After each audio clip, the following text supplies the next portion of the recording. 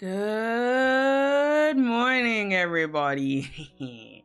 Good morning, good afternoon, good evening, happy time zones, everybody. And to all of you who are still celebrating Christmas, Merry Christmas or Happy Holidays. Hey yo, it's Ren I see. Hi. How are you? I believe it's still Christmas over there for you, so Merry Christmas. And you get a hydrate. You get a shout out. Yes. All right. Damn, we just got started though. All right, I'll hydrate. Thank you for telling me I'm muted. I'm over here to tell my life story, and yeah, I'm muted when I took a drink, because I don't like it when I check the VOD and you hear when you hear the glass hitting the table. So yeah, I usually mute, but thank you for letting me know I'm muted. But yeah, I was saying thank you because we're playing Our Life and we might be here a while. Knowing how long it'll take us to get through the goddamn scene. We'll see how it goes. But we are on step 3.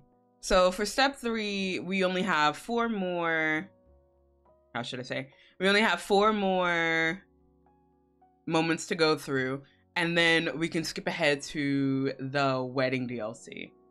So, I mean, we're not that far behind, but knowing how long it takes me to get through one goddamn moment, it will take forever.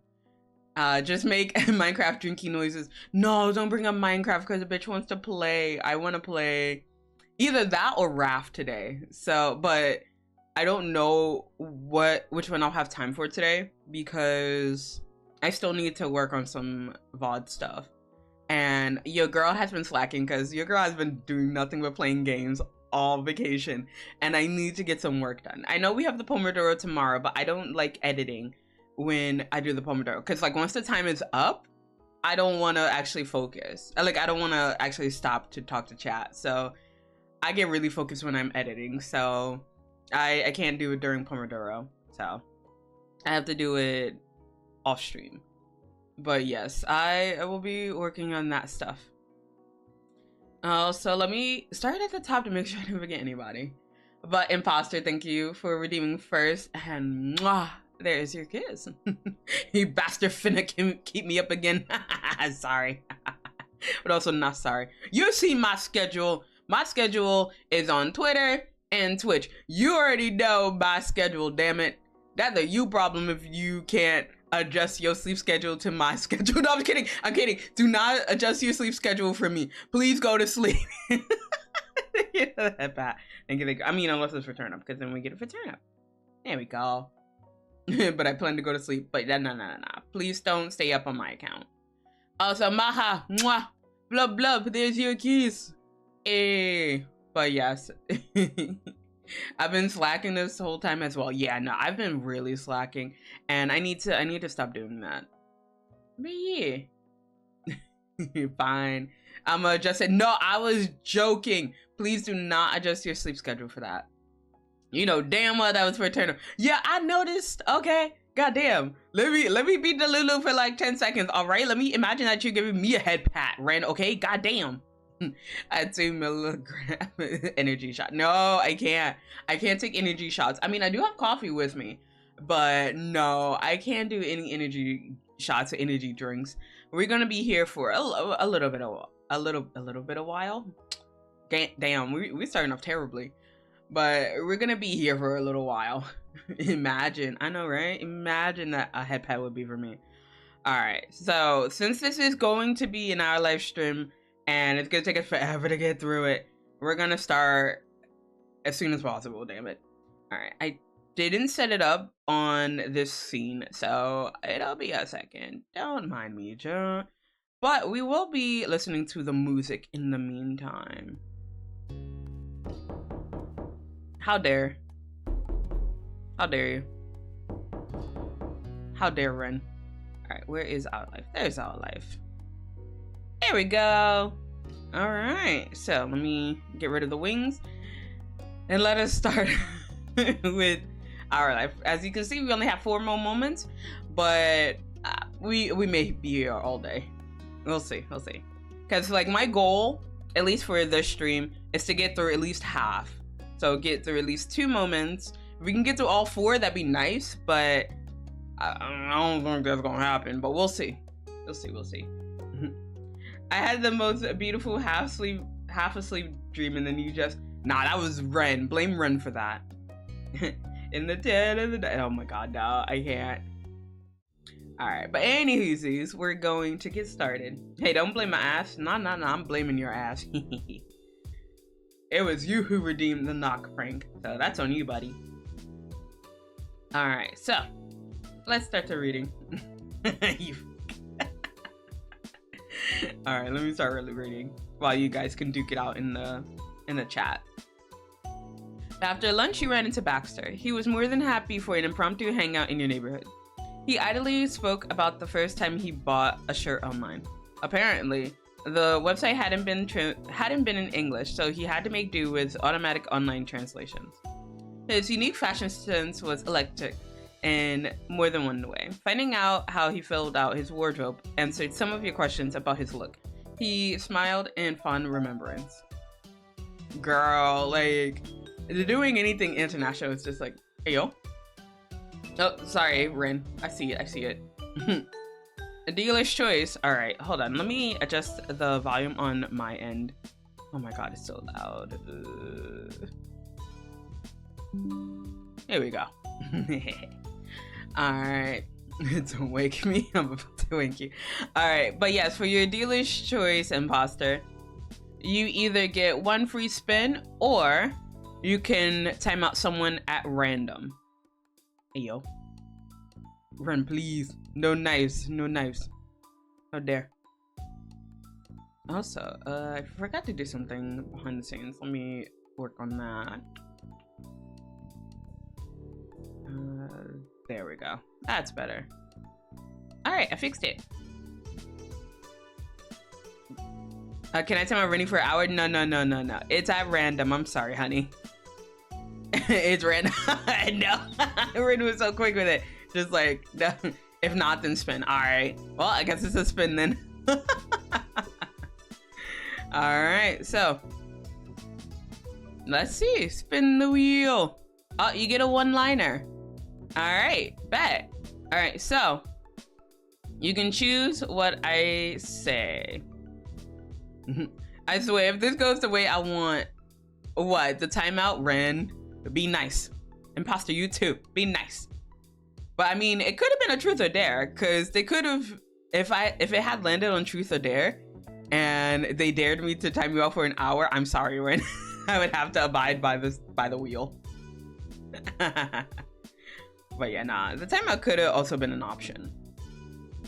Alright, but let me get back into reading. I measured myself multiple times to make sure I could order the correct size. It wasn't as if I'd be able to ship it back if there were problems.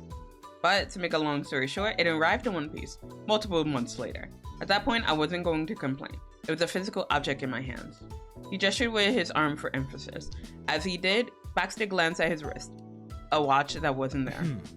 Anyway, I hope I'm not taking too much of your time with this. You're currently taking it easy for a bit before you had to get ready for work. You had an unusual closing shift at your job today. You shook your head. It's okay, but I do have to close at my job a little later. Tonight? It's not my usual shift, but yeah. You shrugged to say, as if to say, well, what can you do about it? Cove's already working. He's a server at the tropical place. Ooh, what if we work at the same place? You think that wasn't my plan? Oh my god, Ren, please. Can you buy me, can I time out Ren? No, that's not how it works, imposter. Sorry, you cannot do that. Dealer's choice. Oh my god, Ren, please. Alright, Ren, you get the same kind of deal. So you get to time out one person, or you get a spin. But I'll make it a little nicer. I'll sweeten the pot. I will give you double the reward. Here's your one-liner. I'm a stinky Minecraft addict. I mean, it ain't true, but I guess I'm a stinky Minecraft addict. Hey yo, Ren. It ain't true though. All right. Ren, what shall it be? Shall it be a random timeout or a spin with double incentive? Spinny. Hey, yo. All right, let's go. All right, let's get this spin. Hopefully it's a negative. Oh, sorry, Ren. You get nothing. You lose. Good day, sir. All right, let me put the wheel away. I'm a crack. Double nothing. Sorry, you get double nothing. Rip. Hello. Oh my god. Dearest Owl. I love the name. Love the name. What's this game about? This game is about, I guess, talking about your childhood friend that you have known for most of your life. And you can go about it the romantic route or just a friendship route. But yeah, welcome in. Make yourself comfortable. I'm going to be reading horribly. So if you don't mind me reading terribly for, I guess, however long, yes, you can stick around. Oh my god. I will allow it, but still. But imposter, Ren, be nice. I know we joke around, but be nice. God damn it. Don't make me put the band hammer on both of you. Ren. Alright, but any hoosies, we're gonna get back to reading. Is there one dealer's choice per stream? Yes. Because otherwise you'll end up with like the same one. So yes, unfortunately, there's only one. I mean, I think if you save 10,000 points, you can do the Wheel of Misfortune. That's the mystery choice. But yeah, that takes a lot. Yeah, it'll get spammed. Yes, it'll definitely get spammed. So that's why there's only one per stream. And also because it's using the wheel is technically supposed to be very expensive to use. But because the dealer choice involves, like, it allows you to use the wheel, that's why it's only one. But also the spam. All right, let's get back into it. You considered how much the position actually fit Cove. From what you could tell, he enjoyed it. Despite this town not having a lot of options, he found something good. He tried to work late and have his early afternoons free. Baxter was listening to you intently, and you decided to keep talking. So, well, both of us will be hard at work for the rest of the day. Baxter nodded understandingly. He was more interested than you had expected him to be. What do you do? I also work at the Tropical Place restaurant. He grinned as if you had just said you had an exciting career as a movie star. Interesting. It is so sweet that the two of you work together. Absolutely adorable, really. Well. Sir, please. I only redeem dealer's choice for the chance of unique redeems. Yes. So with dealer's choice, the redeems are always different for each person. And yeah, no two people will get the same kind of choice. And the more that you stay on the channel and I get to know you a little better, it adjusts more to you. So with Amlet, when she redeems dealer's choice, I just torture her. So I just torture her with her dealer's choice. With Red Dragon, I usually do the wheel because I know they like the wheel. But they also like timing out people. So I do that. But yeah, dealer's choice changes on each person who redeems it. And yo, 398% sus. All right, I see you. Nice. All right, so let me get back to reading. I say it as I see Ren's measure size, PP size. Damn. But now that I know where and when you work, does that mean I should avoid visiting the place at that time? Or should I conveniently happen to bump into you during your shift? He felt a little awkward at his question. At least he was asking before just appearing at your job. This is true, because I would have been so awkward if my friend just showed up out of nowhere and be like, what the fuck, bitch? I didn't know you were coming. Because, like, I can't talk very casually with them when I'm at work. I can't be like, hey, yo, what's up, bitch? So I would have to say, like, oh, welcome in. Would you like to sit down? And they would just get a kick out of it. I'd be like, fuck you. Why are you bothering me at work? Rookie numbers. 8 is best. Okay, imposter. Not too big nor small. Holy choices indeed. Yeah, it doesn't matter to me. You can show up if you want. His decision was completely up to him. You honestly didn't care whether you saw him or not. He tilted his head with excitement in his eyes. Then I might have another stop to make on my outing this evening. Thanks. Your phone alarm started to go off. You needed to start getting ready for work. You stopped the alarm and held up your phone as an explanation. Bye. Good luck, Zela. He waved at you as you peeled off towards your house. You reached your front door and gave Baxter one final nod before you went inside. And you were late but still relaxed. Couldn't be me. I'm late for anything. I'm freaking the fuck out. This last one isn't me. Well, these last two aren't me.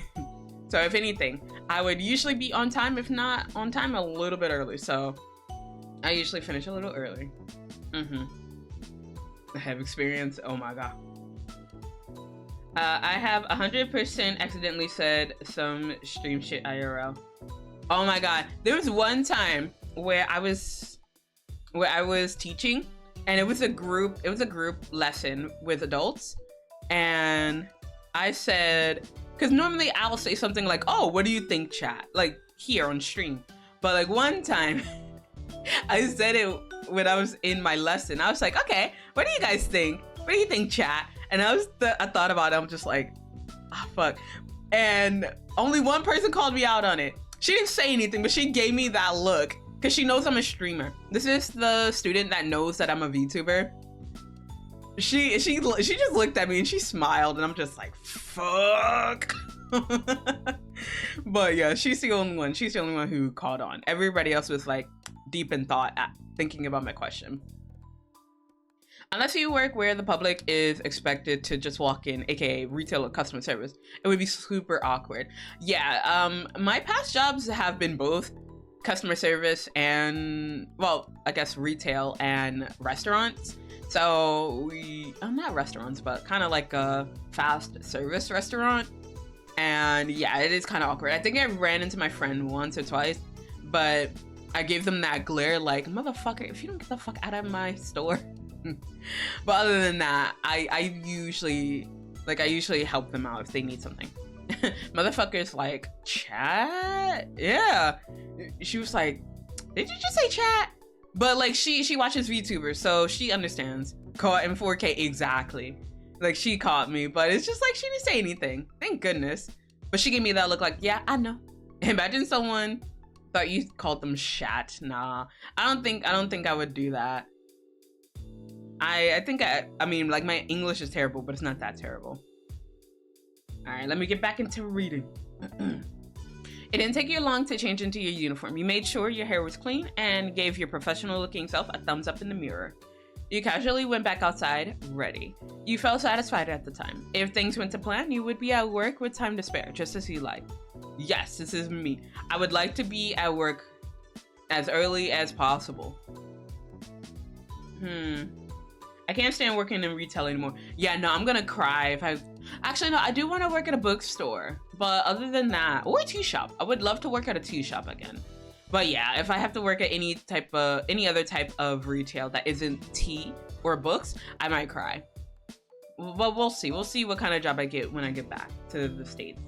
My English is My English is shit. I can barely say a few sentences. Yo, bitch, me too, the fuck? It's my native language, but I can't even speak it.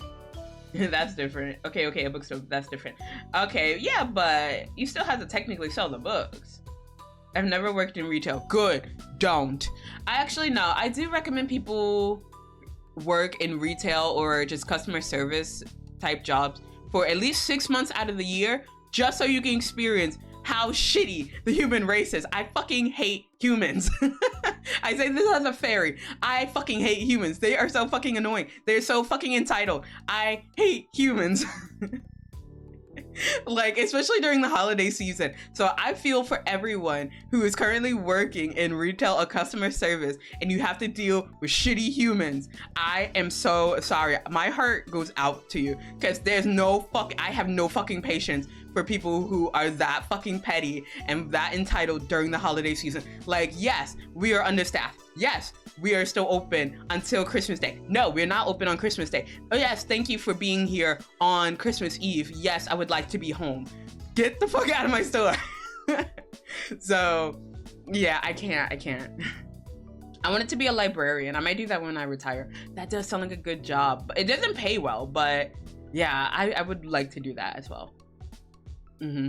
People are entitled asshats. They are. I mean, I won't lie and say that I was kind of like that before I started working my retail job, but like afterwards, I have so much patience for people in retail now. I'm just like, if they are just like, oh, I'm sorry, I can't find this item you want, I'd be like, okay, that's okay. I'll go for a different color. Or if I'm at a restaurant and they're like, oh, we're out of chicken. If I order the chicken, I'd be like, all right, I guess I'm eating steak. So yeah, no, I'm not very confrontational. Like unless it's like provoked. If it's provoked, then yes, I would be. But for the most part, I'm kind of chill when it comes to just going out. Nah, I can't out-punch someone.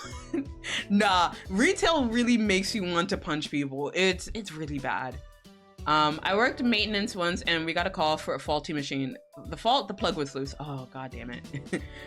Ichi, what the fuck? But yes, jingle balls. But welcome in, Ichi.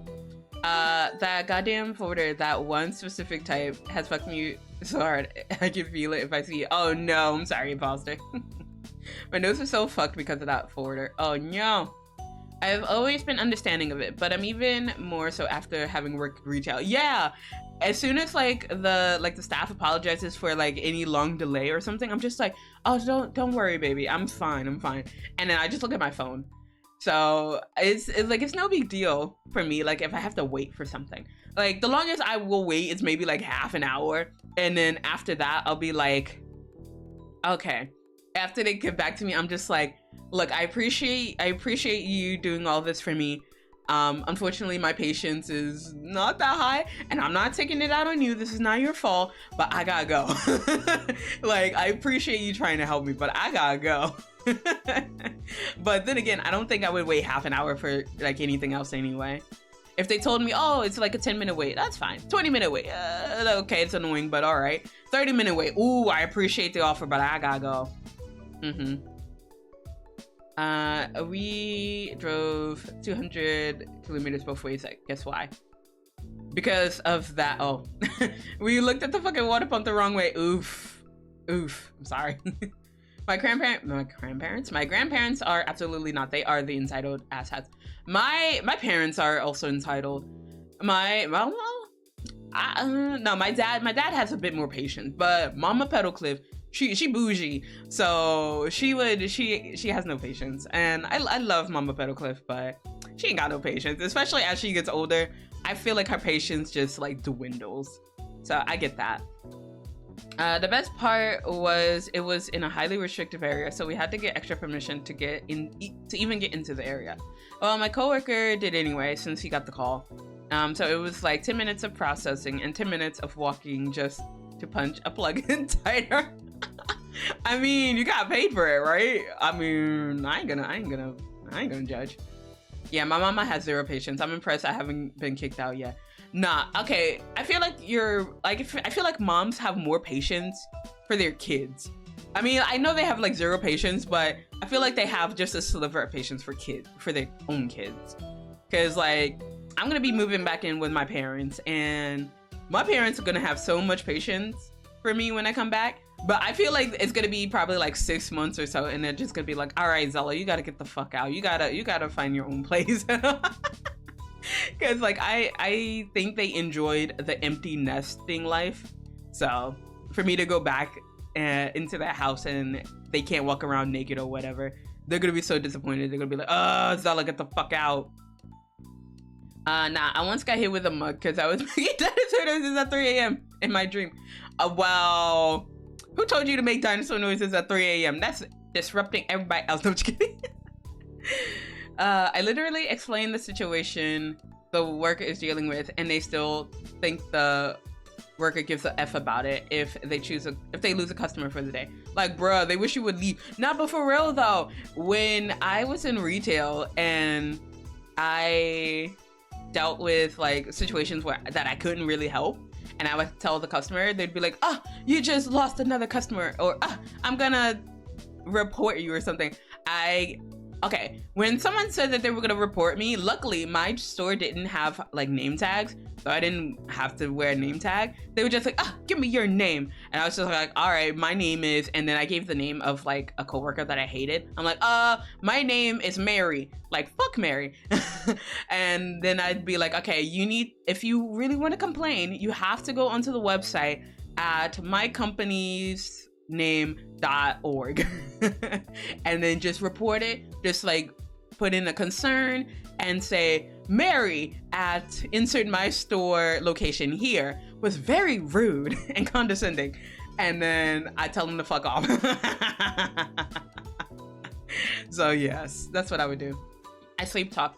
I talk in my sleep sometimes, but it's not loud enough to disrupt anyone else. My mom once told me I sleep talked one night about women, and I kept talking louder and louder. Then I changed the cars, and then I started talking even louder. God damn it, imposter. We had our names, but the managers liked us all and didn't give a damn. No, my managers at my last store, they changed like every other fucking season. It came to the point where I was just like, I'm not even gonna remember your name, because like next thing I know, I'm gonna have a new manager. So I think during my time at my last job, I think I had about 4 or 5 different managers, and they either all quit or they got moved to different locations. And I'm just like, why am I even trying to bother to learn your name? You're not even gonna stick around. And sure enough, they never did. Like, even the manager that hired me, she got fired. So that was interesting, but I didn't like her anyway. She hired me, but that's the only things that I would give to her, is that she hired me. Anything else, I didn't really care for her. Death of the universe. Losing the company that doesn't give a flip about you, a customer. Oh no. Look, if the company dies, the company dies. That's a them problem. Just get good. I want to once walk into a store, walk into the manager's office and just tell them that I quit. Bruh, I wish. You know what I kind of wish I could do? Is like, I wish I could go, oh, god damn it. Thank you for the bids, Ren, but please save your money. Emily didn't stream last Friday, so you get my last monthly bids. Oh my god. But Amlet's gonna be streaming next week. Oh no, not next week, this Saturday. Oh, she should be streaming this Saturday. So, Ren, you should have saved your bits, because Amlet's streaming on Saturday, damn it. No, you know, like, we'll just walk into a store I don't even work at. But why though? Wait, hold on. I don't even think you would be able to get to the manager's office. I think you can find the manager and just tell them that you quit. But you can't just walk into the manager's office. That's how you get got. I wish I could eat the rich. I mean, wait, what? Nah. That is the pin of truth. Me too. Also, dearest Aho, what? I still laugh at the name. But what would you like me to call you? Would you like me to call you dearest, or would you like me to call you Aho? Which would you prefer? And why not? Look, that's how you get booted out of the store and get placed on a do not let the person in list. I'll buy more for her. All right, bet Ren. I'm fine with either. I think I'm gonna call you dearest, because if I start calling you Aho, I'm just gonna start laughing. Who's gonna stop me? The workers are getting paid enough already. Do you think they care? No, but security does. Security does get paid to ward off people who are being weird. Isn't Aho like dumb or stupid? Yeah. That's why I can't. That's why I can't say it. So that's why I'm gonna stick with dearest. God damn it, I'm getting distracted. I gotta read. Shut up, everybody. Like, you made your way to work, walking down familiar streets. You didn't take long to get there, even on foot. You arrived at the building and went in at a leisurely pace. Nothing seemed out of the ordinary that day. You spotted Cove taking a table some drinks. He set them down and asked the customers if they were ready to order yet, with a customer service smile. They shook their heads. When he walked away, he looked up and noticed you. He shot you a genuine smile. He had been looking forward to your arrival. Ah, I love him. He's so adorable. You see that smile? Aww. Beeb. Beeb. Beeb. He's so cute. He's so adorable. I love Cove. I love my little crybaby. He's so cute. We got like fucking 2 security personnel for a mall. 2? What the hell? You need more than that. Just yell Aho every time you read messages from Dearest. No, I can't. I call myself the Dearest Dumb Brother sometimes for a good reason. That's the name. Oh my goodness.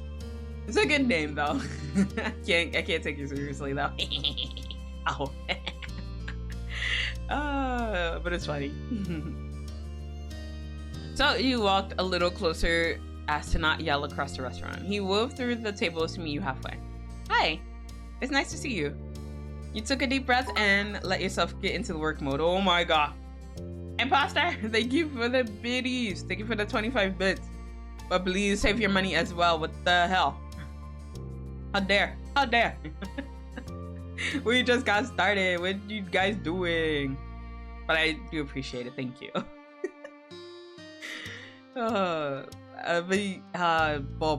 Distracted. I'm not even gonna try to match Boyd's bids right now. Oh! Thank you for another 25 bits! What the hell? Oh, thank you, imposter. Oh my goodness. Wait, yeah, Boyd's at 1,000, isn't she? This goddamn simp. Yeah, I think she's at 1,000. Weirdo. Yeah, it was. Okay. Fucking imposter, are you just trying to get to the number 2 spot? Don't fuck me. No, I think Amlet would have an issue if you were to fuck Ren. Why he did? Ah, okay. Oh, I guess you're number 3 now, Ren. But that's okay. Top 3 ain't bad. But yeah, you can't fuck Ren. That is Amlet's property. And I said what I said. But I'm gonna read this again. You took ow! Thank you for the 51 bits. Thank you, imposter. I sim for Amlut. Everyone sims for Amlut. Yeah, everyone does sim for Amlut. Amlut is a sweet bean that I can bully. But yes, you took a deep breath and you let yourself get into work mode. You straightened your work apron and nodded back to Cove. You went to check on another table as you settled into today's shift. You tightened your server apron and soon found yourself at your first table of the day. You took the tourist drink orders with a smile. You brought them back with their lemonade and started writing down what they wanted to eat. Even though things had been slow when you first got here, it didn't take long for the late crowd to start filtering in. You were constantly on your feet, taking orders and cleaning tables. And I hated it, because, like, I don't like being on my feet for long periods of time. Like, even as a teacher, I hate doing that, because I'm just like, bro, can I just sit down? Can I just teach from my desk? But yeah, nah, I was only working there because I couldn't find something better. It was sad that this was your best option. Every so often you looked for other opportunities, but nothing had ever panned out. That was the downside to living in such a small town. You toiled away through the rest of the afternoon, each minute ticking by in slow motion. Ow! Zem! How dare you! But also welcome in, Zem. During a slow moment, you heard a distinct and familiar voice. Excuse me. You turned your head and saw Baxter sauntering towards you. Ow! Ow! What the fuck? Bet. Oh my god, guys. What the fuck? Ren, did you just spend money just to throw bids? Oh my god. Damn simp. Smash. Smash. Hey Zim, welcome in. You guys, I can't with y'all. Hopefully yeah. Wait, number one spot. Oh my god. Ren. I'm telling Amlet. Thank you for the shout out, Zawawa. You're welcome. But make yourself comfy, okay? Does this count as a throw? No, I think in order for the throws to count, I think it has to be a minimum of 50 bits. Wait, let me double check on that. Get better. Let's see. Let me turn on tits. Let me double check. Actually, you know what? Let me actually disable it for you guys so you can't see it. Because I'm still trying to be professional. Let me check on tits. How? Alright, so for bits, yeah, minimum is 50. Minimum is 50 for it to show up. Alright, and let me turn tits back on. Alright. But yeah, it's 50. Well, Zela, how do you know those aren't from Amulet?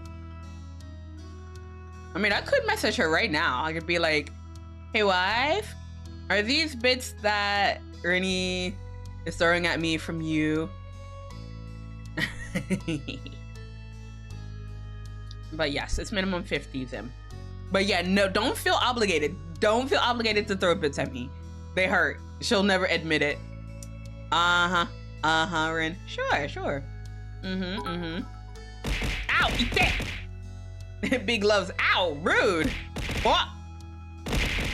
Eat that. Thank you for the. Why is there a hype train? What the fuck, guys? We aren't even an hour into the stream. What the shit? God damn it. But Imposter, thank you for the gift sub. And MB, if you're around, please enjoy the ad-free viewing and the Zela pay emotes. And fuck you, hype train, let's go. Yo, do not start a war just throwing bits and gift subs. Oh my fucking god, guys. I am not here for it. How dare you? Save your coins. It is the holiday season. Can y'all not be simps? Now the rest is going to Amulet. Thank goodness. Thank you. Hype train, let's go. No. Yes, Zim, shut up. You think I don't? You think I got money for a war? Please do not prove us. Please do not prove us wrong. Please save your money. We believe you. Every day is simp day. No, it is not simp day. It is not simp hours. She's gonna ban me from giving her stuff eventually. Maybe she might. I don't know.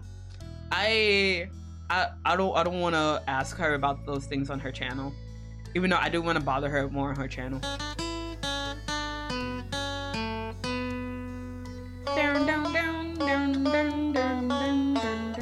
Wait, why you give me banjos? She's my wife. We're not related. But I mean, if I was talking about the kids, then yes. Oh, ow. But also, nice. Thank you for the 69 biddies, Imposter. Nice. But ow.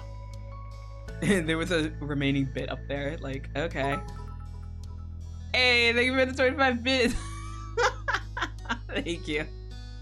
As Sun Tzu would say, if she's not related, then she's safe to be dated. God damn it, Sim. Ooh, 2. Ooh, almost getting yourself timed out, Rin. I'm watching you.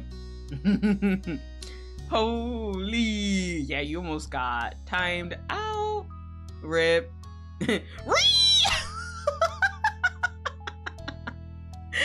A 6. Ooh, you guys are trying to get yourself timed out, and I'm here for it. No, just kidding. Don't get timed out. Since we would say Lamau use Fireball in D&D, but yes, Pin of Truth. Yes, just use Fireball. Fireball. Dun, dun, dun, dun, dun, dun. Dun, dun, dun, dun, dun.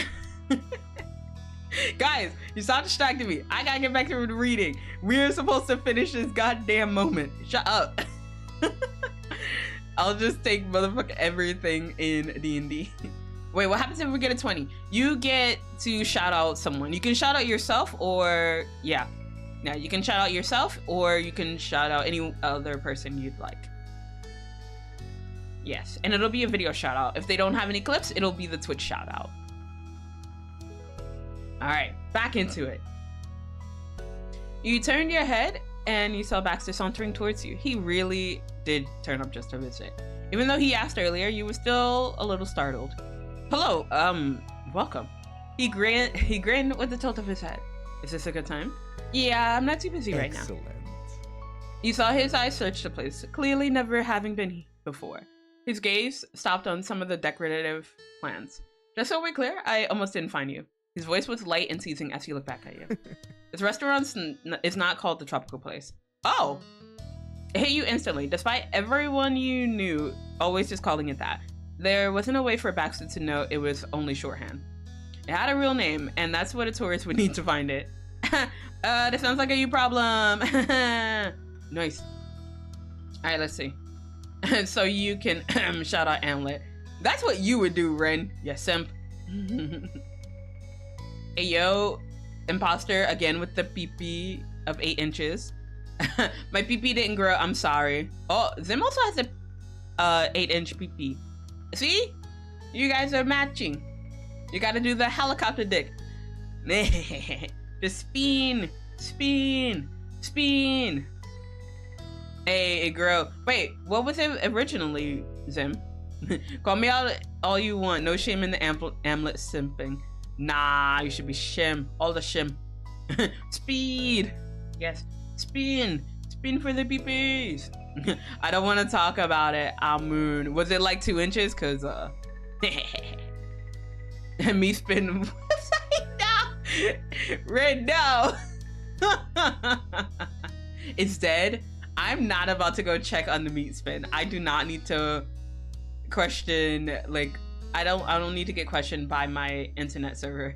My internet provider. They'd be like, why are you looking up porn? Like, look, I did it for the lols, okay? It's one. Oh. Damn them. You could use don't I'ma go. Imposter, no!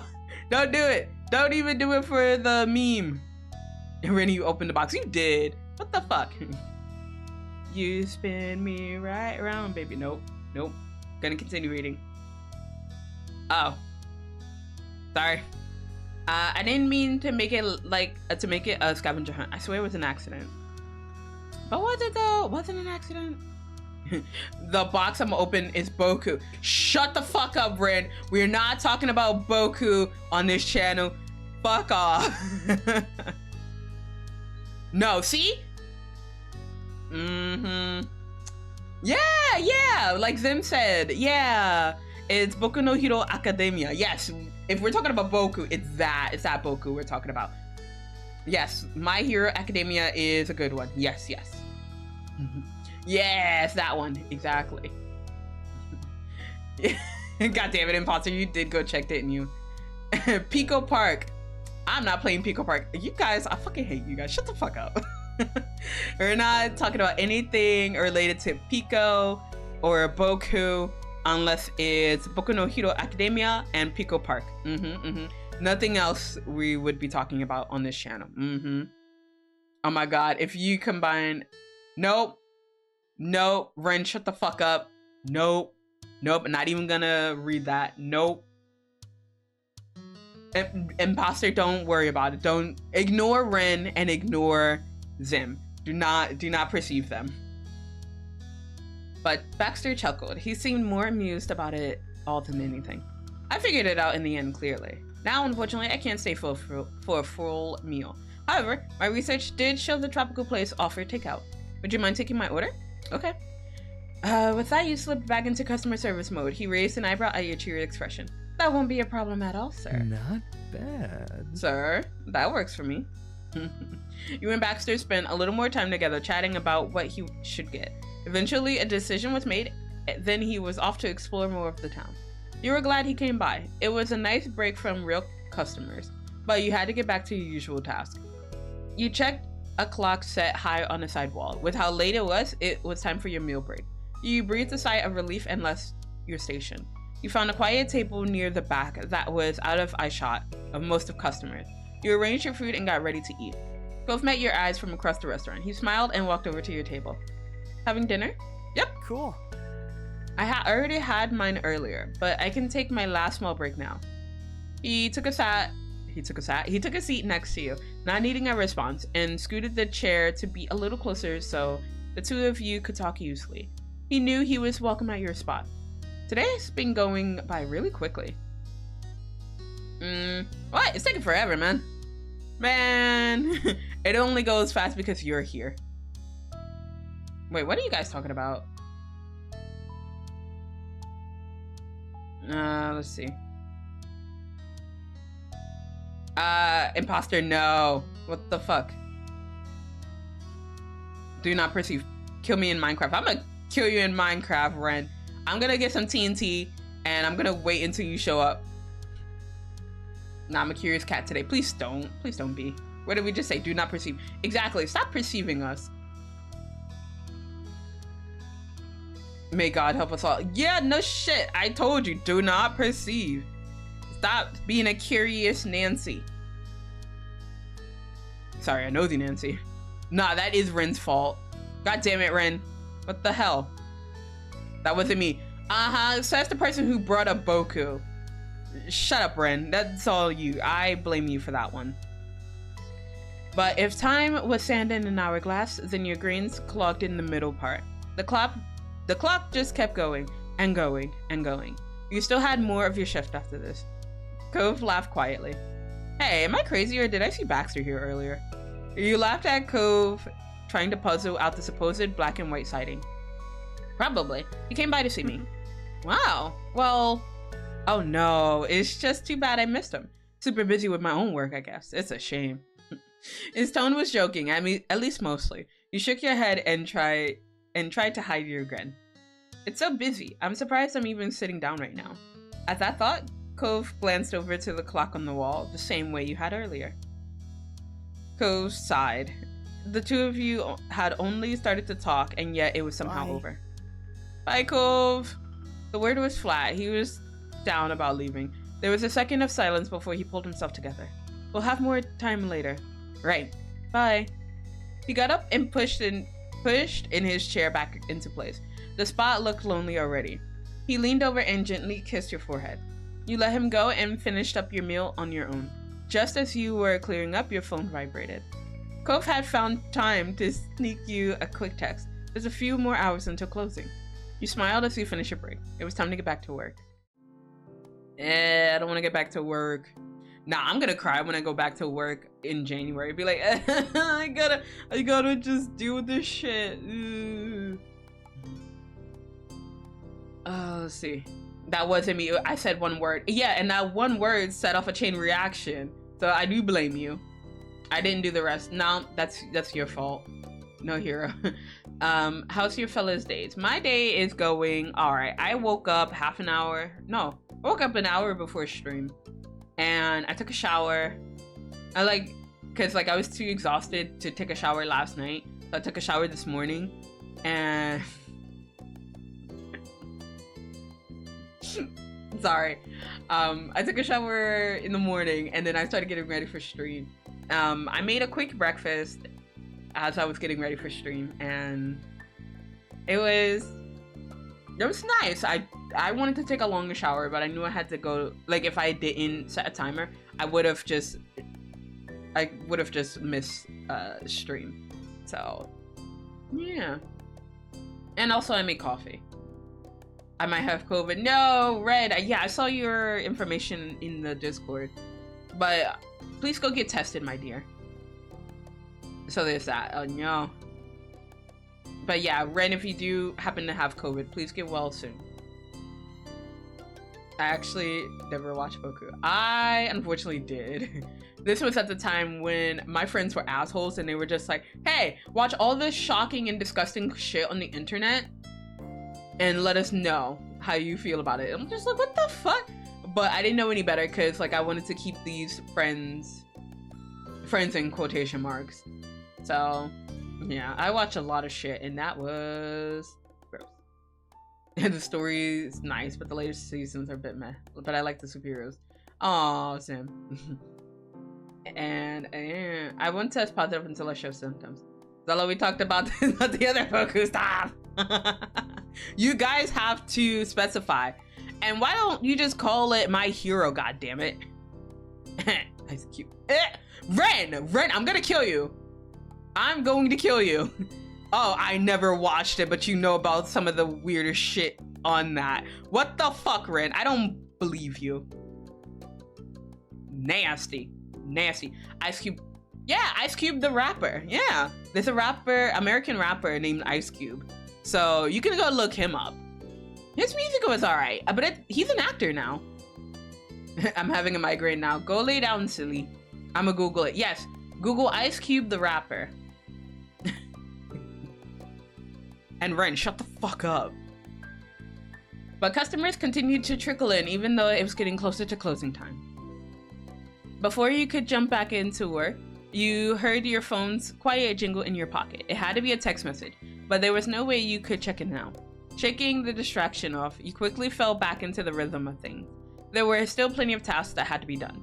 Glancing at a couple as they passed you on their way out the door, your hands quickly became busy cleaning up their table. The tray you brought with you was stacked high with dirty dishes, used utensils, and crumpled napkins. Excuse me? A customer from the next spot was gesturing for you. They were holding a coffee mug in their hand. Can I get a refill? Of course.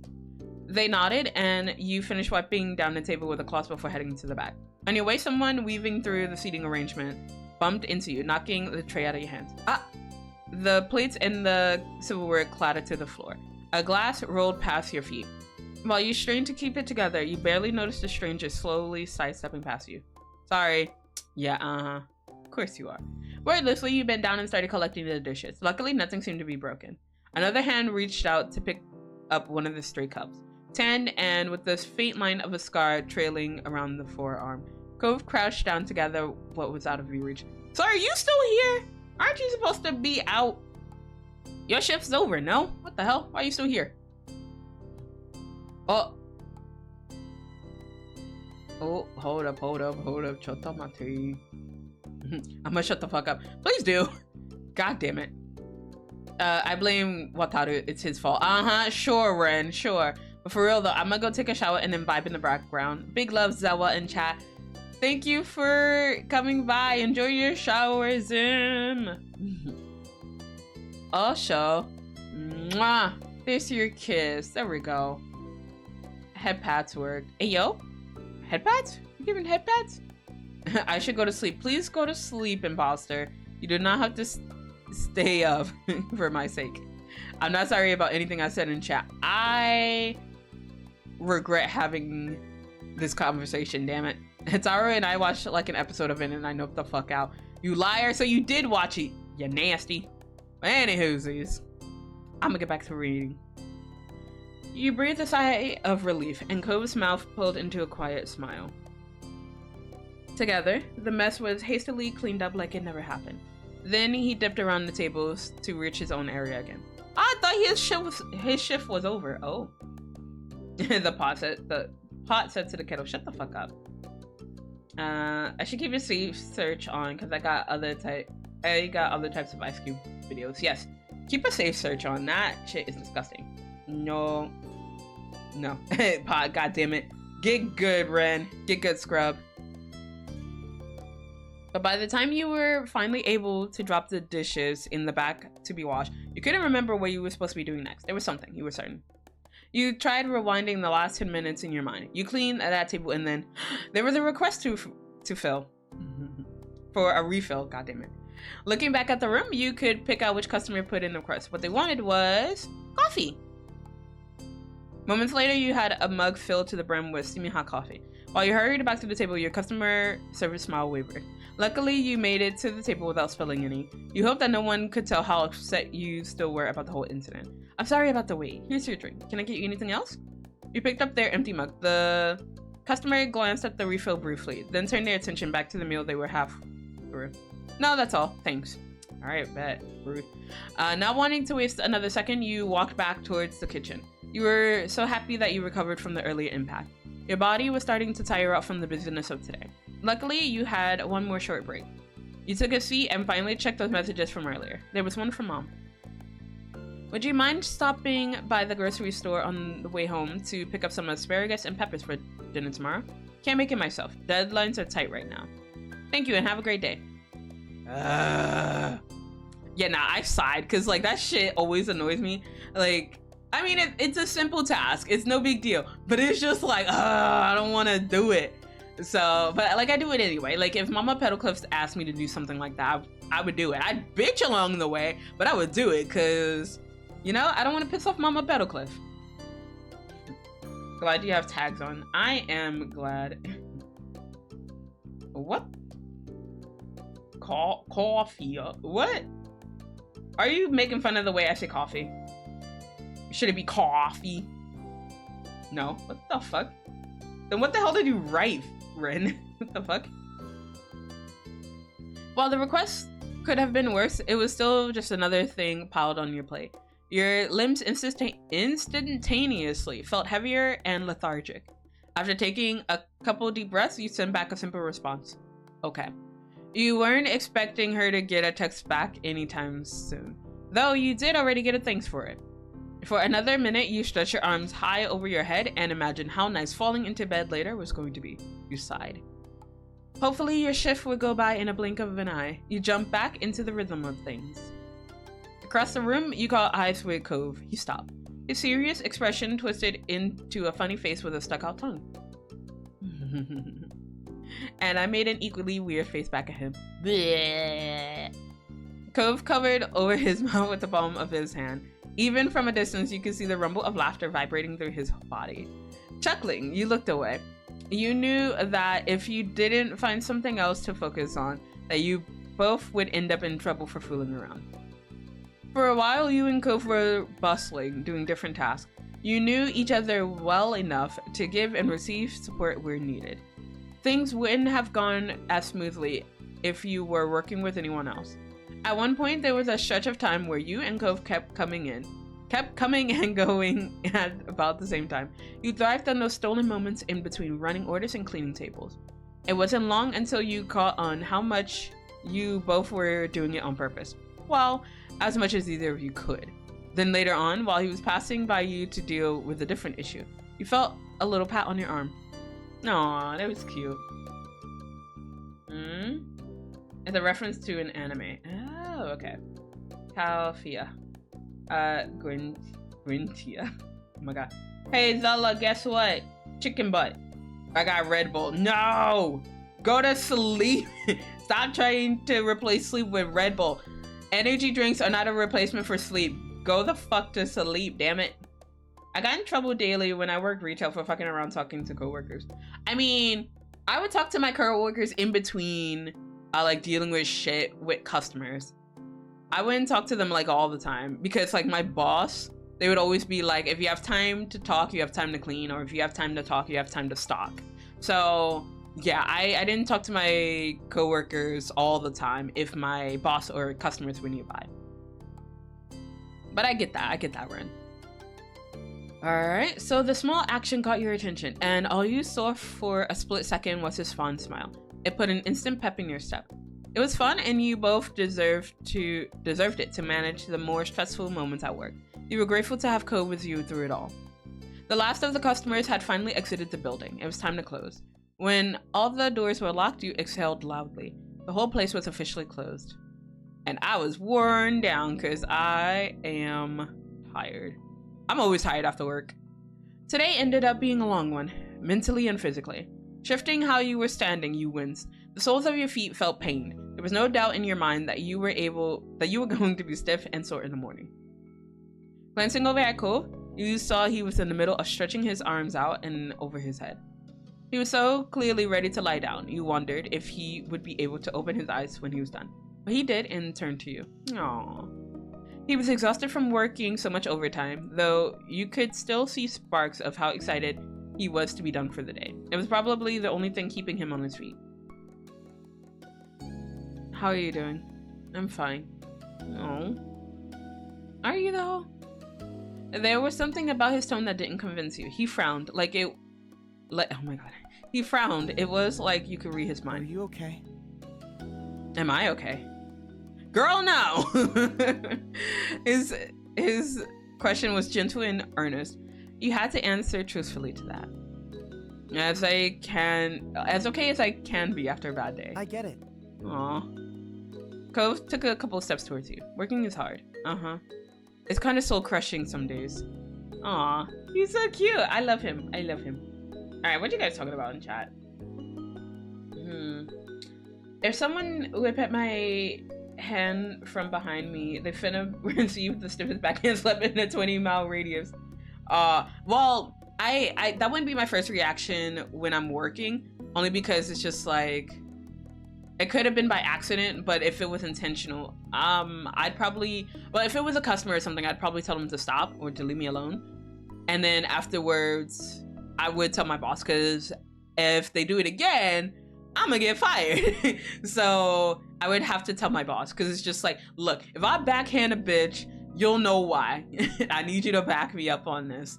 So that's why I'm just like, okay, I'll give it a three strikes rule. Normally I would just stop it at 1 if I was outside of my workplace, but because I still need my job, I can't be a bitch. Though an initial bitch. I can be a bitch later after I give a warning. Be like, all right, look, they pet my hand. All right, that's not good. Ren, you just trying to get your shit wrecked, aren't you? What the fuck? Slap me. Ren, just because Amulet isn't here doesn't mean that you can get slaps from other people. What the fuck? But the corner of your mouth hooked into a small smile. You felt better knowing that you weren't alone feeling overwhelmed about work. You did a good job today. Thanks. You're welcome. Cove rubbed his arm awkwardly, trying to figure out where to take the conversation from there. Are you heading home after this? Actually, I have to run an errand for my mom. Where to? The grocery store. Mom texted me earlier asking if I'd pick up a couple of things. Oh. Do you think you might want to go with me? It was late and you knew Cove wanted to go home, but admittedly, you wanted company. He eased that concern by smiling softly. Sure. Yeah, I can go shopping with you. You walked, right? Mm-hmm. You want me to drive you? Yeah, that would make things a lot easier. No problem. It's nice of you to do this. Not really. I like spending time with you. Ah, shut up, Cove. Oh, that's so cute. I can slap him cheeks, my boy. Be careful what you wish for, Ren. I don't think Imposter ever specified which cheek they would slap. So you better be careful. Thanks, I like that too. Moments later, you had your things together and were ready to swing by the store. You were out the door within minutes. Cove pulled into one of the many free parking spots at the neighborhood 24-hour grocery store. Car doors were popped open and you got out at the same time. There was a salty smell in the air as the two of you strolled through the dim parking lot. The local burger joint on the other side of the pavement guaranteed the place always smelled like fries. Ooh, I want some. I'll be good. Amulet will kill us both. What do you mean? Us both? Nah, she would just kill you. I'm just watching. I'm just here with the popcorn. Just snacking on it. Just choking on the kernel. Ooh, but this popcorn good though. I'm just gonna sip some tea with it too. Like, wait, hold on. I have actual drink. Let me just do that for you. Yep, I'm enjoying that too. Noise. Must stop provoking. Amulet can't kill me. It's whack. No. I think she would kill Ren because he's the instigator.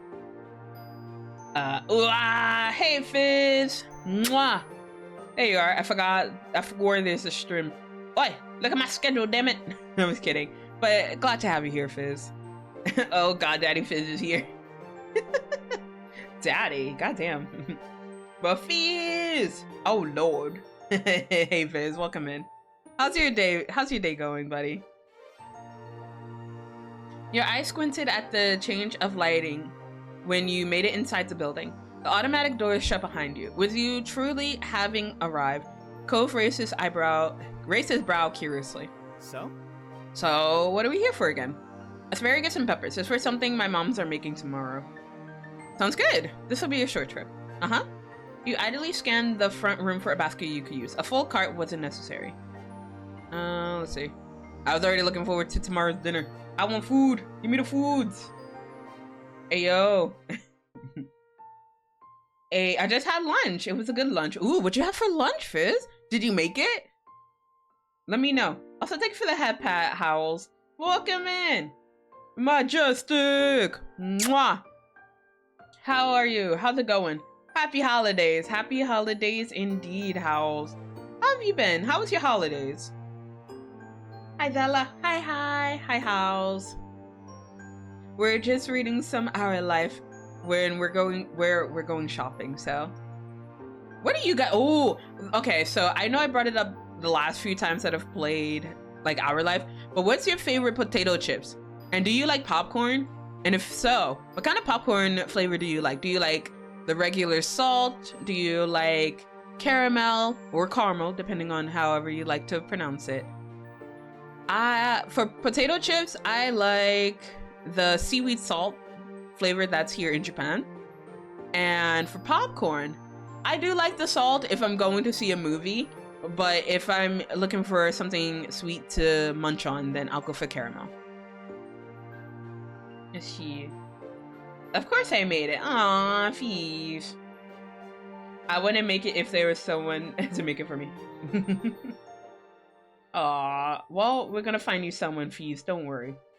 I love popcorn. Popcorn is good. Smart Food, white cheddar, best chip. Ooh, the Smart Food white cheddar is so good. I think I can find that here. I haven't really looked for it. I haven't actively searched for it, but I think I can find that here. I think I would have to find it at a import store here. But yes, I make my own popcorn. Ooh, I would love to try to do that one day, but I'm not gonna try that here because I know my dumbass I will probably end up burning myself. So I'm gonna not do that. Butter popcorn. Butter popcorn is so good.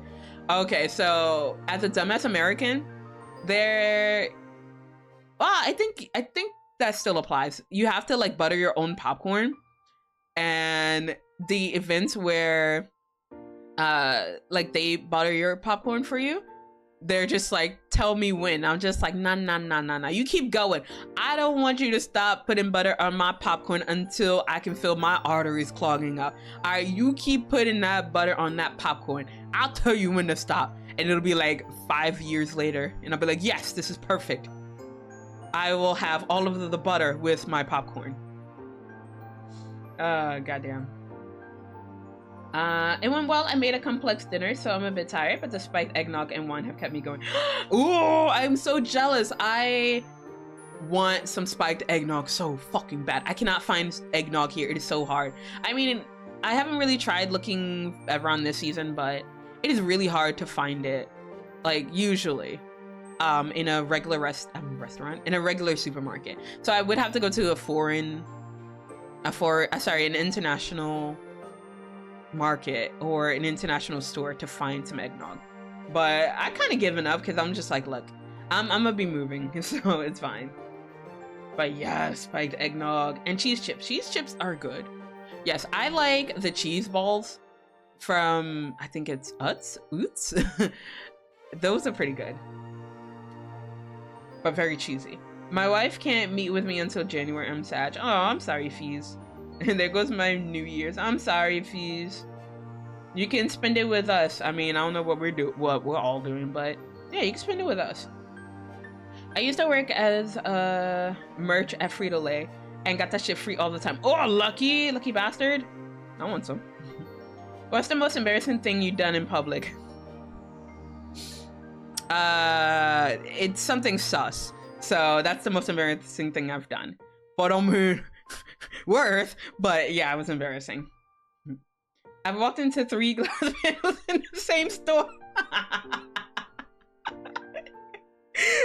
I know I shouldn't laugh at that, but if I had seen it, I would have laughed. Because now I'm just imagining someone just walking into a glass door. I can't. But yeah, I'm sorry. I like caramel popcorn. It is yummy. And Zela just wants butter with popcorn on top. Exactly, Ren. Thank you. What's eggnog? Heaven. That's what it is. You milk a big egg. What comes out is a nog. Ren, shut the fuck up. Ooh, Zelly likes balls. Cheese balls, to be more specific. I mean, other balls are kind of nice too, but them cheese balls though. Yum. Just imagine a big egg with udders. Ren, shut the fuck up. Alright, anyway, stop distracting me, chat. Shut up. You made sure the ingredients you selected were divine. You spotted the baskets and caught a glimpse of yourself while looking down to pick one up. You know, it feels funny to be in some other store while in uniform from a different place. Cove snickered while sidling up beside you. It's like we're wearing a costume after Halloween is over. But I just hope no one thinks we work here. The uniform is totally different, but you never know. That would be terrible. Basket in hand, you ambled towards the vegetable section. It was set near the back, but visible right from the entrance. Cove matched your pace, keeping at your side. The asparagus was simple enough to select. You simply picked up a bundle that looked fresh. All that was left was the peppers. There was a wrinkle in that plan. What color did they want? She didn't say. Then what are we gonna do? The color definitely matters. I guess we'll just have to get one of every color.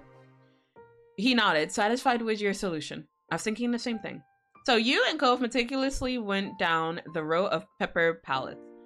Green, yellow, red, orange, and even a couple multicolored peppers got placed in the basket. You worked as a team to be certain nothing was missed. Produce acquired, all that was left was to go through the line. But as you approached the cash registers, Cove stopped in his tracks. Aw, man.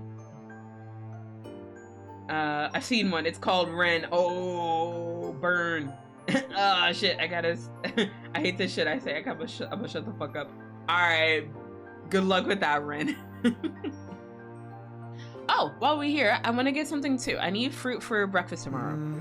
But what should I have? What should he have? He glanced back unsurely at the section you just left. I can go back to look with you. That coaxed a small smile from Cove. His tension eased. Sorry? Thanks, Zela, and sorry. It's fine. We can take a little more time to do this. Cove gratefully led you back to the fruit stands. He let his eyes wander across all the options, seriously considering his decision. Not bothering to rush, you walked up and down the produce aisle for the second time that trip. Finally, something caught his attention. Transparent cases containing fresh blueberries. Cove grinned. That's it. It'll be perfect for tomorrow. Great. Oh, but thank you for the head pat. Thank you. Wait. Who redeemed turnip? Daily challenge. Try not to be sussy in Zelly's stream. Difficulty impossible. I mean, yeah, it is kind of hard not to be sus while you're here. Because apparently we bring those sussy vibes here. I don't know how. Well, okay, I just noticed in the back. Go. Oi! Start with the go. But I noticed in the back, if you look here, if you can make it out, it says, if I'm reading it right, that looks like family kitchen. I'm probably also reading that wrong. That probably is a ma, but yeah, interesting. But yeah, there's Japanese here. Huh, but we're in California. Not to say that there isn't any Japanese areas in California, but that was interesting. Who you making out with? Your mom. No, I'm just kidding. I ain't making out with no one, unfortunately. Because I'm still a single Pringle. I wish I had maidens. I have no maidens here. But despite the suddenness of how it happened, you were genuinely glad Cove was able to get something nice for himself during the visit to the store. It made the trip even more worthwhile. Cove carried his food himself, and the two of you went back to get a spot in line. After that, you completed separate orders for what you were getting. The produce was packed away into paper bags. There was one for you and one for Cove. You both had what you needed in hand. The errand was finished. You walked across the length of the store to reach the doors closest to where you had parked. Nice. I don't have a mom, JK. Damn, actually, I was about to say, I can relate, because my dad went out for milk all these years ago, and he still hasn't come back. He owes me so many Christmas gifts and birthday gifts. Yeah, I get you, imposter. I'm joking, of course. My dad is still around, guys. I can be your maiden. Damn, wait, hold on. We gotta fill out some contracts and shit before you can even agree to that. Before we even go on our first date, you gotta read the terms and conditions, honey. But you and Cove stepped back into the night. Cove lightly swung his bag back and forth in his grip as he peered, squinting into the dark parking lot. He smiled slightly, a gentle expression on his lips. Thanks for inviting me to the grocery store. I mean, you don't have to thank me for that. I still want to. After a moment of walking further into the parking lot, he sighed mildly. As nice as Cove was about this, he had to be tired after working a full shift. It's been a long day. Yeah. The very brief exchange really summed it up. Cove shook his head to himself, bemusement replacing his worn down expression. When did a busy day go from having way too many ways we wanted to play or having some extra homework to having to spend all day at a job and then running errands after?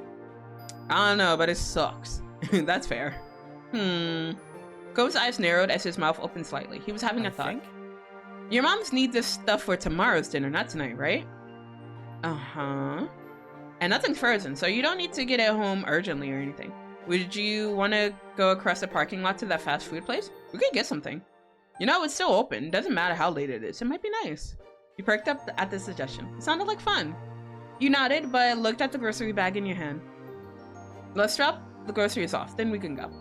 You agreed, and Cove strolled over to the cars, buoyed at the thought of something to look forward to.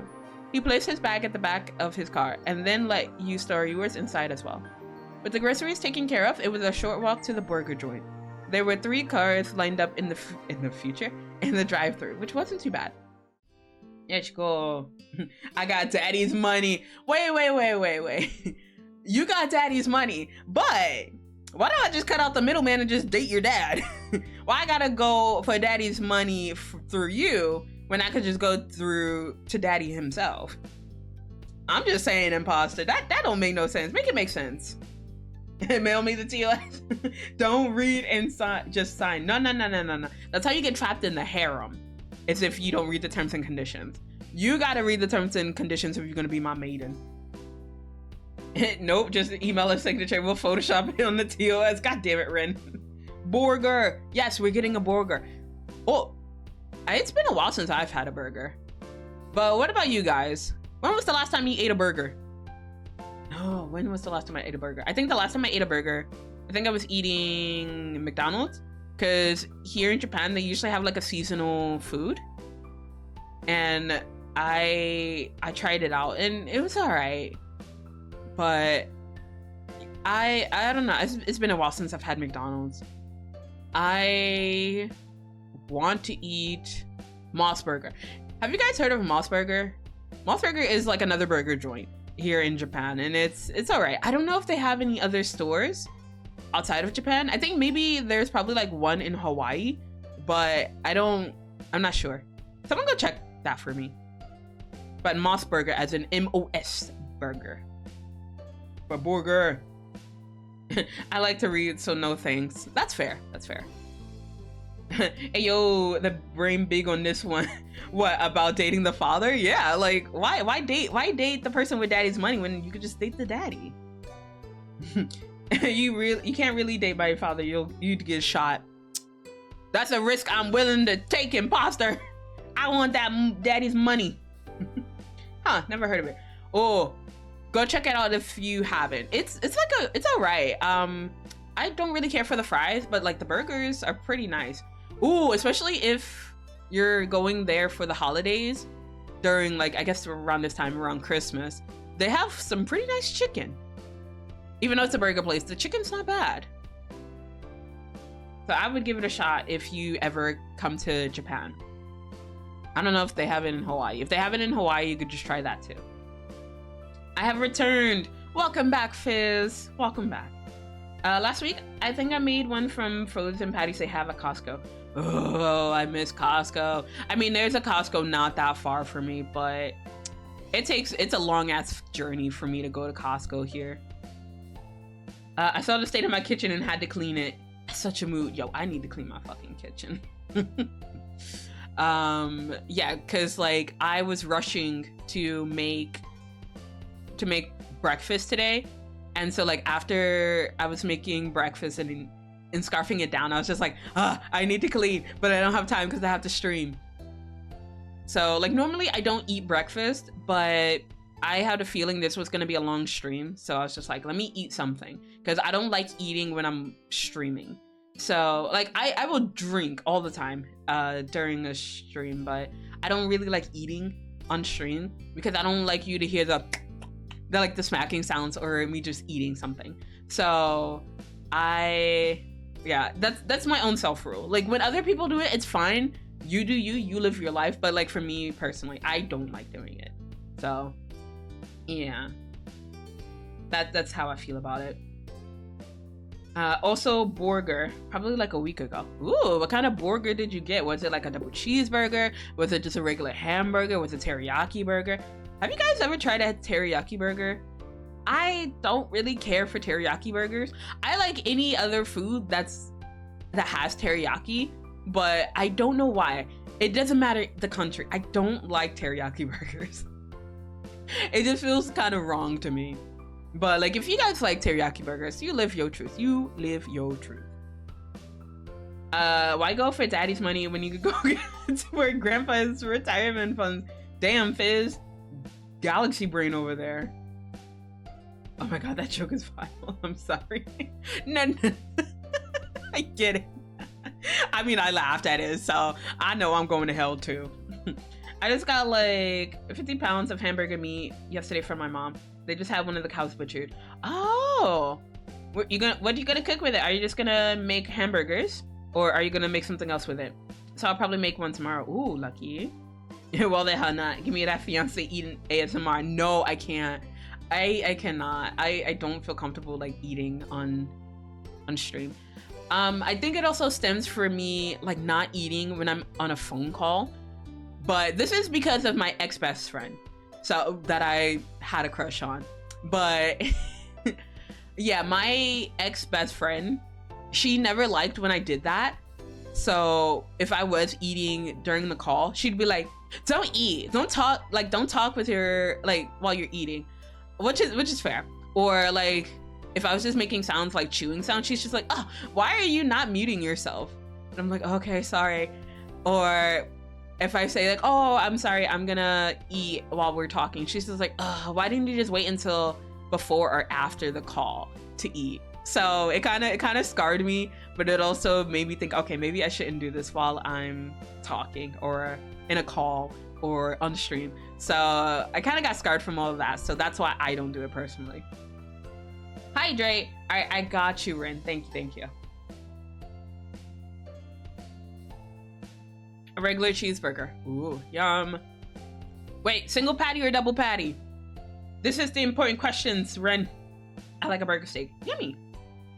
Tonkatsu burgers, though. Tonkatsu burgers are nice. I would eat those. It's just so fattening, though. They're good, though. My granddad died 5 years ago. His fund already dried up. Zela. Damn it! Shut up, his fund's already drier than Zela's live. Shut the fuck up, imposter. My grandfather died 2 years ago and I don't know what happened to his funds. My grandfathers, they died long time, well, not a long time ago. Well, I think at this point it's a long time ago. And I don't even think I was gonna be inheriting any of that, because on one of my grandparents' side, they were a deadbeat, so I wasn't gonna get anything from them. And then the other one, there was a fight within the family about that, so yeah, I don't know if I was going to get anything out of that. So yeah, let's see. Too much patty makes me like choke. Ayo, we don't like choking, Fizz? Okay. Single patty. I don't do that multi-patty crap. Ren! Wait, Ren, have you never been to In-N-Out?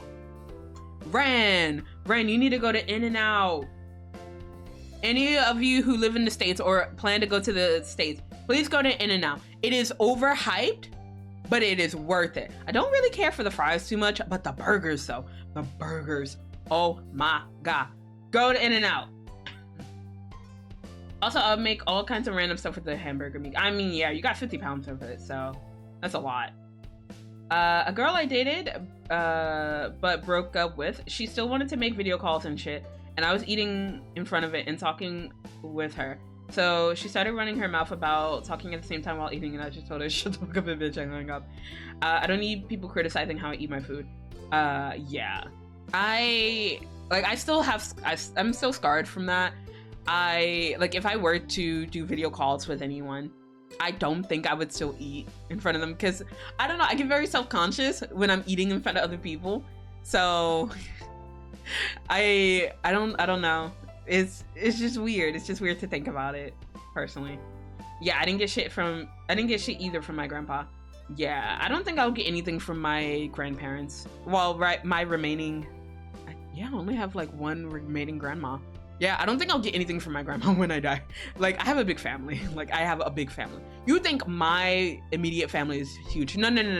My aunts and uncles, this is really huge. So I don't think I'm getting anything from my grandmother if anything happens to her. Let's see. I criticize food a lot. Zela can vouch for that. Yes, I can. But it's understandable, Fizz, because you can cook. And we love a guy that can cook. I have not been to an In-N-Out. Please go to an In-N-Out. If you ever find yourself in California, I think there's one in Texas. But if you ever find yourself in an In-N-Out, go get it. Whenever I go to In-N-Out, I usually get a double-double. I think you can still do a 3x3 or 4x4, but usually I just go get a double-double. And it's so good. And I usually get the animal style, which is like a spread. I don't know what kind of spread it was, but you get a spread on the burger and it's so good. Ugh, I want In-N-Out now. I could make a stop in California when I go back. Now I'm just thinking about it. Like, maybe on my way back home, I should stop in California just for a burger. Oh, that'd be cool. Maybe I might do that. Let's see. I like being choked. Thighs, please. Pen of shame. Pen of shame, majestic. That's a southern thing. What's a southern thing? Wait. What's a southern thing? What, the iced tea? I mean, sorry, not iced tea. Sweet tea? What are you talking about? What are you talking about, Ren?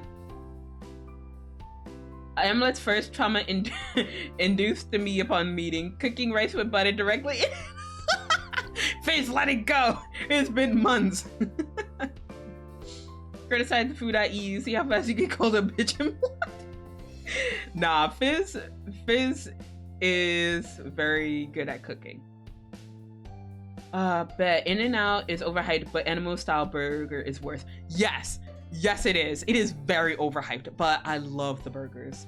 The fries, they're aight, but they're made from real potatoes, so that's why I don't go in with high expectations with the fries. But the burgers, god damn, and a milkshake. But the thing about the milkshake is it's really super fucking thick. So if we're driving to In-N-Out and we get the milkshakes, I won't be able to drink that motherfucker until we get home. I can't drink it immediately unless I make it like a root beer float, because then I'll be able to. Wait, do you guys like root beer floats? Have you guys ever tried a root beer float? I love me a root beer float. I know some people don't care for root beer, but I love root beer floats. But yes. If I eat in a call, I just do sound effects to add to the realism. I just do nom nom nom nom.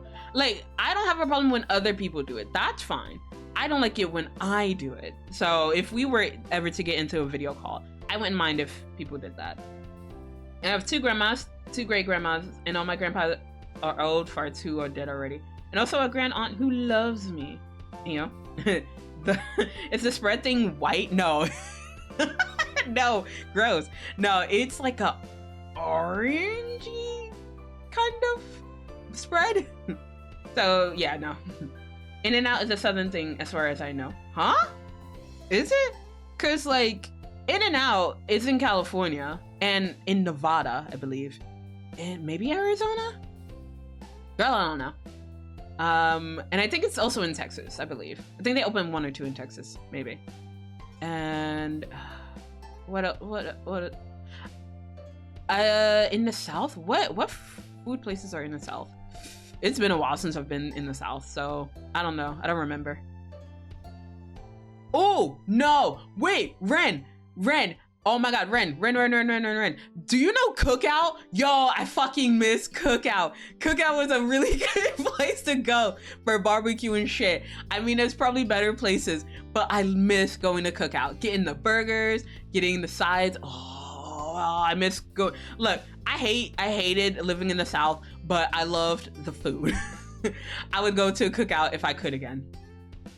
Bro. Let's see. It's not Southern. It's originally from California. Okay, thank you for clarifying, Howls. Root beer floats are decent. Shut up, Ren. No, I don't drink beer. No. It's not actual beer. It's a soda.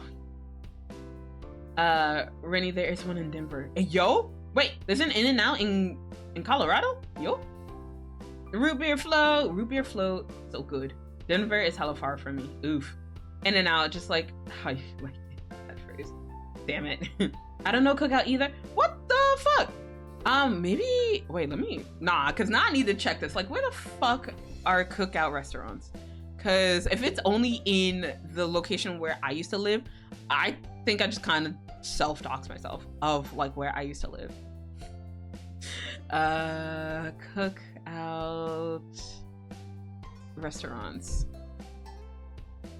Okay, no. Okay, it's not just where I used to live. So Cookout is a privately owned American fast food restaurant chain operating in North Carolina, South Carolina, Alabama, Georgia, Kentucky, Tennessee, Virginia, West Virginia, Maryland, and Mississippi. Oh shit, this one in Maryland? Let's fucking go. Wait, I ain't going to Maryland, that's too far.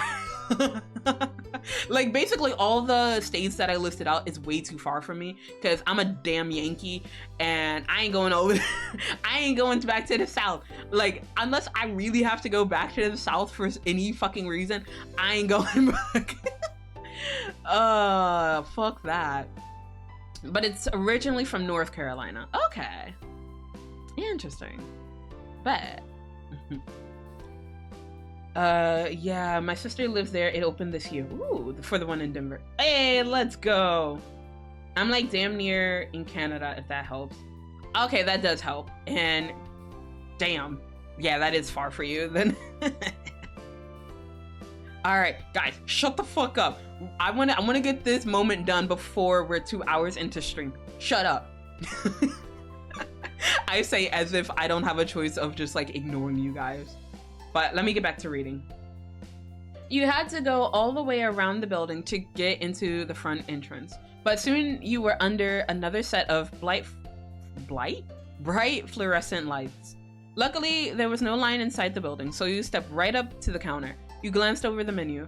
You remembered eating here before with Cove, back when Kira had taken you both years ago. The menu looked pretty much the same from what you could remember.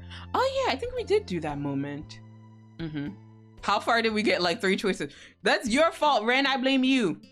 I mean, it wasn't just you, but I blame you.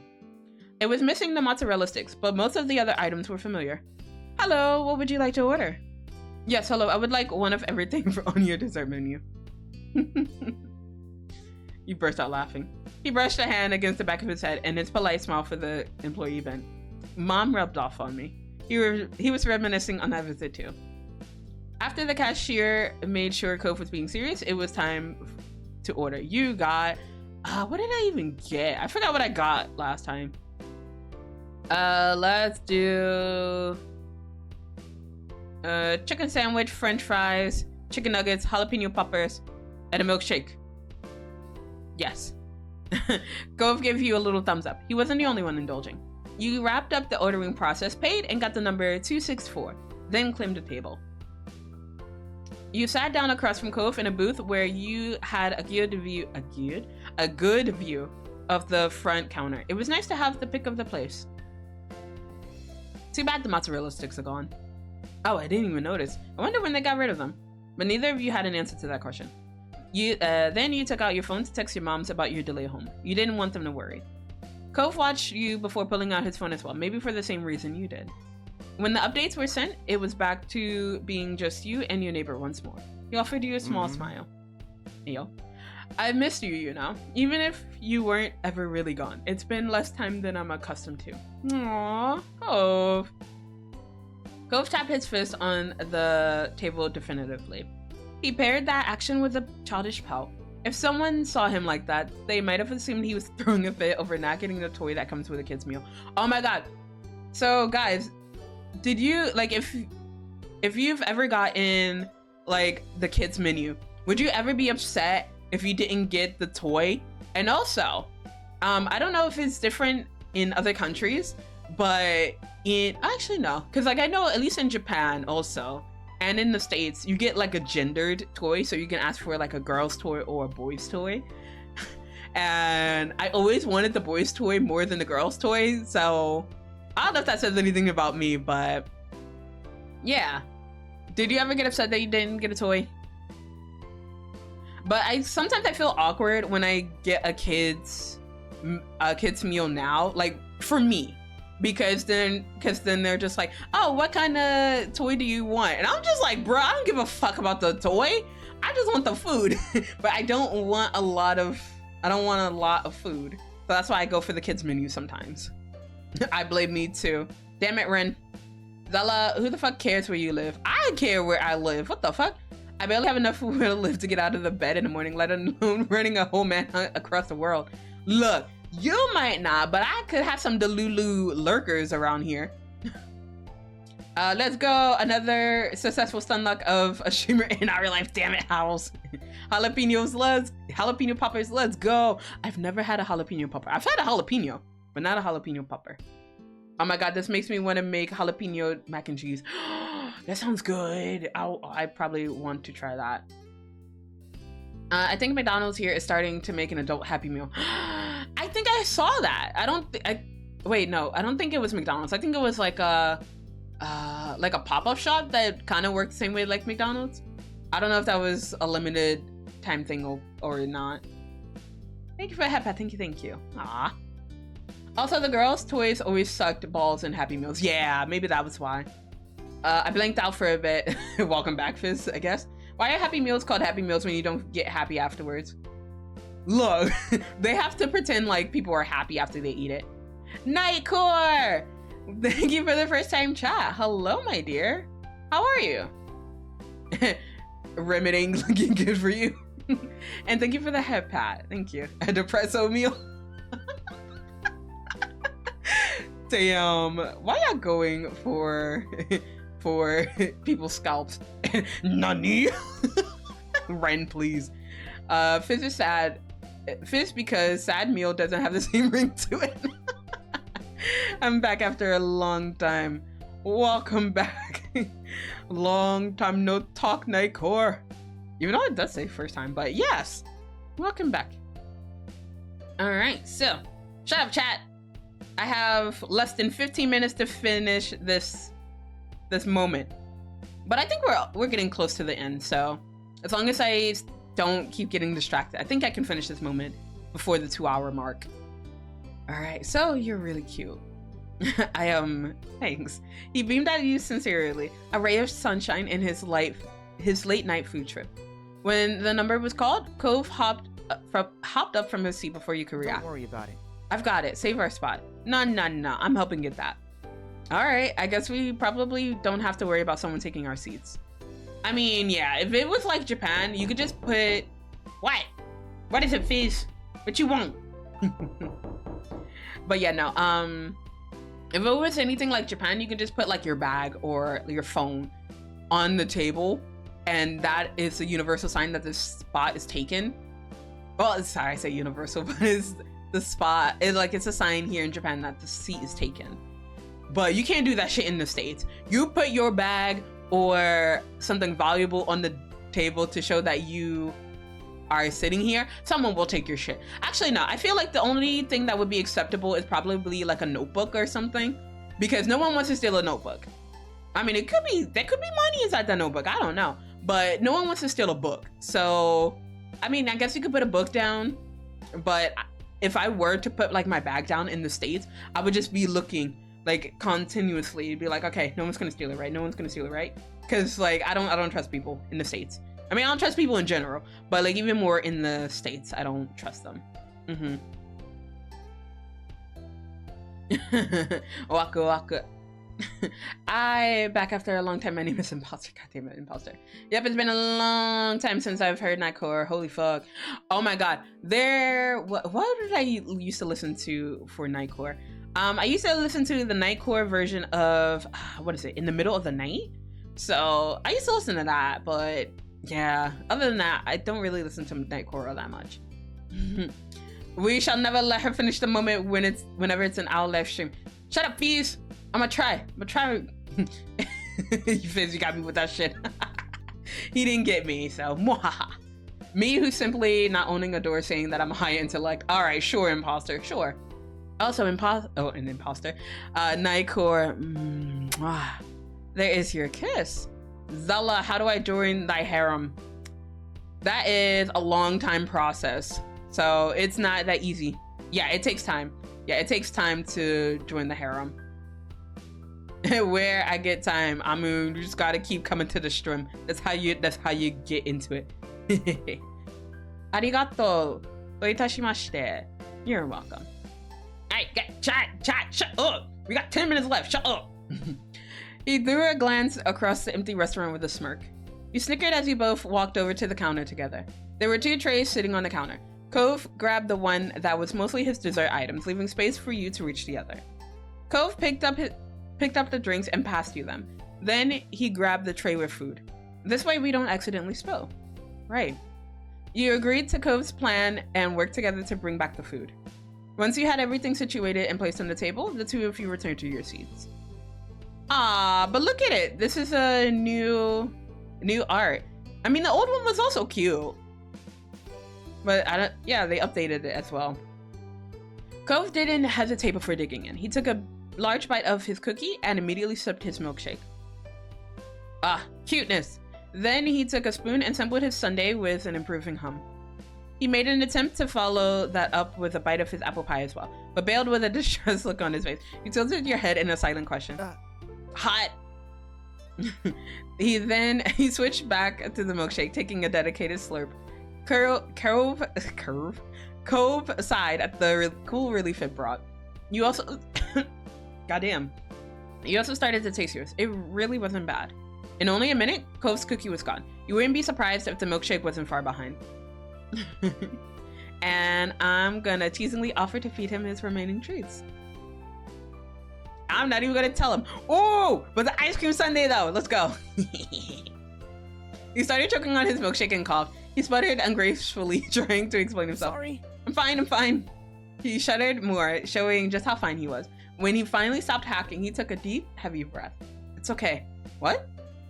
You had no idea if he wanted the ice cream or if he was just saying things were okay in general. At your inquisitive look, he blushed and dropped his gaze to the floor. A pause. Then he looked back up to stare at your finger. The ice cream was starting to melt. A white drop splattered down to the table, but you wanted to give him a chance, so you didn't move. Cove gripped the table's edge and nodded. It's okay. This time you knew what he meant. He was serious. Cute. Cove cautiously leaned over and you felt tingly as he brought his mouth to your finger. He put his lips around your fingertip and you got goosebumps at the touch. Yo. He dragged his lips over the tip until there was nothing left on it. I'm trying to read this without thinking of anything sus, but it's really hard. Your face had to have risen several degrees. You probably need something cold of your own after this. Yeah, like a cold fucking shower. When he let go, Cove looked up at you, his own cheeks flushed. He had a trembling smile. Was that good? It was great. He then abruptly smacked his hand on the tabletop and turned his head to the side. I mean, that was good. The sundae was good. Thank you. Sure, Jan. You stiffened in utter embarrassment. Oh my god. He robotically grabbed his milkshake and started drinking it, eyes anywhere but on you. After a few large gulps, he started to calm down and gave you a shaky grin. It helped settle you. You felt so glad Cove agreed to come along with you on the initial grocery trip, and equally happy you accepted his invitation here. A little time off your feet, a little something to eat. You felt more energized than before. Your long shift at work that couldn't have been more than an hour or two in the past seemed like it was a lifetime away now. you continue to chat, mess around, laugh, and enjoy yourselves. For the first time that night, you felt like you were totally grown up after all. Yes, we did it! And before the 2-hour mark, suck it, chat. But we did it. All right, now I can catch up on chat. All right, let me get back into where I left off. How much? Yes. That's your answer, imposter. Yes. Arigat, thanks. I may be addicted to Skyrim. That's okay, as long as you admit that you have a problem. Ever heard of saying cash is king?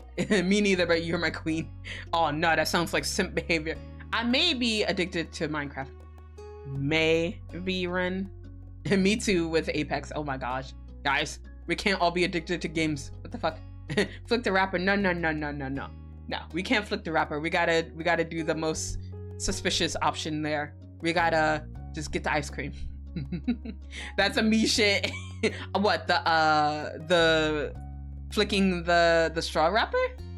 Love all of the hearts and love Nightcore. Hey yo, gasp. What a story. Yo, suspension. God damn it. It's shut up, imposter. I'm gonna need a cold shower now, damn. Nani? Dragging over the tip. Yo, cold shower, yes. Hello? Hi, how are you? Oh, goodness gracious. It's okay, let's cool down together. Chat, mess around couldn't be us. Yeah, okay, sure, Jan. It drops down. I mean, if you insist, god damn it. There's still 5 minutes left, but I got it. I made it through. Rennie, we need to stun lock better. No! Man, the story is messed up.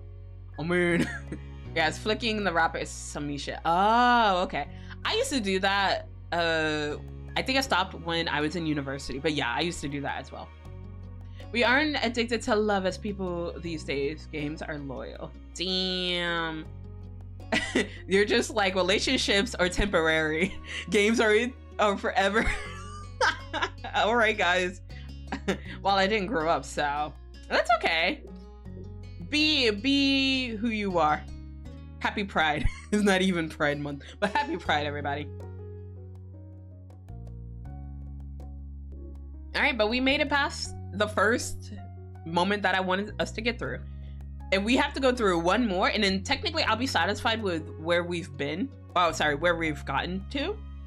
If we can finish all 4 today, that'd be great, because that's less I have to do tomorrow. Because yes, we will be continuing our life tomorrow as well, after the Pomodoro. True, games will always be there. God dang it, guys. I'm still newborn. Oh my god. So many BBs. The BBs. What, Ren? What, Ren? Alright. Let's stop being menaces and let's read. Alright, so the next one is serendipity. Oh, what was serendipity about? Oh, wait, was this the one about... Wait, no, it's not about the happiness one. That's not that one. Let's see. Games plus music. Games plus music is life. Same time? What, the Pomodoro? No, the Pomodoro... Like, if you look into the schedule on Twitch, you'll see the time that the Pomodoro will start. It happens every Wednesday. But, well, every Wednesday for me. I don't know if it's still Wednesday for you guys. But, like, every Wednesday, I do the Pomodoro. And it should be adjusted to your time zone, so you can see when that is. But tomorrow, it should be tomorrow night for me. I thought we were playing more Minecraft. No Minecraft. I need to get Our Life done. So I can put away my addictions for like 2 days. I have to finish Our Life. I'm not bringing this into the new year, so we have to finish it. And see, I can control it. I can stop playing at any time, Majestic. So right now, Our Life isn't the priority. Don't kill the babies that What, in Minecraft? No. We're not gonna kill the babies. Let's keep this depression story going. What the fuck? No, I won't. Oh, no. The Pomodoro always takes place while I'm working, so... I mean, it's also a good reason for you to focus, Ren. It's perfect for me. Yeah, see? Just focus on work. So 9:30 a.m. Eastern Standard Time? Yes, that's when it is. Yes, me focus. Good luck. Yes. Everyone has to focus during the Pomodoro. Because I don't usually talk during the Pomodoro. Like when the timer goes off and it starts doing like the countdown, I usually try to focus. Like I will type in chat, but for the most part, I'm still working on something. It's only during the breaks I'll actually talk. So, because it's mostly for us to get shit done. Focus and faith. Focus. Oh, wait, it's 4:30 today for me. Oh shit. Wait, the Pomodoro? It's at 4:30. Oh shit. I mean, I don't know if it'll be very entertaining because most of it is just like quiet, focusing and just listening to music. I really can't not focus at work, to be honest. Rain, if you don't focus on work, people will die. Not on girls on work. What? Huh? Nightcore, what? You're not wrong. Yeah, Rain, you need to pay attention at work. So, yeah. The Pomodoro, I know not many people really tune in for the Pomodoro, which is fine. Because it's just like, it's not really... It sounds so wrong. It's not for you guys, it's for me. Because like, if I don't do it, a bitch will not focus. So the Pomodoros are more for me than anything else. So even if it's not really a lot of interaction or very engaging like my other streams, it's for me to actually focus and do my work. And if any other people want to do work as well, then that's also good. Let's see. Focus on work, not girls. Thank you, Nightcore. What the fuck is the Pomodoro? Pomodoro. It is a co-working stream or is co-studying stream where you study or you work in 4 sets of, well, here it's usually 25 minutes. But for the holiday season, we have reduced it to 20 minutes of work and I think 5 minutes of talking. Only because it's just like we're trying to get through the Pomodoro and I want us to move on to the next thing. But usually it's to help you focus on work, focus on your studies during that time, and then take a break. And then after 4 thank you, Fizz. And then after 4 rounds of that, usually you can enjoy just talking with the streamer. Let's see. It must be nice. I try to focus on girls, but work is too intense. But girls, though. Girls are nice. Work is overrated. Work is overrated, though. But maybe next time I gotta focus on work, too. No, that's fine. Yeah, so anyone who pops in on Pomodoro, the mood is kind of different. I'm still being an annoying bitch, but I'm a focused annoying bitch. So I can chill with you when I'm breaking traffic laws or just sitting in the snow. God damn it, imposter. I have the Pomodoro copy thing. As said and done throughout our Pomodoro escapades, it's time to get productive along with chat and zawawa. Remember, you can always chill, hang out, listen in, vibe, and get productive with us. For the new viewers, this is something we usually do to do some work. Until the timer isn't over, you will not get a reply, but we always love seeing new faces. But only the faces. Thank you, Fizz. I love that. I need to copy that down because it's just like, I need to have that just like in caption for all of the Pomodoros. I should probably make a tab on this. But Pomodoro make Zela my DJ while I'm at work. I'm sorry. Only because like for Spotify, I only play like music that is, you know, DMCA friendly, and it won't get me taken off of Twitch, or at least get my audio muted. So that's what I try to do. Work is kind of hard, but my hands are doing it still. I believe in all of you guys to do work. Pomodoro is nice because Zela shuts up for 25 minutes. Shut the fuck up, Majestic. You will miss my voice. Shut the fuck up. I just want to sit in snow for hours. Don't sit in snow for hours. And no unaliving yourself. You gotta stick around. Look, if I gotta suffer through this shit called life, so do you. We're in this together, motherfuckers.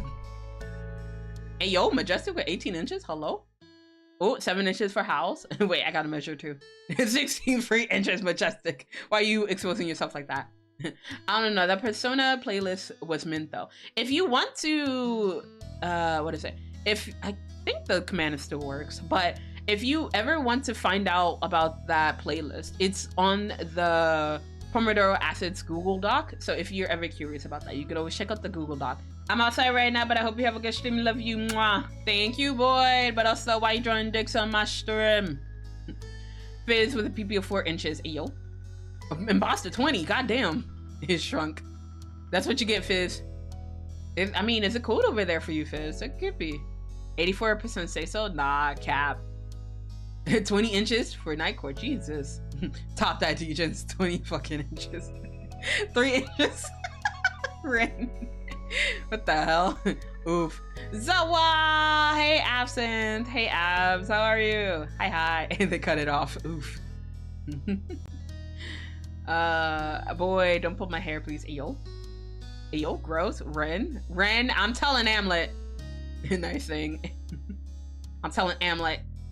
Also, Hedwol Eburi Nyan. I need 3 pants for that 20 inches. So eepy. Oh no, go back to sleep then, forehead. Go eep. Alright, also, let me get back into reading.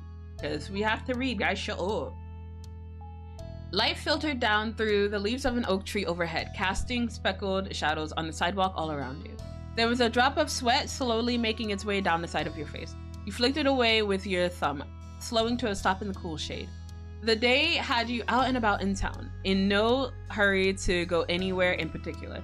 Your morning shift had just ended, and there was nothing else planned for the rest of the afternoon. Your moms were still at work themselves, and Liz had left early in the morning to do something. You had no idea what. Ah, man, this is the Shiloh moment. Ew, can we skip this one? I don't want to do this one. This one sucks. We're stuck doing this one, god damn it. You took out your phone, idly noting the time when it started to jingle. The screen lit up in your hand. Speak of the devil, Liz messaged you. Come home, ASAP. Before you can even question why your phone went off again. Nothing bad, but you have to see this, so come back already. And with that final message, you were left only slightly less confused than you were before. You hadn't seen much of your sister lately. She had been acting strange for days, always shutting herself up in her room.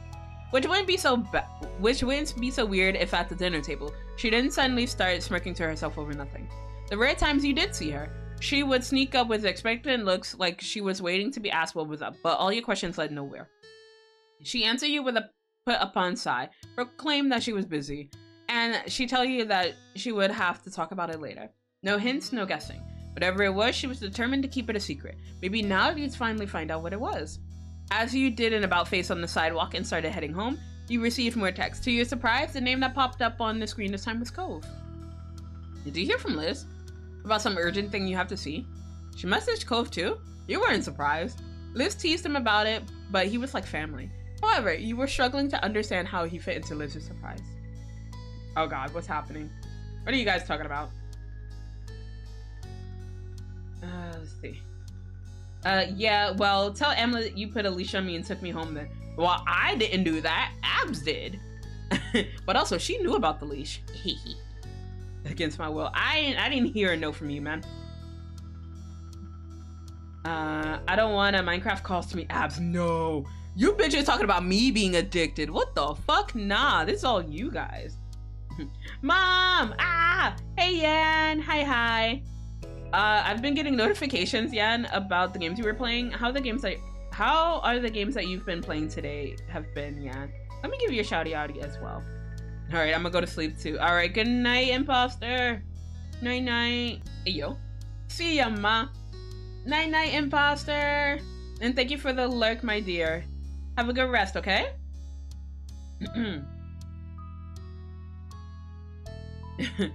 I'm gonna watch some anime. Oh my god. Kidding, I'm innocent. JK, unless my internet instant died after I sent that. Damn it, Boyd. I'm gonna get myself into too much trouble. Why did I keep talking after I said I'm gonna shut the fuck up? I don't know, Ren. You're just like digging your own grave. Ren, I will shave your hair. Ooh, girls, can I watch? Also, thank you for redeeming Bunny Zela Nightcore. Also, Howls with the kiss.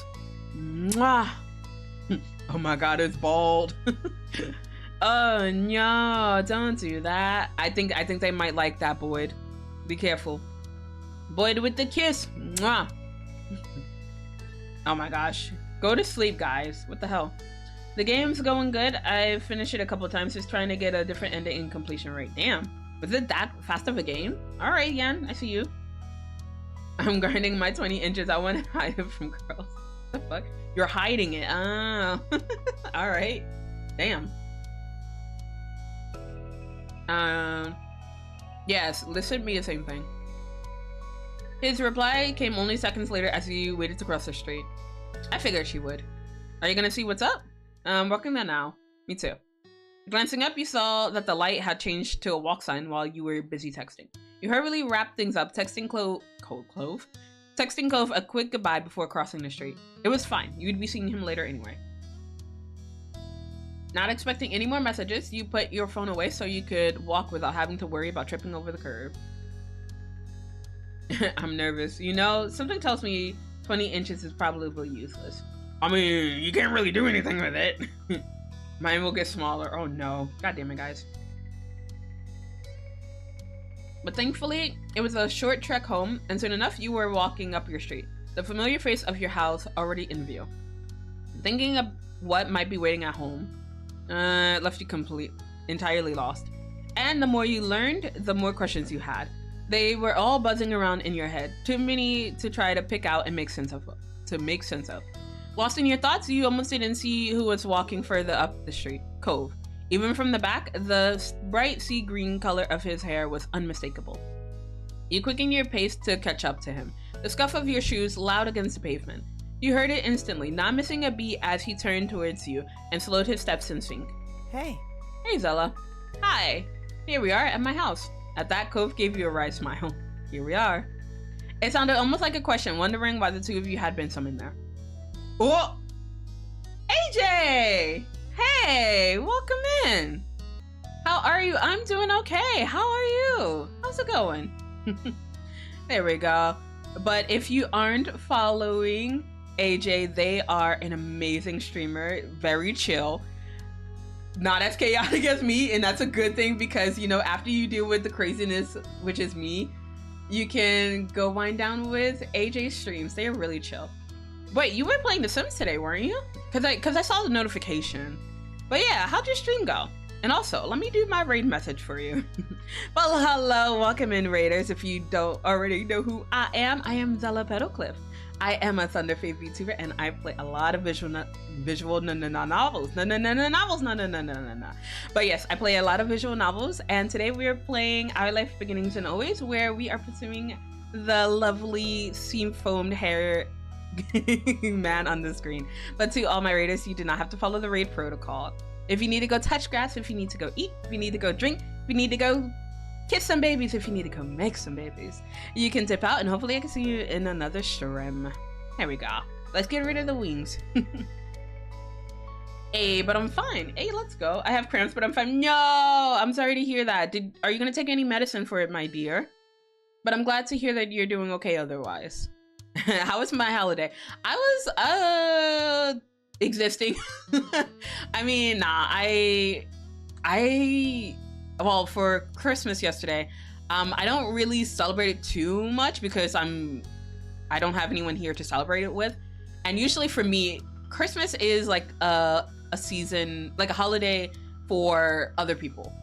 To enjoy with other people. And since I live alone, I don't really celebrate it that much, but I still partake in like the Christmas dinner and the Christmas breakfast and everything else. So I had Christmas chicken and cake, and it was good. It was yummy. I think I posted a picture of it on Twitter, so if you want to see the food. But I mean, I also had wine, and I didn't take a picture of the wine, but it would have been a good idea though. Oh my goodness. But how was your holiday, everybody? Not just to the raiders, but like everyone. How was your holiday? What did you guys do? What were you up to? But yeah. I was building, yes. Ooh, okay. Oh, wait, did you finish the Legacy Challenge? Because, like, I think that was the last challenge I saw. Na say latte. Yes, Ren. What? Hello. Make babies. Make some babies. I meant to, but then I didn't. That's okay. Yeah. Be sure to take care. Yeah. So yeah, AJ, if you have to get going and do some after stream self-care, you go right on ahead, honey. Mama Zela, hey Red Dragon, hi. Also, mwah, there's your kiss. Probably not, it's so long. Yeah, no, like those legacy challenges take a while. I was thinking about doing one, but maybe I might do it for when I take a break from streaming. Well, we'll see how that goes. I've been kind of dragging my feet on getting stuff ready for when I go on break, but I will work on it eventually. I'm actually starting a new one, but not on Twitch. Ooh, what kind of challenge are you starting? Is it another legacy challenge? Is it like an ABC challenge? Oh, would it be an ABC challenge? Or would it be like a seasonal challenge? Ooh, eat some babies. We don't eat babies here. Shut up, Fizz. I like that when you said no novels. Look, a bitch is tired. All right, leave me alone. But also, I can't speak English. I might just move to my phone and hang out for a bit. No worries, you do you. Baby back ribs. I want my baby back, baby back, baby back, baby back, baby back ribs. Chili's baby back ribs. Oh my god, I'm so dating myself. I'm so old. I made my own legacy challenge. It's called Mind Your Own Business. All right, bet. They're test playing it and making a YouTube video series of it. Ooh, let's go. Okay, well, it's time to watch the next Austin Powers. Ren, please. Oh my god, speaking of, I did find the next one. So yeah, we could actually do the next Austin Powers movie. We just gotta find a good time to do it. Ooh. I would say we could watch it this Sunday. Like for New Year's, I guess, yeah, New Year's Eve. We could watch it, but it depends on how far I get in Our Life today and tomorrow. If I cannot finish Our Life this week, I will have to do another endurance stream to finish Our Life. But if I can get to a comfortable place by the end of this week for Our Life, we can probably watch Austin Powers in the Discord. But we'll see. Hey, indeed. I haven't watched Austin Powers in over a decade. Yeah, we watched Austin Powers recently, like the first one. Yeah, Rin had hosted a watch party of the first movie, and most of it has not aged well. Like, there are so many jokes that have not aged well, but like it was a product of its time, and you can really tell. But it was interesting to watch it again. But yes, whenever we get a chance, we can watch the second one. I just gotta see if I finish Our Life. I have 5 days. I have 5 days to finish this series. Do you think I can make it? Maybe I should set a poll for it. But I mean, I think I can, because like I'm not bringing this into the new year, because then that'd be a whole full year of me playing Our Life, and I need to get past Our Life. I love Our Life for the people that have shown up because of it, but a girl gotta move on. I mean, I will play it like offline whenever I get the need for nostalgia, but I can't play this on stream, and I don't want to leave this game unfinished because, yeah, I started with this game. I'm probably gonna finish with the game. Let's see. It's definitely a product of its time. Oh, VHS, what a time. Oh my gosh. We were talking about that as well, about VHS, AJ. Do you remember the Be Kind Rewind campaign that they had at Blockbuster? Oh my god. Do you guys remember Blockbuster? I remember going into a Blockbuster when I was in high school, back when they were closing down, and I got so many things for cheap. I don't even watch that stuff anymore, but it was so good to go in and buy some stuff that they were really just trying to get rid of. I'm one of those people. Old? Yes. All right, Fizz. I used to rent games there. Yes. That's how I played The Sims 2 on PS2. Ooh, I don't even remember what games I used to get from Blockbuster, but yes. Yup, motherfucking Blockbuster. Oh my god, what I kind of miss that my family would do is like on Friday nights, we would go to Blockbuster. Sometimes we would walk there. Sometimes we would take the car because it was a long ass walk. It was maybe like a half-hour walk both ways. We would walk over to Blockbuster. Actually, no, first we would go to the pizza place because there was a pizza place not far from the Blockbuster. And we would order the pizza. We would go to Blockbuster while they make the pizza. And then come back and get the pizza and walk back home. And then we would eat the pizza and watch a movie. And that would be our Friday night sometimes. I mean, there was other takeout places too, but I just remember going to the pizza shop more when I was a kid. And I think that's one of my greatest childhood memories, is just doing that with the family. And when we also had family game nights, we didn't always we didn't always watch a movie. We also did board games. So we would play like Monopoly or Sorry or Scrabble. And it was a fun time. So Friday nights, it was a good time. I loved it. Oh my God, if I ever have a family, I would probably do something like that. You know what I really want to do with my family? Like with my new family, if I ever have like kids or anything. I don't think I will, but and not even with like kids. With my partner, if I ever get one. I really want to have like a thing, like a tradition that's with our family. So like maybe having game night or movie night on Friday nights, or okay, this is very weeb-like, and I did steal it from an anime, but like maybe like on the first Monday of the month, I want to make curry. I want to make curry for my partner. But like I would change up the curry. It wouldn't be the same curry, but I would change it up. But I would want to have curry, and it would be something we can look forward to whenever we're dealing with life's bullshit. But yes, I rented so much stuff. I rented so much stuff from Blockbuster and Family Video. Ooh, motherfucking Monopoly. Oh my God, Amlet and I were talking about that the other day. I kind of want to have a thing where, like, if we meet up like with a whole bunch of streamers, I want to have like a IRL stream, and we could just focus on the board game, and we all play Monopoly, and we just lose our friendships that way. Like, I'm a divorce Amulet. I'm probably gonna kill Elias if he comes in. I'm gonna cancel everybody. I'm gonna start writing twit longers in everybody's name if you land on my property. And we would probably make it very embarrassing, because we were talking about things that we can do to like mitigate having to like pay if you land on someone's property. So yeah, you don't have to pay me money if you do an ara or something. I would love to do that. So I need to start asking some of my streamer friends if they want to do that shit offline, because that sounds fun. So I already had 2 people in mind, and I'm like, I know they'll do it. So I just gotta ask more people to do it with me. We did trivia night with the family tonight. Ooh, what did you play? What'd you play? Make the same one, but make it slightly spicier each time. Well, it depends on my partner. If my partner likes spicy food, I can do that. I'm a baby when it comes to spice, so if I make it slightly spicier, then my partner would be the one eating most of the curry. I won't be eating that shit. Eternal! Hi, Zela Mama. Hi, Eternal. Mwah.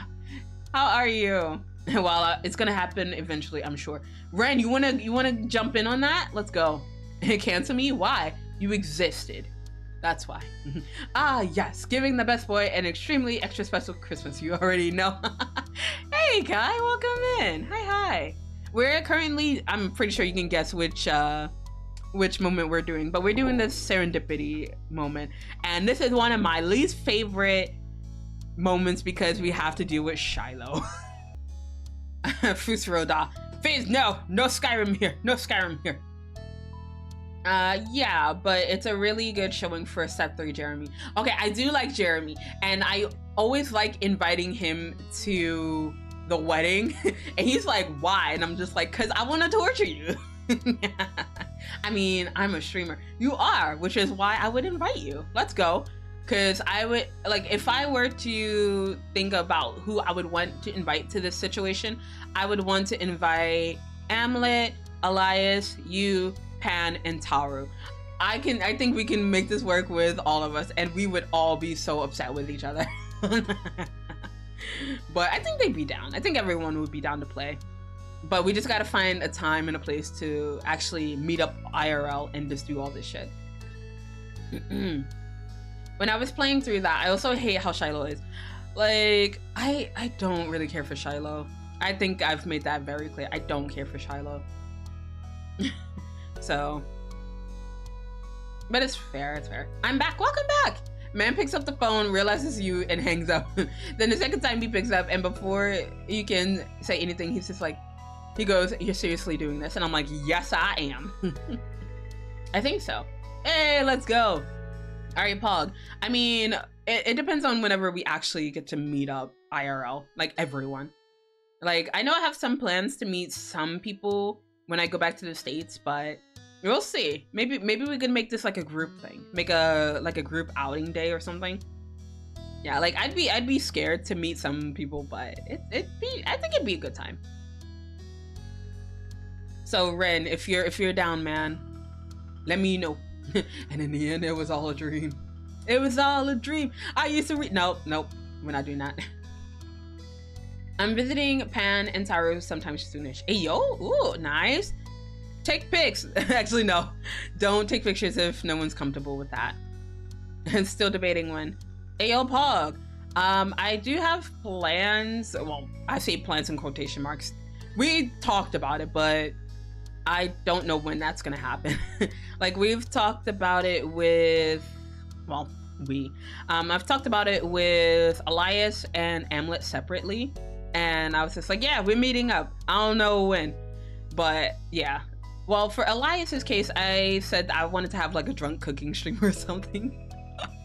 Because we're both hot messes when we're doing just normal drinking streams here, but to have it like IRL, it would be a hot fucking mess. Like, he would actually be serious in the kitchen and actually cooking, and I'm just a dumbass just over here drinking like, "You're doing amazing, sweetie." And for Amlet, I don't know if we'd stream, but it would be a fun time. Ooh, we could probably do a puzzle together. I want to do a puzzle together. Maybe I should ask her to do that with me. Why are you giving me that look, Nightcore? Plans that change regularly. Yeah, I know, because it's been a while. Christmas came, so when did, like, I mean, hi Zela, welcome back, Ichi. What the fuck? Yes, silly. Yes, silly bean. But nah. That look is secret. Oh no, I'm scared. Ichi, you can't use that twice, right? What the hell? I can, because I'm Ichi. God damn it, Ichi. But I feel like I shouldn't question. Anywhoosies, God damn it, Nightcore with that look. I'm gonna get back into reading. So, is that okay with you, chat? Is that okay with you? Alright, let's get back into reading. Any ideas on what Liz wants us for? You shook your head. The situation was out of character for your sister. Anything could happen. Well, I guess we should go in and find out.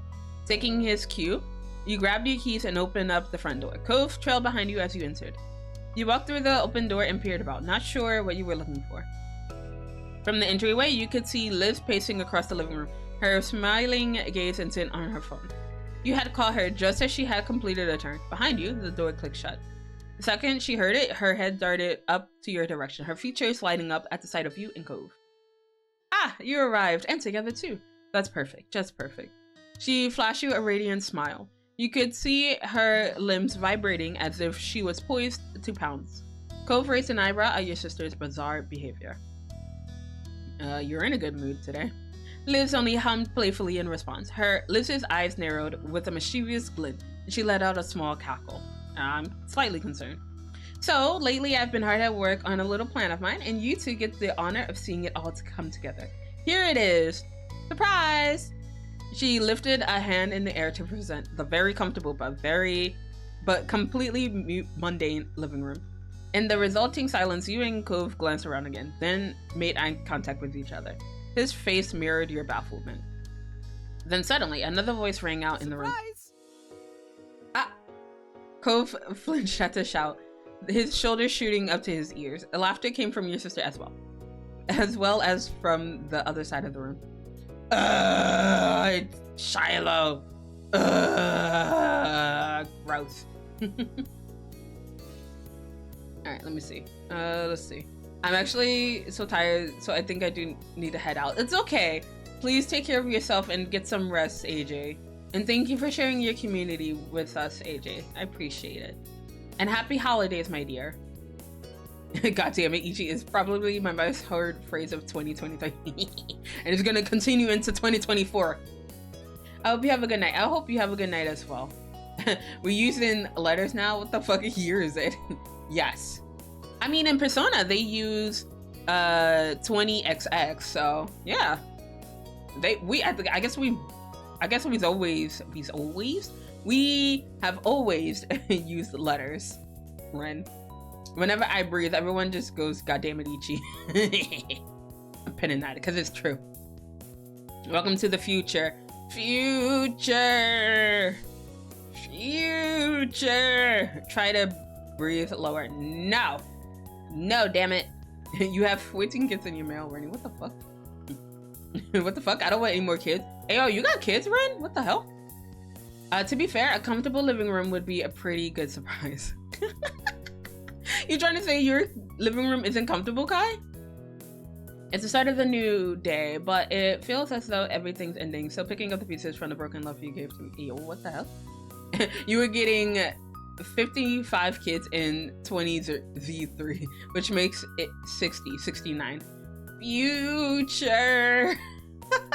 Damn, you have 69 kids, Ren? What the shit? But also, nice. Are any of those from Amlet? I adopted Boyd and Elias. I accept Nimumu if she wants. Aww. My living room is questionable, but the couch is too strong. Eve. Alright, go get a new couch. But that's it. I mean, well, apparently not if you have more kids. What the hell? But your head whipped around just in time to see a familiar figure with a freckled face and a purple cap springing up from behind the back of the couch. Kove's mouth fell open, recognition immediately coming to him. Shiloh? Hi, Kove. Hi, Zela. Shiloh greeted the two of you so casually, like he'd been gone for 10 days rather than 10 years. What in the world were you doing here? Well, there. You couldn't believe that the entire time you were looking around, trying to figure out what was going on, Shiloh had been right there, crouched behind the couch. With a wide grin on her face, Liz snickered and clapped her hands together, as pleased as a child after a fruitful night of trick-or-treating. You and Ko's reactions were adequate offerings in her bucket full of treats. As amazed as you were still wondering one thing. You hesitated to bring it up, but it was bothering you so much you finally blurted it out. You didn't remember us before. Shiloh's gaze self-consciously dropped to the side. He tugged the brim of his hat down, bracing himself to answer, but Liz waved a hand at him as if to say, don't worry about it. I'll explain. When we got home that day, I changed my mind about letting it go. Why did I have to? Social media exists, right? So I thought, why not try finding him and sending him a little reminder message? Luckily, there are so many 70-year-old Shiloh fields in the world. It wasn't that hard to do. Hearing Liz speak seemed to encourage Shiloh, who pulled himself together to face both you and your sister with a careful smile.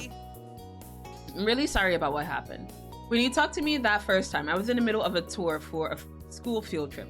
I couldn't get separated from the group and didn't expect anyone to want to be talking to me. I was so worried about getting back to everyone else, I didn't think too hard on what you were saying. But when Lizzie's message showed up, everything suddenly hit me. Lizzie, Zela, Kove, you were the kids of Sunset Bird, back when I was a little kid. There's no way I could forget that, not for real. I do know all of you, and I'm so happy I get to see you again. I have Lizzie to thank for that. My mom was already planning to take a short trip near here this summer. If my mom could bring me along, Lizzie offered to pick me up and bring me the rest of the way here, just so I could visit the neighborhood again. And that's why I decided to make it a big reveal instead of outright telling you two I got back in contact with Shiloh. Once again, she lifted a hand in the air, properly presenting that long-lost childhood friend you all shared. So, ta-da! I mean, Kove didn't like him when he was a kid, so I don't know if that's a good idea now. Hey, yo, let's see. Ooh, hey, auntie Haitian. Hi. Let me give you a shawty outie. Let's freaking go. Well, open up your mind and see like me. Open up your plans and damn, you're free. And look into your heart and you'll find love, love, love, love. Hey, welcome in, shit. Oh my god, Ren, you're pregnant. Oh my god. You fall asleep on that couch faster than the One Ring takes over your soul. I mean, that sounds like a pretty good couch though. I mean, it's strong, but it's strong in the right ways. Your bed might be strong, man. Yep, it's from the future. Damn. Alright, I see. 419% sus. Let's go. See, I'm not even sus. Not my kids. Yeah, okay. If you have any kids with Amlet, they're gonna be sus. Hey, 202% sus. Alright, I see you, Nightcore. I see you. More, let's go. 51% say so from Ichi. I mean, yeah, Ichi's not say so. 34% say so. Really though? Are you sure about that? Also, Shin. Mwah. There's your kiss, my dear. One day kisses will be done in the next year beginning. Eventually. I wasn't paying attention. What the fuck? How I can't even. No. Oh, moon. Not for lack of trying, Ren. Nani the fuck? Karaoke win. I don't know what you're talking about. I'm gonna go back into reading because you guys are just speaking words. I was unsure how to feel about it. Like, what the fuck? You glanced between Liz's face and Shiloh's. The expectant smile she wore had you reflexively smiling back, but your heart wasn't in it. Cove blinked slowly, a little dazed by everything that was going on. Okay, I'm going to get some water. Don't disappear or anything. He padded off to the kitchen. No need for a chaperone. He knew where the cups were. Wow, you really surprised him, Lizzie. And Zela too. Did you see her face when I appeared? Yes, I did. Liz patted the cushion front of the couch. Make yourself comfortable. You don't have to keep hunkering down behind there anymore. With a laugh, Shiloh crossed around backside and took the seat. But maybe it was awkward being the only one sitting because he kept idly twiddling his fingers. You could hear him humming to himself, a nonsense tune with no real melody, something to keep his voice busy. Being here again could be more nerve-wracking for him than he let on. Cove's voice announced his return. He paused to drag the back of his hand across his mouth, wiping away what droplets of water lingered there. Hi, Shiloh. Welcome back? At Cove's confused greeting, Shiloh laughed cheerily. Thanks. I think it's amazing you're all still here in the same neighborhood. It's just like how it was way back then.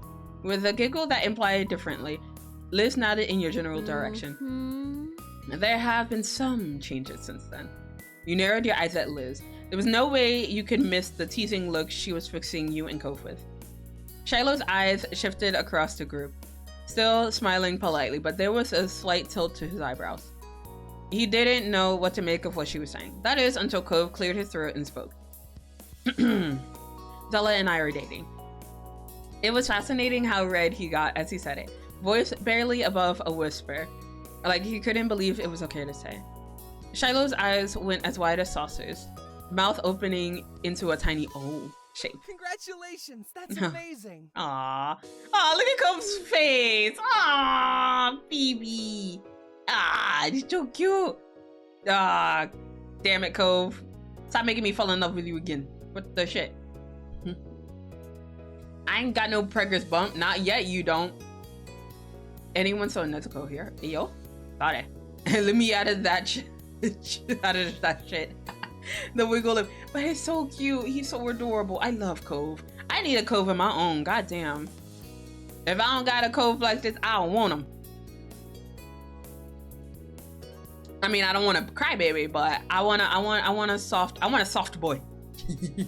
Not too soft, not too sensitive. All right, I want someone who's sensitive and in touch with their feelings. But I mean, I don't want an entire pushover. That's what I'm thinking. What about you, chat? For those of you who are also single Pringles, what kind of Cove would you like? Actually, I say what kind of Cove would you like, but what kind of partner would you like? English hard. Not you saying you wanted to say this months ago. Shut the fuck up, Ren. This isn't about you. but I don't know what you're talking about. I don't see nothing. I do not perceive anything. But yes, the two of you seemed to like each other even when we were kids. It's really sweet that you're together. I mean, I wouldn't want to be with anyone else. Ah, that's so cute. It's also gross, but it's cute. It's cute. You didn't falter as you said it.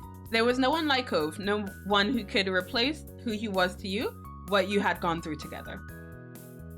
He gave you an adoring smile, and the eyes that met yours were full of sincerity. You felt the same way.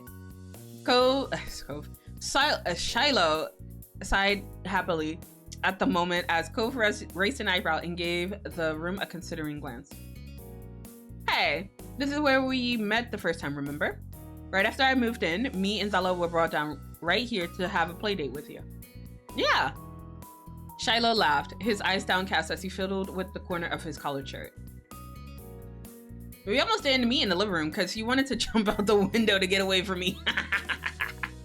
Nice. Cove cringed at the memory of his younger self being pushed back to the forefront of his mind. His mouth going tight, he awkwardly looked away from Shiloh. You have a good memory. Oh? Oh, I don't think so. Seeing this place again just brings lots of things back. He clapped his hands together, an idea suddenly coming to him. But hey, now that our group is together, would you want to go out and visit some of the old places? I've been hiding in the living room since I got here. Liz wasn't afraid to laugh at herself, bringing a hand to her chest to silently take the blame for that. I'd love to. Yeah. Without missing a beat, the others turned to you for your answer. Why not? It's a nice day out after all. And with that, the four of you headed out into the neighborhood as one. Even with how short the time you spent indoors was, the sun was momentarily blinding you once you left the house. Squinting, you brought your hand up to shield your eyes. The pleasant summer day had yet to go away. Only a few wispy clouds drifted along in the sky. I'm innocent. Yeah, okay, exit out. Let's check. Me, I don't want that kind of abuse. What, from a sadist? What kind of person? I want a yandere goth Latina muscle mommy, ideally. Damn, look at that type. I'm a pin that. My kind of person? I'm basic as fuck. Just be a good person. Yeah, that's kind of fair. Well, girl, because I don't swing for the same team. Damn, can't relate. I swing both ways and neither gender wants me. God damn. Actually, no, I can't say that. But yeah, no. I don't know. I haven't dated anyone who identified as non-binary, so I don't want to count non-binary people out for the count. So I don't know. But like no one seems interested, so. But that's also fine because I also never leave my house, so I don't know if people are interested. So once I leave my house, maybe. My last partner I had told me that I'm kind of like Cove myself in some ways, but I don't think of it like that. I harbor no strong expectations of a future partner should one exist. I haven't dated since high school. That's my fault anyways. Oh no, Ren. I haven't dated for a while. Like I've had dates, but like I haven't dated anyone long term recently. So I get you. Yeah, it's been a while. You want to change that, Ren? Majestic, no. As he strolled down the way, Liz took the lead, followed by you and Cove walking side by side. Shiloh freely took to walking in the middle of the road, his arms idly swinging back and forth at his sides, as he turned his head every which way to take in as much as he could. It was very much a trip down memory lane for him. He wondered how much the neighborhood had changed in his eyes.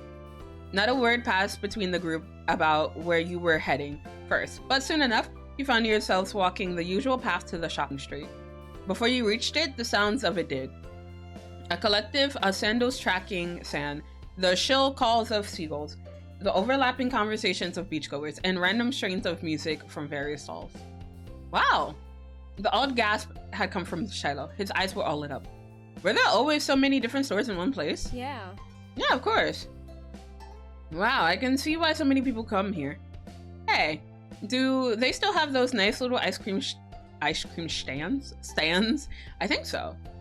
Yeah, we should get some. It'll be my treat. Thanks, Shiloh. Ice cream sounds perfect on such a hot day. How about you, Cove? You can see that, unlike Liz, Cove was struggling with the decision, brow wrinkled in thought. Finally, a hesitant smile appeared on his face as he settled on keeping to the spirit of the special occasion. Yeah, sounds good to me. Awesome. And Zela? I'll buy one for me and one for you, Shiloh. Oh, all right. What? Shiloh's voice rose an octave, so taken off guard that you would offer such a thing. You never let me do anything for you when we were kids. Now that you're here to visit, you gotta let me treat you for a change. Aw, that's really sweet. Red face, Shiloh gave a helpless chuckle. All right, I'd like it a lot if you paid for me. You were pleased to hear that. Shiloh was still his overly generous self, but not everything was the same.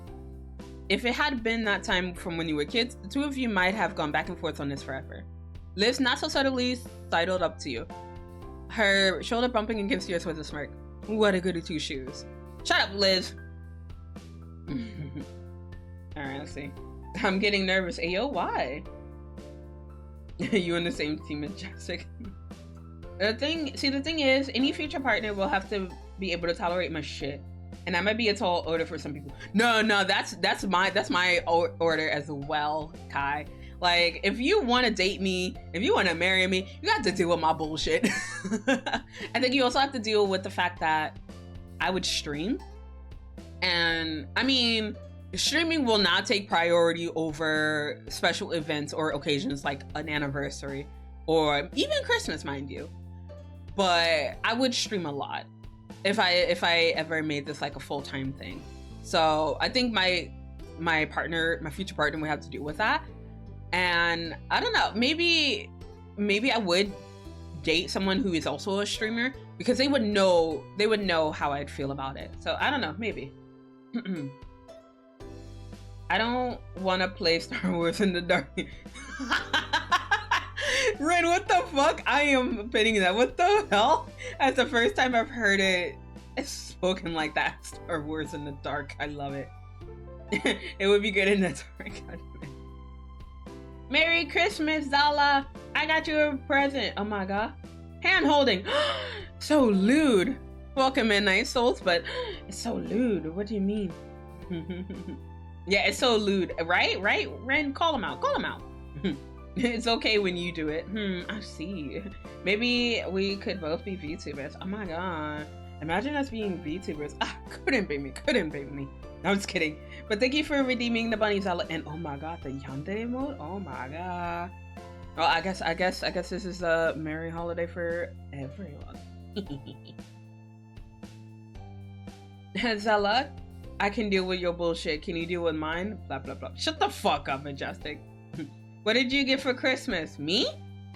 Not a Lamborghini, because I asked Santa for one, and that motherfucker gave me nothing.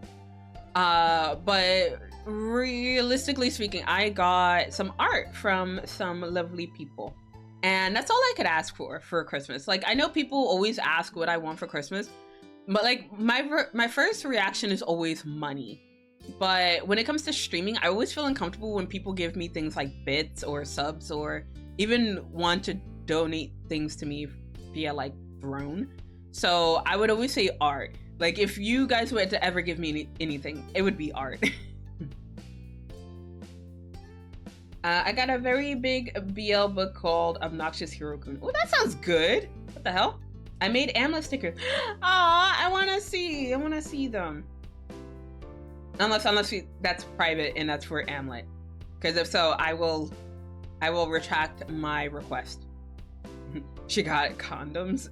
I ain't get shit. Shut up, Nightcore. I can send them if you feel comfortable sharing them. No pressure, of course, Ren. Shut up, Nightcore.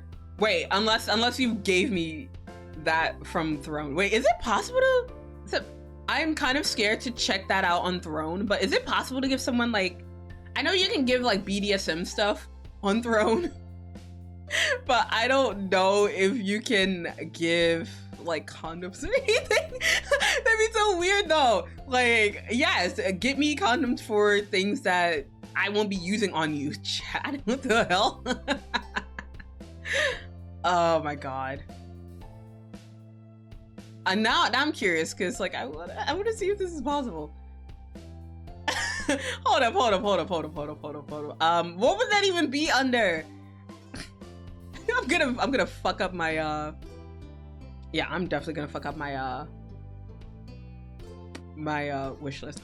Oh my god, yes, you can definitely add condoms to your throne. What the hell? Oh my god, I'm not adding that shit to my throne. No. What the hell? Oh my god, I can send them. Oh my god, please don't. Oh wait, no. About the stickers, yes, please do that. But the condoms, please don't. I only have a few that messed up when I laminated them. You actually made them rin. Oh, that's so cute. I just got donuts. Ooh, thing. Let me try. Let's see. Do not add condoms to my fucking list. I will lose my shit. Why can't I just have normal shit? Why do I get fucking condoms and shit added to my throne? What the hell? Give me non-sus stuff, damn it. Oh yeah, no damn condoms, thank you. Yay, I will send them which one you want. None of them. Like okay, how I feel right now, I think I'm too gay for that. Oh, I mean, unless I can use it to peg some people. Cause if so, then yes. Cause men getting pegged. Any volunteers? Aw, that's cute. Aw, Ren, that looks good. Aw. I made a bunch so she can give them to people when she meets up. I sent them to Japan and Taro. Aw, that's so cute. It's a good job, Ren. You did well. You did good. Pat, pat, pat. All right, let me get back to reading. Shut up, chat. You rolled your eyes at the childish insult, but you knew she didn't mean it. She was happy to see you getting along with Shiloh. The four of you continued to walk as ice cream plans were further discussed. Are you getting a popsicle, Lizzie? Yes. Hearing that, Shiloh smiled shyly. I thought you might still like that. I'm gonna get an ice cream cone. Shiloh began to turn towards Cove, but before he could ask, Cove offered up his choice. I'll get an ice cream sandwich. I'm gonna get an ice cream sandwich too. It's a good choice. Cove gave you a quick smile at your matching preference. You still like those? Cool. Yep. There was an ice cream stall further up the street, across from a souvenir shop displaying postcards of the seaside and saltwater taffy in its windows. Have you guys ever tried saltwater taffy? It's not my favorite, but whenever I go to the south, it's something that I usually pick up as a souvenir. The true question is, which men getting pegged? The answer to that, Kai, is yes. My Wi-Fi just died. Oh no, Fees, welcome back. Me. Hey yo, Nightcore, you offering to get pegged? What the hell? I had no idea what the fuck to get since she was getting me something. Aww. Saltwater taffy is meh. It's alright. It's not my cup of tea, but like, it's a good souvenir. It's a good souvenir to get for some people. The stand itself was already hard to miss with its pastel pinks and blues and its eye-catching poster boards listing every individual flavor. It was impossible to ignore once the catchy little jingle playing from its speakers was added. Shiloh greeted the owner and began picking out the treats that everyone had chosen. He paid for the others, stepping aside to let you buy his as he handed the rest out to their respective owners. You picked out your choice too and added that to your purchase. Sinking your teeth into your ice cream sandwich, you relished the sweet chill it left in your mouth. Liz was right. This was a perfect treat for a summer day. Around you, everyone was eating at their own pace. Liz held her popsicle away from herself, careful not to let it drip onto her dress. She was trying to go about eating it as delicately as she could while Shiloh dug into his. You only counted 2 or 3 bites before Cove had devoured his sandwich. Shiloh laughed, also noticing the way Cove inhaled his food. It's already finished? Cove shrugged a little in reply, his attention more focused on crumpling up the sandwich wrapper in his hand. So, what have you been doing around here since I had been gone? Well, I already told you about me attending college away from here, so I don't really live here anymore. But to be more specific on my life, I'm pursuing a degree in architecture. Shiloh perked up at that, his mouth falling open in awe. Amazing. Thanks. Actually, I was thinking about it, and the first time I really decided I liked building and building them was when you and I would make sandcastles out on the beach. Aw. Aw, Lizzie. As such a sincere admission from your sister, all Shiloh could do was blush and lower his head, too flattered to know what else to say. Alright, what you guys talking about? Let's see. Speaking of tea, ayo, I'll just find the best ones for Zela. Don't get me condoms, god damn it. I'm open for anything. I don't discriminate. If the winds of fate leads me to getting pegged this week, so be. I'm fitting that. Can I make the honors? What the fuck? No. I know what we're talking about, but no, you cannot. Oh goodness. Yeah, if I get a ping that says, hey, you got a suggestion for condoms, I'm gonna reject it. I'll be like, fuck no. Not condoms, maybe arts. I mean, yeah, you can give me art. If it's safe for work art, it's fine. You don't have to ask for permission or anything. But if it's not safe for work art of me, please ask. Some things might make me a little uncomfortable. So yeah, if it's not safe for work, please ask. If it's safe for work, you don't need to ask me. If it's suggestive, you can still do it. It tread the line, but you can still do it. But if it's like completely not safe for work, it depends. I posted it in Touching Grass, even though it's kind of not. I mean, you could have just you could have put it in Amlet's appreciation corner. Because technically, oh wait, I thought you were talking about the stickers. Oh, but a kitty tea infuser. That looks so cute. Ren. Oh my god, I want one. Where'd you get it? Where'd you find it? Because I want to know. Because I want one. Give me one. I want one. But I want a lot of things. Don't just ignore me. No, let's see. I'll make it something special. Okay. As long as it's not too sus, then it's fine. Like, yeah, I think I've mentioned it once before, but if it's not safe for work, I mean, I don't have a problem with posting it. I try to usually keep my Twitter, you know, kind of sus free. I mean, sometimes I'll say some sussy things, but like pictures and stuff, likes and stuff, I don't normally like it on my page. I do have a sus account, but don't use it too much. But yeah, if I have anything too sussy, it'll probably end up on there more likely. Oh no, not the stickers. Oh, the kitty cat infuser. Ew. I returned from Eep. Welcome back, dearest. How was your Eep? I got it as a gift. I don't know where they got it. Ah, damn it. I guess I'll just have to look it up. Damn it. But it looks so cute. Maybe I should put that on the throne. But then again, I might buy some shit off my own throne. I know that's not how it's supposed to work, but I don't want anything else. Like, most of the stuff that I put up there is mostly just like a suggestion. Like, okay, well, there's this. But yeah. Hey, yo. What? I need to stop looking on throne, because this is like, now it's suggesting a vibrator, and I'm just like, why? Why?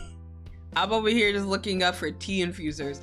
I don't want anything this sus. What the hell?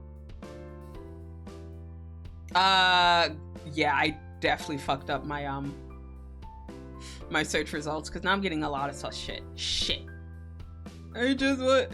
Why lube? Why? What? What? Maybe it'll help if I put T in front of infuser. That way I won't get anything sus. I probably should have let off with that. God damn it. I learn. I will learn. I will learn eventually. Ooh, oh, a cherry blossom glass mug. It's so beautiful. I want it. Yes. I want it. Not me just doing this midstream. Ma'am, I should be paying attention. Oh, I found something like it. It's kind of cute, but it's different, but cute. Anywho, so let me get back into looking at chat. Mommy, it's Zela. Yes? Yes, Nikor? Oh god. It was okay. I wish it could have been longer, but can only catch so much Z's at work. Yo, you're at work? What the fuck? Dearest, what the hell? Don't be sleeping at work. Also, dealer's choice. Alright. So, Fizz, you get the choice of... you get 3 shoutouts, or you get 2 spins, but double penalty. All you had to do was look at 1 condom. Look, shut up. Hey, yo, I sleep at work when I get a chance. All right, Ren, in your situation is different.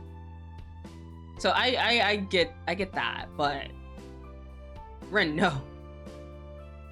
But yes, 3 shoutouts or 2 spins with a penalty.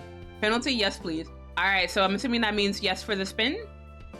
God damn it. All right, we're bringing out the wheel then. Okay, let's see. Let's spin that wheel, baby. All right, let's see. VIP or mod? Ayo? I like the rocket in the middle. Oh, that's from Stream Elements. VIP or mod. I mean, it's double. All right, so let me put this away and let's see. Where is the other spinner? No, make it red. No. Why is it so small? What the fuck? Why are you small? Why are you so small? Okay, I'll stop. How dare? How dare you? Ugh, why are you so small? Why are you small? I'll be back, guys. No worries. Take your time. Take your time, Nightcore. Thank you for the alert, my dear. Oh, wait. No, fuck. It's 1. It's 1 in, not 2.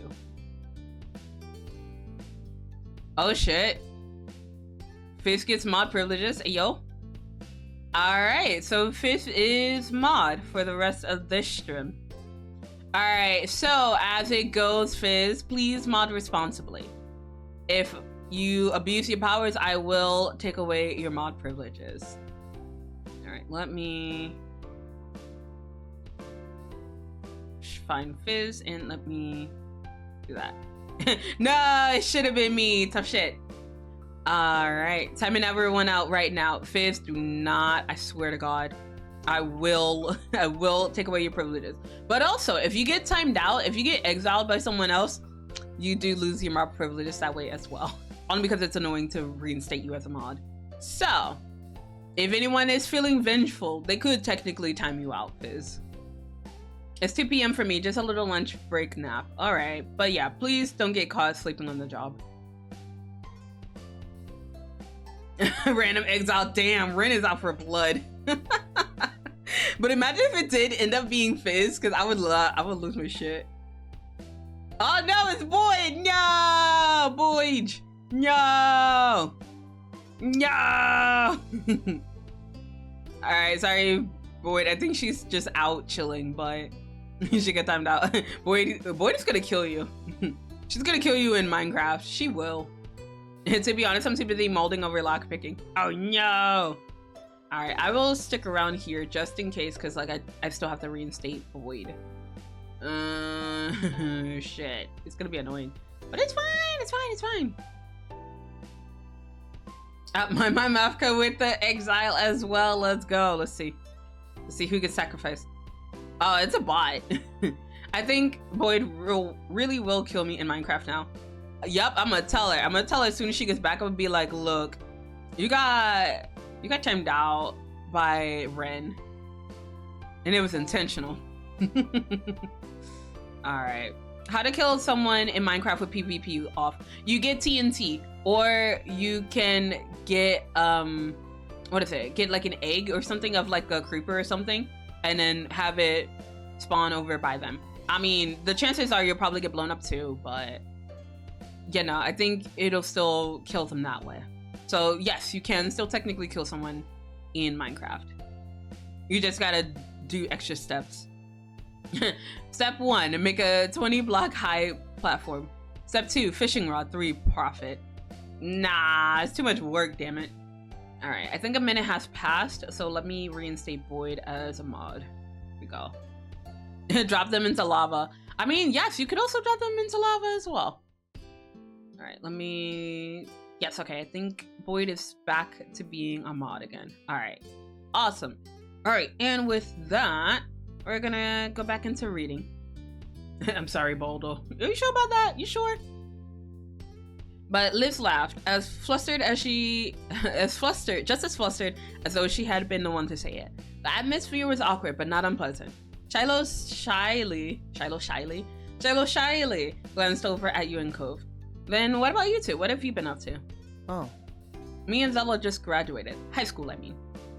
I've got a part-time job.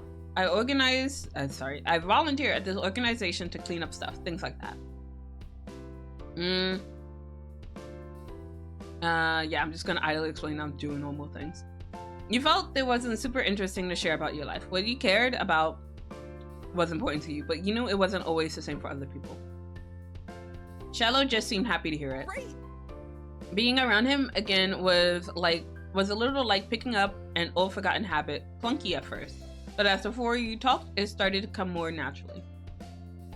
And when one of you ran out of things to say, suddenly someone else remembered something new. All right.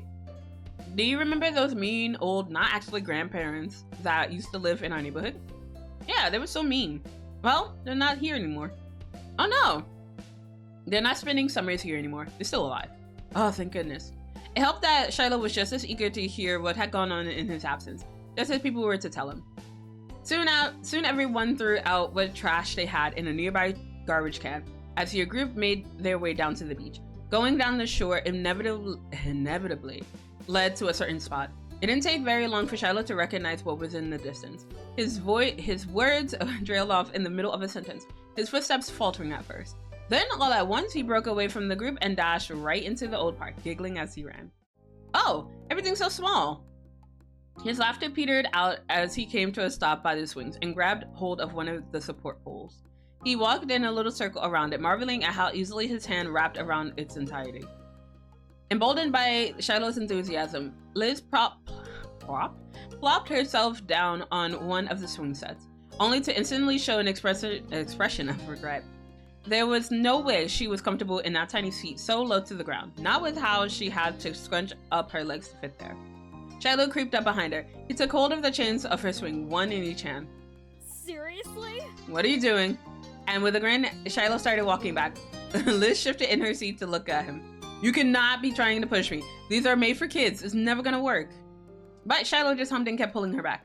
Resigning herself to her fate, Liz tucked her legs up as much as possible as Shiloh moved his hands to her back. With a running start, he got her forward and up as far as he could go before jumping out of the way. Liz had her eyes squeezed shut, a screech escaping her as the swing started falling backwards. And when it swung back around, there was Shiloh again to push her. She couldn't kick the ground like when you were kids. Her legs were too long for that now.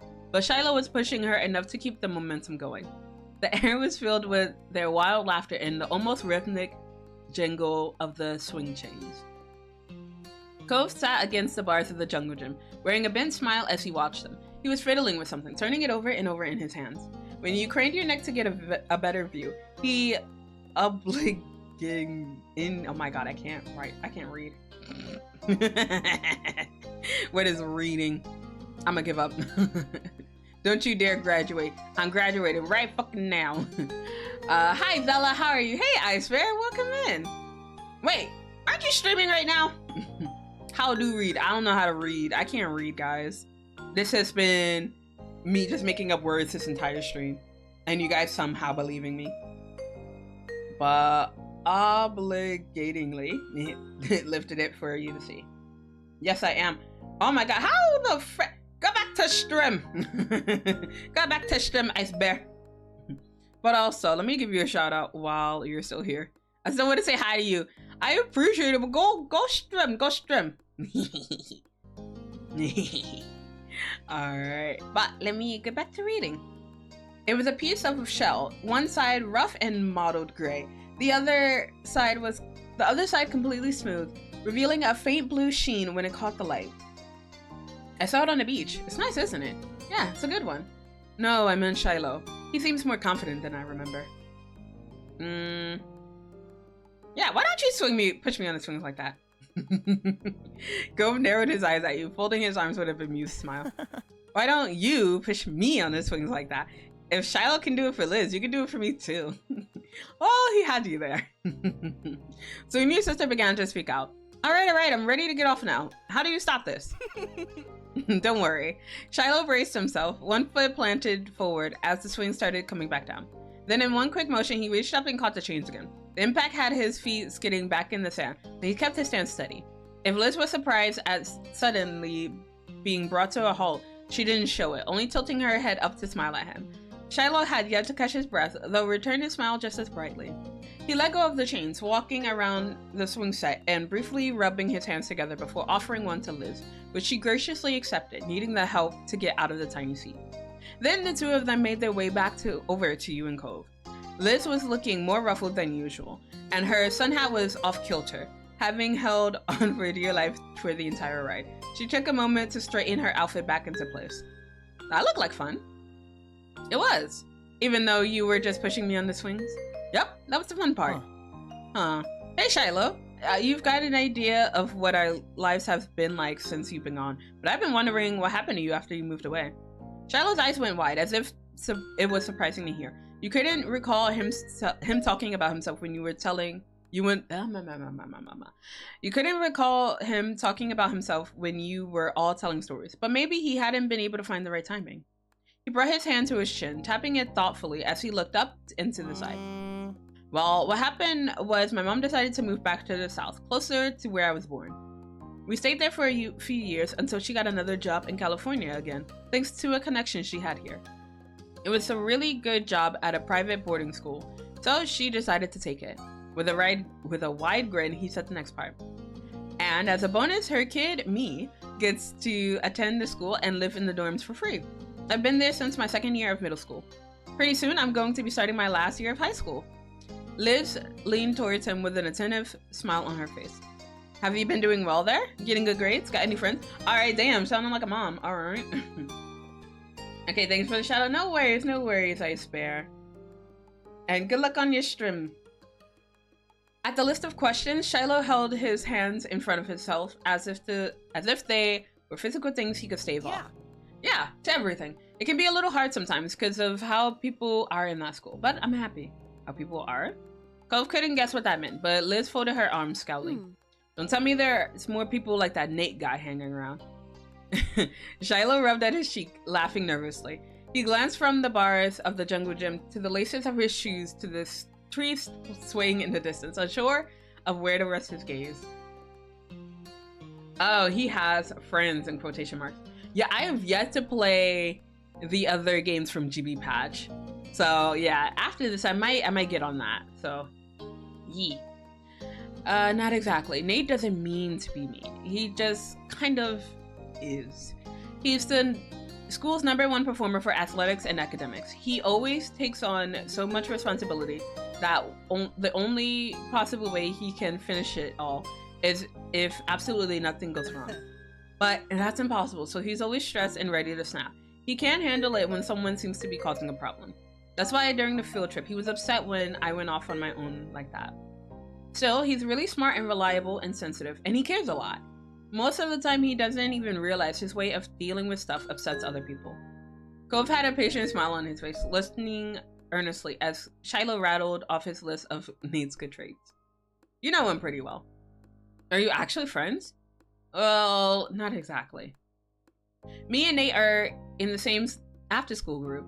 About once a month, me, 6 other students, and a supervisor get together to talk. We did it all last year, and I think next year we're gonna be in the same group again. I hope so. Nice. Shiloh liked this after-school group of his, and you were glad to hear he had a space for himself in his school. Personally, I'd appreciate having a word with Nate about his communication skills. Her tone of voice was low and pointed. You'd be worried for Nate, if not for the playful tone that accompanied her words. Shiloh let out a little laugh at that. I do have Nate's number, but he wouldn't pick up. The people in my group only answer when they feel like hearing from me, so I usually have to wait for them to call. Either that or they'd never even consider answering my calls, or calling me, or talking to me at all, unless the supervisor forces them to. It was such a bleak description of his dynamic with his group, but he didn't seem to realize it until he glanced up and saw the concerned looks on everyone's faces. That is kind of concerning. It's just like, damn, if you call, they won't answer. Like, I know some people, they won't pick up if I answer, but at least they would give a reason why. Be like, oh, I'm busy, or oh, I can't talk right now. But not just like outright ignore me. What the hell? I've read most of One Route on A Foretold Affair, which is their first visual novel. I have most of their visual novels wishlisted on my Steam, and I will get through them eventually. But I just gotta work on it. Phew. But his face fell. He hastened to add one more thing. Well, except for the one who will always answer for sure. Oh? She immediately perked up. Really? So that's a friend of yours? He hesitated to answer, something Cove picked up on. Not exactly. Yeah, I'd like to be friends though. Alright. Liz crossed her arms together once more, grim-faced, like she was the commander of a ship about to lead her little crew into battle. You should call them, right now. What? If you want to be friends with them, I can help.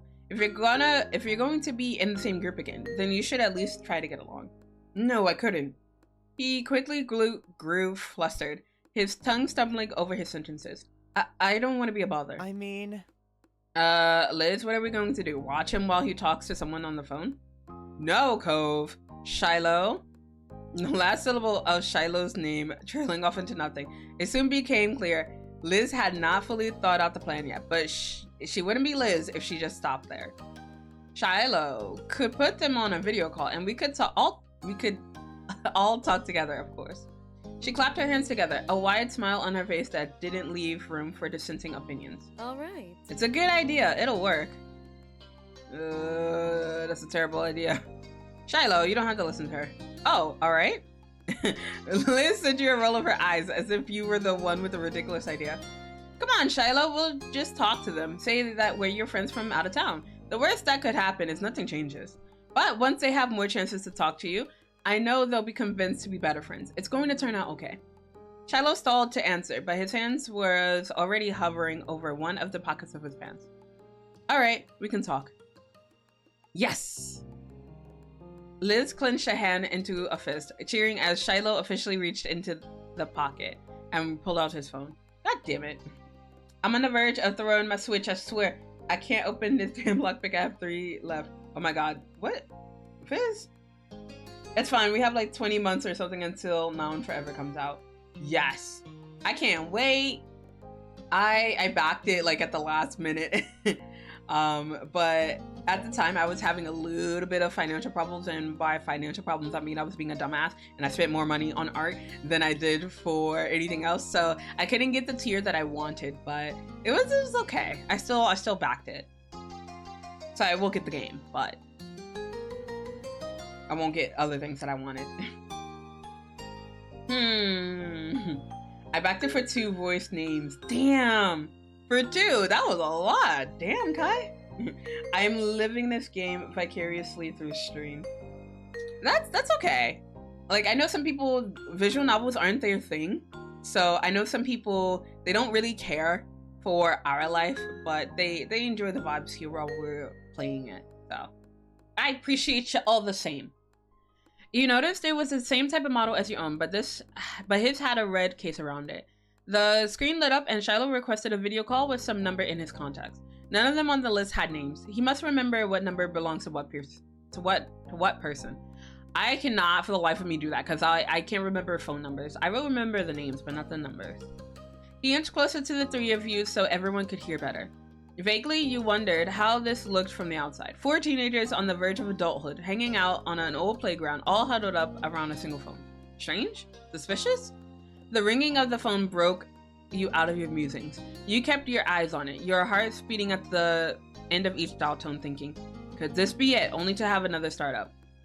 It had been ringing for a while when you started to think of what Cove said, about all of you watching as Shiloh talked on the phone. Maybe even that wouldn't happen. Shiloh could sense the awkwardness in the air, smiling to try to dispel it. This is normal, don't worry. Ayo. Let's see. I bought the DLCs. Oh, what, for Our Life is? Pog. Oh, Pog. I love visual novels, but this is easier. No, that's fair, because you don't have to, like, do all the clicking and stuff, so I get that. They dragged me into it. Now, what you mean, thieves? They deserve it. I will channel my simp, tier 3 summing for Cove into potential Q and Tam. Oh my gosh. I'm enjoying it a lot. That's good. I need murder in my games or my mind strays. What the hell? Sus. I ain't sus. You sus. Just as he said it, the call ended, not even going to voicemail. Shiloh clicked to redial. He never answers on the first call. He always does on the second. That's how he is, at least with most people. There are exceptions. You, Liz, and Cove furtively shared ambiguous looks, none of you wanting to accidentally discourage Shiloh. Then you focused on the phone again as it started to ring once more. The jingling suddenly cut off in the middle, followed by the faint sound of white noise. With a big smile and flushed cheeks, Shiloh brought the phone up to his face. A voice, low and groggy, came out rasping out of the speakers. Hello. Shiloh, on the other hand, was much more chipper. Hi. Hi, I'm visiting a town I used to live in when I was little, and I wanted to introduce my group mate to the people I knew back then. Some of them have already met Nate. Can you say hi to them? Can you say hey to them too? And with that rushed introduction, Shiloh stuck the phone out towards Cove, gesturing for him to greet the person on the other end. Although Cove hadn't been on board in the beginning, the only indication of that now was the lopsided tilt of his smile. He turned his gaze down to the screen, opening his mouth to speak, only to stutter to a complete stop. Huh? All Cove could do was sputter and gape at the screen. His reaction had Shiloh's brow crinkling in worry. What? Shiloh's groupmate didn't sound particularly impressed with how his conversation was going so far. Shiloh frowned, retracting his arm away from Cove. As he did so, the screen tilted towards you and you caught a glimpse of what was on the screen. Oh my god. Thank you for the happy pat, Ice Bear. Thank you. Bye, get back to stream. I may be sus. Maybe? Cue the oh no, he's hot meme. Kai. Light green hair, sharp orange eyes shadowed with bags, and icy pale skin, all tied together to make up the scowling face of a person who clearly had no desire to be here. You knew him! A flood of memories arose, flashes of that one summer years ago at this very same park. You, holding onto an arrangement of fruit, Derek and Cove at your side. And that kid, mean as a tiny chihuahua, snapping at everyone who dared to come close. And while you're looking down, I'm just gonna scream, ah, what the fuck? The image on screen shook as Jeremy Woods, clamping a hand down on one of his ears. Cove still couldn't take his wide eyes off the phone. He spoke now in a very small voice, almost a squeak. Jeremy? Yeah. His reply was mildly annoyed at this point. How did you know his name was Jeremy? You didn't tell them? No, I only called you somebody from my group at school. Jeremy regarded Cove cautiously, for the first time giving the situation a little of his focus. Cove bristled, sucking in a long, deep, dramatic breath. Oh my god. And all at once, he started shouting, and not just with his voice. He waved his arms around, gesturing wildly with his hands as he repeatedly yelled, oh my god, with all sorts of inflections. Oh my god, oh my god! You screamed along with him, but less religiously and more incoherently. The villain of your early teen years had reappeared with no warning. But just imagine just being called like this, just like, oh shit, I'm just knocking shit off the screen. But just like living your life, just existing, and then you get these two dumbasses on like call and they're just screaming wildly. Just like, what the fuck? Like, don't call me if you're gonna have some weirdos like on the call like this. What the hell? Oh. I have you open on another tab Just listening. No, don't listen to me be a dumbass ice bear. No. Bro, we're all the brunettes or the pink hair. No, if we have a pink hair protagonist, we're gonna die. That's why you don't see Lee that often, because she would kill us. I guess we have one. Oh my god, Cove. Oh my god, Holden. Oh my god, oh my god. Yes. But I know Pan, she has the what's it called? She has like the oh my god for like I think her raid message. I believe that's what it is. Cause like I know for the follow and other situations she has like backsters not bad. But yeah, for a raid, I think it's oh my god, right? Yes. Damn. not me having Pan as like my my most watched viewer, most watched streamer. I know nothing of that sort. Oh my god, that's so cute. Oh my god, I gotta talk to people. All right, but no, we'll continue. At these antics, Jeremy gave a short huff of a sigh through his teeth. The sound tinny over the phone speakers. What is this, Shiloh? Are you trying to make me suffer? Are you still mad about what happened at the amusement park? I was on your side, you know. Liz, who had been entirely lost this whole time, finally spoke up. Huh? She's just like, what the fuck is wrong with you guys? And she had Taro's voice, and oh my god, very similar as the Redeem. Ooh. Yeah, I haven't been looking at the Redeems lately, because like my favorite ones are just to do the daily kiss, which is the daily sniffer for me and Pan. But the other ones, it's pretty good. I like Taro's Oh Good Heavens one. So that I think that's one of my favorite Taro ones.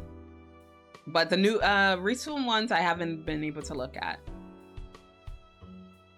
What happened at the amusement park? But no one paid attention. Sorry, but no one paid that question any mind. I don't know what's going on. Have you met each other before? Nope. It was an immediate reply from Jeremy, but then those stinging eyes squinted. Wait. There was a flash of recognition there as he leaned his head forward and scrutinized the both of you. His already wide frown somehow found a way to grow deeper at his realization. Oh, it's you people. Again. The screen instantly went blank. Shiloh gasped, looking from his phone to the rest of the group. He hung up. Jeremy doesn't just hang up on people like that. What happened? Don't look at me. I never met that kid before. You could feel Cove's stare poking and prodding at the side of your head. You caught his expression wide-eyed and tense. You knew what happened. Cove knew what happened, but he wasn't giving any answer to Shiloh. Well, in the past, I kind of hit him. What? You what? Zela, really? Look, the motherfucker deserved it, all right? He was insulting my bae, okay? Leave me alone. I get her to sniff Taro's mic when he's streaming. Hey, yo. Damn, Ren. That power. Your face heated up with embarrassment as you stared at your feet. You nodded. I gotta call him back. You can make up. I didn't say anything. This whole situation was already far beyond what you could have predicted for today. It was awkward, but you waited for Shiloh to finish redialing the number. The phone rang for a long time, long enough that you were surprised when Jeremy actually picked up. He answered with an even longer sigh. What? Shiloh held the phone close to his face, looking down at the screen with large apologetic eyes. Are you okay? I'd be better if you hadn't called back. Aww. Oh, Jeremy, can't we talk it over? I don't want any of us fighting. Do I have to? Unfortunately, yes. Yeah, I think so. Shiloh held his phone out towards you and Cove once more. Next to you, Cove glared defensively and silently. I'm just gonna refuse to speak like, we ain't talking. Waiting, your jaw clenched. No one said anything for a while. Finally, Jeremy's shoulders dipped slightly. He made the most exaggerated sigh you ever heard, since the previous one at least. Sorry. I don't remember exactly what I did or what I said to you, but sorry. What? Jeremy sighed yet again. You were sensing a pattern. His gaze rolled over to Cove. I do know what I was like as a kid. Well, okay, but who's that apology for? It better be for me and Zela. I like how Cove is just like, Who is it for, bitch? Tell her, hey, my fault. He can't 1v1. Mood. He spoke sternly, though there was no hiding the shakiness present. That didn't matter. Cove coming to your defense by confronting Jeremy brought a warm smile to your face. Jeremy, on the other hand, continued to be unimpressed. The corner of his lip twitched. I didn't need to know what the teenage guy equivalent of a smushy squeak is, but now I do. Thanks for that. A small offended noise escaped Cove. Unfortunately, it was also squeaky sounding. His face immediately burned red with embarrassment. Hey. That's my squeak toy you're talking about. You pointed with your thumb, you pointed over at Cove for added emphasis. Cove huffed. Cove huffed. I can't read. Cove huffed in disbelief, but he couldn't fight the smile tugging at the corner of his mouth. Jeremy didn't react at all. He continued watching the 4 people on the other end of the unwanted call, lackadaisically. Whatever. The apology is for whoever. Anyone who had to deal with me back then wasn't having a good time. Zela just had the spine not to take it, and that's whatever. Amazed, Cove took a few processing moments before he could respond. He blinked and rubbed the back of his neck. Oh, thanks. I mean, it's no problem. I still got my eye on you. You know what? I accept your apology. Thank you, Jeremy. This moment was the absolute last thing you expected today, but you couldn't help but be pleased it happened. Whatever. Following Cove's eye, you watched it dart from Shiloh to Jeremy, openly wondering what happened to Jeremy over these past few days. So you're nice now? Nope. I don't throw tantrums or pick fights anymore, but I'm not nice. Jeremy shook his head in disbelief. That squeak toy comment wasn't a compliment, you know. I don't have the energy to get angrily worked up like I used to as a kid. It's all pointless anyway. Now I'm just miserable. Yo, bitch, me too, the fuck? Yo. I hate Kova. I just want his dad. Majestic, please. Motherfucking squishy squeak. Z! Hi, Z. Oh my god, is that your first kiss, Z? Yo? Mwah! Z! Welcome in. Hi. Oh my god. I'm gonna give Z a shout out. I know you don't currently stream, but everyone go check out Z. They are Zelane's mama. Go check them out. Also, Z, I saw your message. I love it. It's so beautiful. It's so cute. I was gonna go to a BRB and respond to you, but now that you're here, it's so cute, Z. I love it. But yes, go check out Z. Maybe they'll stream in the future. Maybe they'll stream working on Zelane art. Also, wait, hold up. Let me show some Zelane. You get a Zaddy for free. We'll do the big Zaddy. There, it's that Zaddy. Z worked on this one. I mean, Z worked on all of the art that I have up here, to be honest. But look at him. He's beautiful.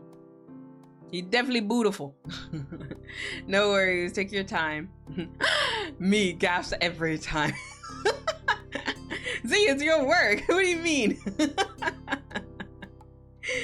Oh my goodness. Is that the man who's going to get pegged? Wait, we pegging Zelane, daddy?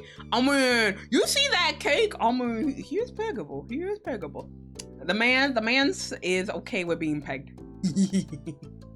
I mean, but you gotta make him, but he's probably gonna make you work for it though, let's be honest.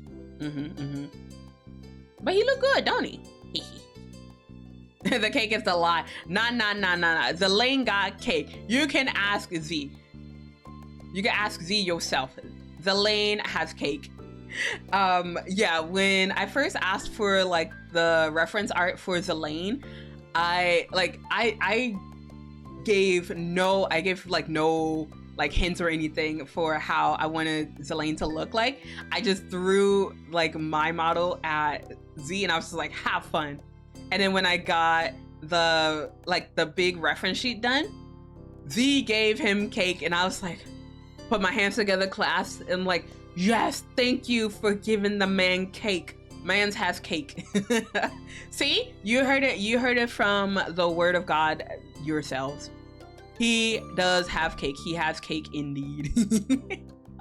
Oh my god, there's this one meme that I kind of want to do. I don't think I'll ever request it from UZ, but like maybe if I'm dumb enough to ask for it, I want that one meme where it's just like you get like the guys.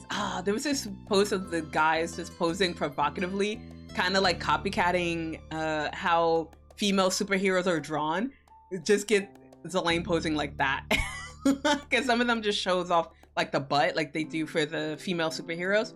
They're always in a pose that shows off like their assets, like their boobs or their butts, right? But maybe I'll get that for Zelane. Actually, no. Oh my god. So Z. Actually, you know what? I'm gonna send it to you right now, and I want your opinion on it. Like if you would ever draw it. Hold up. Let me see if I can find it, because I know I have art of it somewhere from my Not Safe for Work account. I don't know if I'll actually get it done, but we'll see. Or I'll request it, sorry. Where is it? Nope, that's not it. Where is the post? I post a lot of shit, so please bear with me. Oh, there it is. It's kind of not safe for work. So Z, if you're anywhere in public, careful. But I'm just gonna send you the tweet. It just go all the way and have the jackal pose. Nah. Hey yo, yes please, Frag. Oh my gosh. The cake that got the juice in it. What the fuck? Shout out Ren. Oh, I know this one. Yes, it's that one. I don't fucking know. But yes. I don't know if I'll get that, but it'd be funny, because Zelane would definitely do something stupid like that. The man's is a himbo, but I'm here for it, okay? Actually, to make sure I don't keep you guys all in the dark, this is the tweet that I just sent to Z. Be like, yes, I've never seen anyone successfully recreate this. So, yeah. But anywho, let me get back into it. Let me book back that for future reference. I still want to draw the Booba one. Oh yes, I really gotta get onto that. Just sending this stuff to you. See, I have been slacking. I apologize, my dear.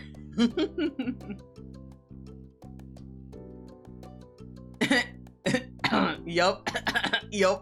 You get over there, Ren. Oh, but yes. Oh, I like all of them. Help. Look forward to it. Dang it, Z. Wait, would that count as half body? Because it's only the lower half of his body. Dude, I can't. Because this man definitely would be like, oops, I guess I can't. Alright, well, let me get back to reading. His tone was even grumpier than usual and dragged the syllables out on the last word for extra emphasis. Oh. An awkward laugh escaped Shiloh. Then his mouth pulled into a demure smile. Don't let what Jeremy says about himself get you too down. He's got people who care about him, and make sure he's okay, like me. Don't listen to Shiloh. Yeah, I'm still not over the fact that you two actually know each other. Hi, Mom. Hey, Hotaru. Mwah. How are you? How's it going, my son? That got a snort out of Jeremy. Me neither. Okay, seriously, how long am I meant to be out of the loop here? Her expression twisted in frustration as Liz rubbed her right temple. Why am I the only one who doesn't know this kid? Shiloh goes to school with him, that's fine, but how did the two of you meet him and I didn't? You tried to explain. You were there, I think. He was around town one summer, maybe 5 years ago? Is that all? While Liz seemed a bit underwhelmed, Shiloh appeared to be utterly amazed. You had to hold back a small laugh. Really? You knew Jeremy as a little kid? What was he like? I've only known him for a year and a half. Well, his voice immediately hushed into nothing. You could see Cove wince just thinking on those past encounters. Actually, Cove does a good Jeremy impression. Why don't you do that instead? Oh, you got an impression of me, huh? Cove's body stiffened in fear. Jeremy leaned forward just a bit. Sure, go ahead, do it. Jeremy spoke dispassionately, but it somehow felt like a dare. Yeah, that'd be great. Cove shook his head. Along with his stilted laugh, he was sweating in place.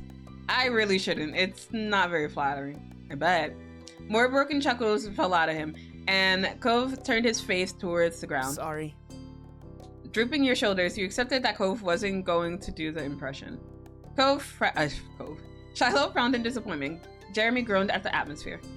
Whatever, I'll do my own impression. You are stupid, you are stupid, you are stupid, and don't forget, you are stupid. I love it. He delivered the rapid-fire insults in a blandly annoyed tone. After a pause, he went back to his normal tone of complete disinterest. So that, but louder and shriller. I'm not gonna yell for this. Noise. Hydrate and stretch. All right, thank you for the care package, Fizz. I got you. Hydrate. And a stretch. All right, I got you. Ooh, damn, that was a good stretch. Ugh, thank you, Fizz. I really need to do a full body stretch at the 4-hour mark. But yeah, I will let you guys know. Hopefully we can get through. I don't think we'll get to the end of this moment by the 4-hour mark, but yeah, we'll get close to it.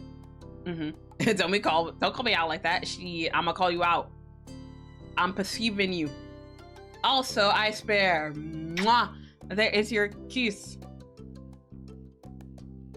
All right, so let's see. Sheesh, I can do a better impression than that. Jeremy didn't say anything. The only reaction you got out of him was a single raised eyebrow. You took it as an invitation to go ahead with it. Visiting a nice beach town to see my extended family is torture. Why can't I just sit alone in the dark doing nothing? My life is so hard. Yep, that pretty much sounds right. At confirmation, Shiloh burst into uncontrolled laughter. Even when he calmed moments later, gasping for breath, there was still a wide grin plastered on his face. I can't even imagine Jeremy being like that. I can't imagine him not being like that. They both chuckled again. Cove's mouth pulled into a bent smile. I mean, Jeremy hasn't made fun of my eyebrows once this whole conversation. Unbelievable. Jeremy blinked and focused all of his attention onto Cove. His eyes unmistakably narrowed in on the eyebrows. He didn't say anything at first, and then his words came out in a mumble. That makes sense. I guess insulting eyebrows was just what I did as a kid. What does that mean? What do you think it means? You weren't the only kid in the world with bad eyebrows, and you're not the only one I picked on for it. Seriously? I wasn't? You couldn't help yourself, could you? Nope. Wow, so what made their eyebrows bad? Are you curious if yours are better by terrible eyebrow standards, at least? Kind of, yeah. Incredulously, Cove looked from Jeremy to you, and then back to him again. Look at your man, now back at me. Look at your man, now back to me. I forgot I got Pocky. Hey yo, let's eat some Pocky. I spoke the motherfucking word. I spoke the motherfucking word. Sigh. Yes, he did. You had to question if you heard that right. He spoke the word sigh instead of actually sighing. This pretentious motherfucker. Noticing the reaction, Jeremy sighed for real, but he continued on to answer Cope's question. The guy has particularly odd hair coloring. White hair, but only on the top of his head. Every other strand on his body is dark brown, including his immensely bushy eyebrows. He was born that way, it's not dyed. So you were the scarred boy with dumb wavy eyebrows, and he was the white-haired boy with stupid caterpillar eyebrows. Ow. Unexpectedly, a loud gasp came from Shiloh at the description. No, you picked on Pran for his eyebrows? I did. I'm sure you find that hilarious. No, that's not very funny. So you said, but Shiloh was smothering laughter. The unconvinced note in Jeremy's voice didn't surprise you. Okay, wait, give me a second. Let me just... Jeremy rolled his eyes in the slowest, most exaggerated way possible. When he made a complete circle, he spoke flatly while Shiloh broke into a fit of giggles. There. Who's Pran? Shiloh knows him too? Well, Jeremy and Pran have known each other for a long time. They managed to go to the same boarding school later on. I met them both there in the spring of last year. We're all group mates. Jeremy's gaze slid away from Shiloh. He looked somewhere between you and Cove. Pran and I met about 4.5 years ago, back when I was still an intolerable brat and Pran was meek. You can only imagine how amazing that combination was. Yeah, it must make those group meetings awkward. Nope. Somehow, someway, for some reason, Pran chose to stubbornly stick with me as long as we've known each other. He's my best friend. What? It's surprising, I know. I have a best friend, and it's the caterpillar brow guy of all people. But I guess things balance out in the end. Pran's timid nature is good and dead. He grew up to be colder than even me. I'm mopey and he's broody. A perfect match. Two-piece and a ruining everyone's life pod. Gross. Don't ever quote Everett. Cove winced as Jeremy snapped his last remark. Now who's Everett? Who's Everett? You don't want to know. Yeah, you don't want to know. Shiloh hummed and he watched his 3 old friends with an amused smile. He was having fun. Before you could say anything, Jeremy continued. Everett is also a part of the group, unfortunately. But he chose not to elaborate further than that. Liz sighed this time. You could feel her frustration. You couldn't blame her for that. She hadn't been able to participate much at all. She didn't know Jeremy then, so there was no basis for reminiscing now. And there was a 10-year gap in her history with Shiloh. The whole situation struck an odd chord with you. The 2 boys that you knew separately came to know each other. And now they knew each other much better than they know any of you. Shiloh was almost a stranger. Damn. Is this true? I didn't know how to feel. You were happy to know that Shiloh was busy living his life and filling it with new friends. But it was hard not to feel sort of left behind. And then it was utterly bizarre that he had apparently been bonding with Jeremy. Turning to the 3 of you, Shiloh smiled apologetically. You wondered if he was picking up on how in the dark you, Liz, and Cove were feeling. He was perceptive when he wanted to be. At least, that's what he remembered of Shiloh. Who knew what he was like now? Hey, is there anything you want to hear about Jeremy? I can tell you all about him. We should get to know each other better. Don't do that. It'll be okay. Jeremy whined, but Shiloh brushed his complaints off. He remained happily focused on the rest of you, and Liz seemed to perk up at the conversation shift. That sounds great. We should get to know Jeremy. So, who wants to go first? Despite being eager, it was obvious that Liz didn't have any ideas herself. Jeremy let out a very long sigh. I'm gonna ask all of these things. When's his birthday? May 4th. He's a Taurus. Jeremy refused to comment on that. Instead, he rolled his eyes. What's his full name? Jeremy Marion King. Isn't that neat? Bruh, I don't know all that shit about my best friend. What the fuck? Actually, no, they're not even best friends. They're just like group mates. And like he knows Jeremy. Like I feel like it's a one-sided friendship. Like Jeremy, he tolerates Shiloh, it feels like, but Shiloh knows a lot about Jeremy. This is a lot. All right. Why do you even want to know that? Are you planning on stealing my identity? He crossed his arms and your eyes grew wide with shock. That was the last thing on your mind, but before you could say anything, he sighed. You can have it. That sent you into silence. Can I get his number? What? Why? all right. Sure. Ignoring Jeremy again, Shiloh immediately started listing off the number for you. Jeremy grimaced while you continually saved it in your contact list. What are his parents like? They're nice and optimistic. They work really hard, but they can be smothering, sort of, and usually embarrass Jeremy. Jeremy seemed unenthused by Shiloh's answer. Does he have any siblings? Nope. Jeremy is an only child. He doesn't have pets either. Although, Pran spends almost no time with his own family and a lot with Jeremy's. It's kind of like a sibling relationship, I think. Don't bring Pran into this awful thing. Okay. It's so easy. They're frenemic acquaintances. All right. They idealistic friends. Goddamn. Hey, yo, I need Shiloh as a damn friend. Yo, I have a friend who knows. Okay, they don't know everything about me, but like they pick up on like the smallest things, and then they bring it up later. I'm just like, how the fuck did you know that? And they were like, you mentioned this one time. And I'm just like, how the fuck? I said that in passing. How the fuck? That scares me. but it's very endearing. It's just like, oh my god, do you remember that about me? But also, I feel like an asshole because I'm just like, bruh, unless you say something to me more than once, I probably won't remember it. Mind if I tie your shoes? I hate to see you falling for anyone else. Oh my god. Afro Samurai, please. But welcome in, my dear. Welcome. Bro, what the fuck? That's me. I always remember weird ass shit about people. I remember minimal things. But yeah, you would have to point it out, be like, yes, this is important. Like, this will be on the test, kind of important. So yeah, I'd be terrible at it. But hey, welcome in. Hi. I swear someone stole the stars from the sky and put them in your eyes. Boo. All right, but let me get through the rest of these questions. Does he have any hobbies? Reading and crafty, handiwork type stuff. Oh, and archery. Jeremy is really talented. Seriously? That's really cool. Jeremy scoffed at the compliments. He clearly wanted to move on from the conversation. Is he doing well in school? Yeah, Nate is still doing the best, but Jeremy gets respectable scores.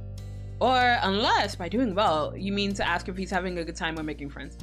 Then in that case, no, he's not. You weren't sure how to respond to that at all. Glancing back at Jeremy, he rolled his eyes. How tall is he? He's 5'5". He's kind of short. Hey, oh shit, he's taller than me.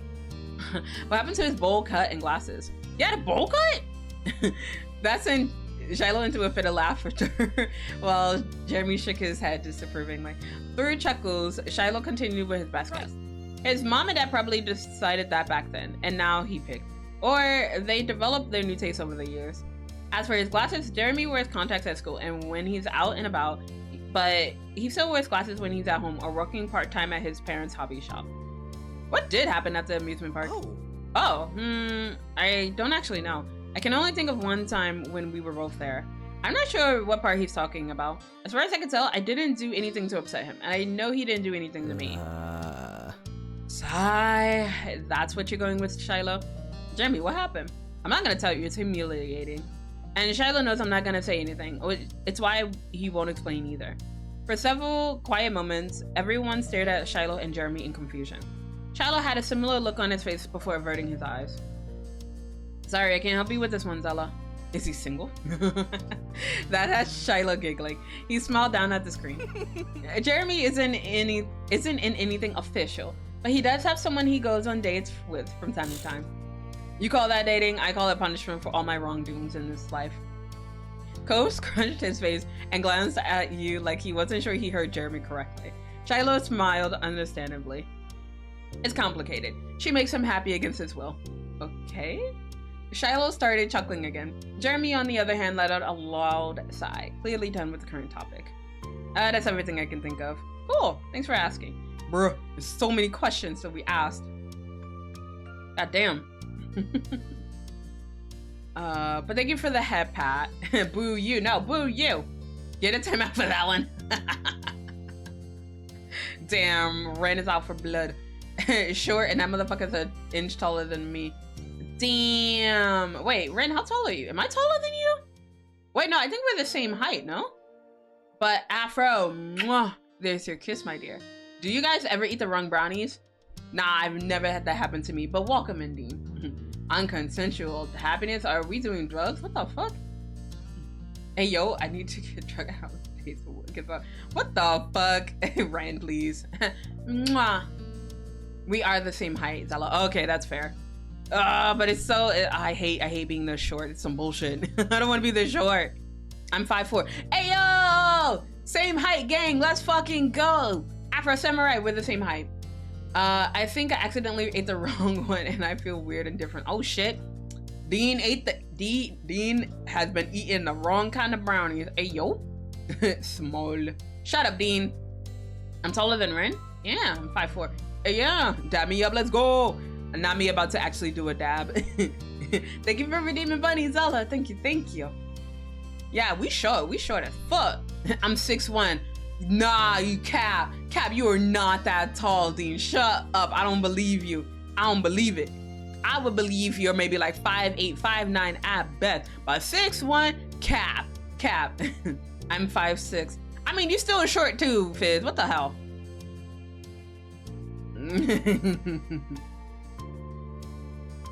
I'm serious. I thought I was short. I mean, you still are short, Fizz. I mean, you're just taller than us, but you're still short.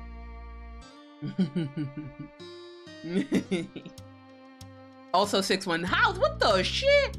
Yo, I hate all these tall people in my chat. Get the fuck out of here. Y'all too tall for this. I'm 5'9", 5'10".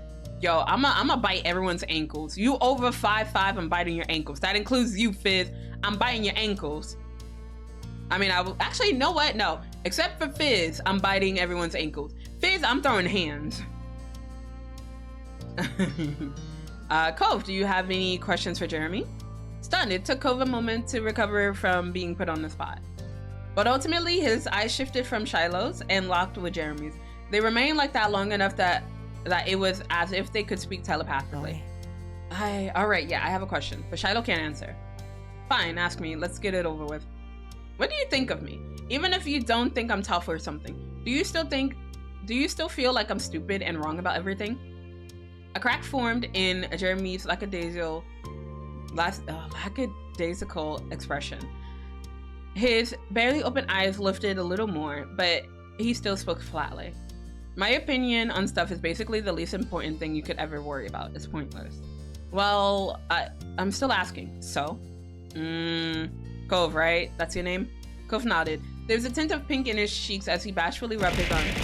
Eat that! Bite me, mommy. Majestic meow. I'm short too, 6 foot exactly. Yo, fuck off, Automod. I'm into biting. God damn it. Same majestic, same. God damn it, guys. I mean, me too, but I mean, what? Okay, Cove, you seem like a guy who cares a lot about things that don't matter. It sounds pretty dumb to me. I outgrew that years ago. And being as soft as you act, it isn't something that I would ever do, basically. But you know what the absolute dumbest thing really is? Cove shook his head with creased brows. He then leaned forward just a bit, like he couldn't risk not hearing what revelation Jeremy was going to bestow on him. Making yourself miserable if you don't have to be. Oh. If you and the rest of the people here have a way to enjoy existence, then you should go ahead and do that. Stay gentle and happy, dumb eyebrow guy. You have my approval, if that's what you wanted. I hope you all have wonderful lives and suffer as little as possible. Wow. The word tumbled out softly. Cove was earnestly amazed by Jeremy's words. Thank you. And you know that's what's not gonna make you stay happy? What? Talking to a downer like me. So really, you should end this conversation right now, and none of you should ever call me again for the rest of our lives. That sounds good. Can I hang up already? Aw, wait, Jeremy. I can't never call you again. Shut up, Shiloh. Alright, I am Jeremy. Just telling people to shut up. Unfazed, Shiloh laughed with a tilt of his head. Building something good up only to try undercutting it. That's the Jeremy I know. Sorry. The word dripped with sarcasm and was accompanied by a smirk. It was the first time you saw him smile this entire time. Cove perked up meekly, an awkward smile of his own on his face. Maybe my opinion is totally skewed because I'm comparing things now to how Jeremy used to be, but I mean, you don't seem that bad. What? Cove needed to look away from Jeremy's painfully sharp eyes to finish his thought. I mean, I'd probably be okay with talking to you again. Sigh, come on, you can have standards. Yeah, Cove, he's pretty cute. Please tell me you're making fun of me. Nope, I mean it. He groaned loudly at the affection, but there was a light blush involuntarily appearing on his face. Liz clapped her hands. Wonderful. Good. Now that we're so much closer to this Jeremy kid, I think we can all get along together and be friends. Friends. Jeremy repeated the word back like it was a foreign phrase. He genuinely didn't seem to understand. That's right, if we keep working on it, I don't see why the 5 of us can't be friends. He stared at Lizzie incredulously for several moments. Her expression twisted into fresh confusion of her own. Okay, 3 things. First, I already have one whole friend and that's more than enough. Second, I still don't know who you are. Did you even say your name at any point? And most importantly, third, one of the people in this friendship is Shiloh Fields. He and I aren't gonna be friends. Why not? And I'm Liz, by the way, because he's Shiloh. Our relationship is already as good as it's ever gonna be. He mercifully leaves me be most of the time, and on the weird occasion where he needs something, I just get it over with. Then he goes away again, and I have a modicum of peace. You know how it works, right? You're in it with me. We have the best arrangement possible with the way it is. Jeremy looked to Shiloh seriously to back up the validity of their relationship, but Shiloh shook his head with a laugh. I don't try to hang around too much, but that's because you're shy. You're the only one who thinks that setup is actually a good idea. Sorry. Jeremy turned his face to the side and let out another exaggerated sigh. Cove and Liz both joined on Shiloh's mirth. Jeremy got no support. Sigh. Of course you say that. Why did I even bother? That's Shiloh's famous memories for you. Liz's chuckling stopped. Wait, does that mean... What does that mean? Shiloh's famous memory. What? Ugh, whatever. Basically, Shiloh annoyingly remembers everything that happens for all of eternity. At least until some piece of info he has isn't helpful anymore, or he's got explaining to do. Then magically, all of the sudden, he doesn't know anything about it. His boldly inconsistent recollection of situations is pretty much a running joke. It's Shiloh's shtick, one of them anyway. A scowl dug into Liz's face as Jeremy spoke. Cove lost his smile, seeing her reaction. Shiloh remained silent, with big childlike eyes locked on your sister. Ooh, you busted, girl. Everyone out here be Slenderman. What the fuck? I'll just punch everyone in the pee-pee. No, Ren, no. But also I'm gonna pin that. But no punching people in the pee-pee. We appreciate the pee-pees here. Wait, all of them are just in a group staying at the phone, right? Yeah. Very public behavior. Yes. Oh shit, it's already been 4 hours. All right, let me finish off this phone call with Jeremy, and then I'm gonna go to a BRB. It might be for a couple of minutes though. So yeah, it's gonna be maybe like a 5-minute break.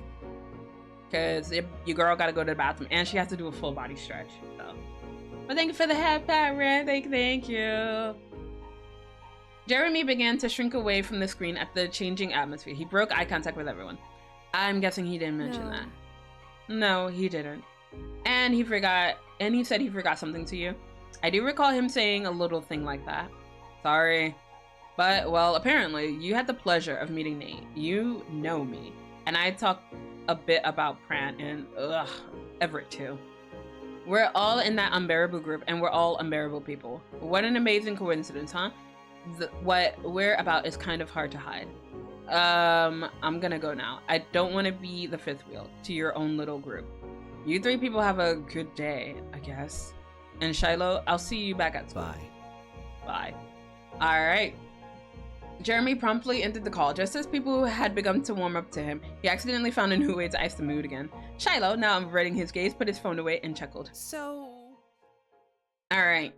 So, we're gonna take this moment to take a 5-minute break. I have to do a full body stretch, go bathroom, and turn on the lights because the sun is beginning to set over here. So we're gonna go over to our BRB stretch. God damn it. All right, let me get that stretch out for you. There we go. Thank you for the 10-minute turn up. No, I'm about to go to a BRB. What the fuck, Ren? I'm gonna have to retheme that again for you when I get back. I just want someone to stretch my back. Hey, yo. I want someone to break my back. I mean, what? That did not sound like how I thought it would sound. Like, shut up. Turn, let's freaking go. Hey, yo, Turnip's still here. Let's go. You can all right, but I will do it again because we were gone for about more than 5 minutes. But yeah, we have returned and we're gonna continue on. So hopefully everyone was able to stretch during that more than 5-minute break. And we're gonna keep going. And I forgot to turn on the fucking light in my room. God damn it. I knew I forgot to do something. God damn it. All right, but let me shout out Ren. And I'm gonna turn on my light really quickly. I'm collecting souls, ayo. Could have added the in Minecraft to that. I'm gonna murder you in Minecraft. Nah. Unless you're talking about everybody else, then yes. Also, where the heck is 10-minute turnip? Chotomate. There it is. Plowing through people, huh? Ren. Ayo. Meep. Welcome back, Abs. Are you still playing Minecraft? Or have you started playing Minecraft is what I should ask. Let me know. I mean, if I can finish this in time, I might play some Minecraft tonight, but I don't know. This could be an endurance stream because I can't finish until I feel comfortable stopping. I just started. Ayo, Pog, let's go. All right, let me get back into reading. I knew that Jeremy didn't think highly of me, but it's even worse than I thought. That's really sad. Shiloh. Her firm tone immediately brought Shiloh's focus back to her. Once she got his attention, however, Liz's voice became small. When we first met you in the city, did you know who we were? Did you pretend not to recognize us? The two old friends watched each other for a beat. Ultimately, Shiloh closed his eyes with a lopsided smile. Aw, Lizzie, you gotta know that I could never really forget you. Liz was speechless, but it wasn't quiet. Cove couldn't stop himself from shouting out. Oh my god, you were lying to them? Lying is a strong word. I was, improvising. You're such an asshole. Welcome back. Thank you, Ice Bear. How goes your stream, baby? Started a while ago, actually, before your 5-minute break. Oh, okay. You must resist the sus. Amulet, don't kill me. I'm trying too hard. No, he's not. No, he's not. Amulet, if you're watching the VOD, he's not trying. All eyes landed on you, but you were focused on Shiloh. You couldn't get a read on what he was thinking. At most, his mouth twitched.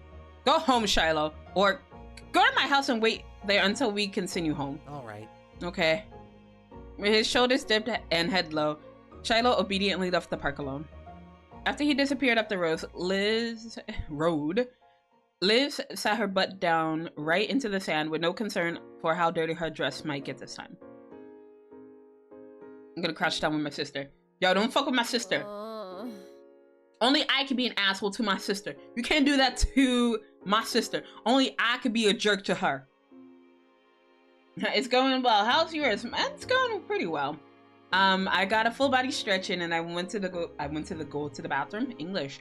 I went to the bathroom and I refilled my water bottle. So I'm good for a few more hours. Yeah, Fizz is trying to get me to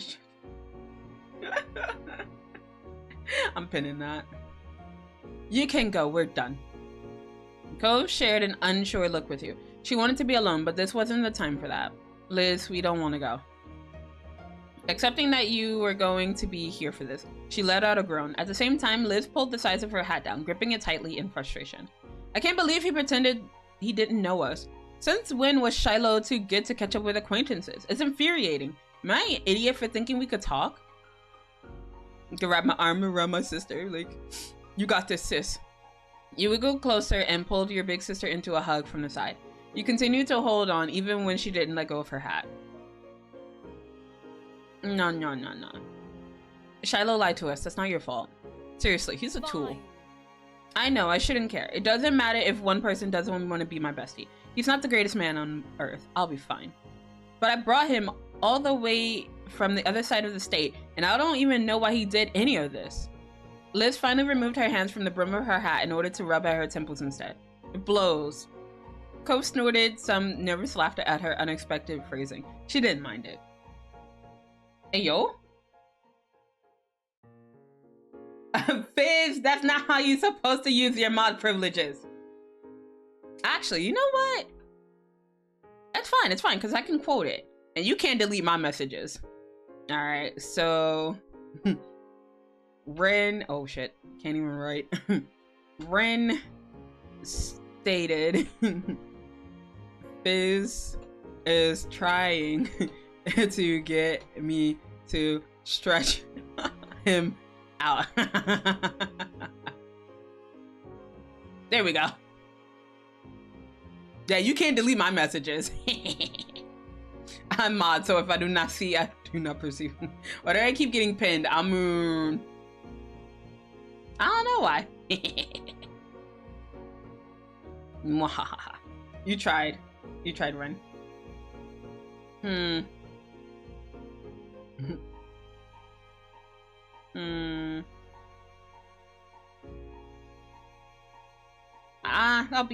I'll be supportive. I'm here for you, Liz, through thick and thin, no matter what. Thank you. Thanks, baby sister.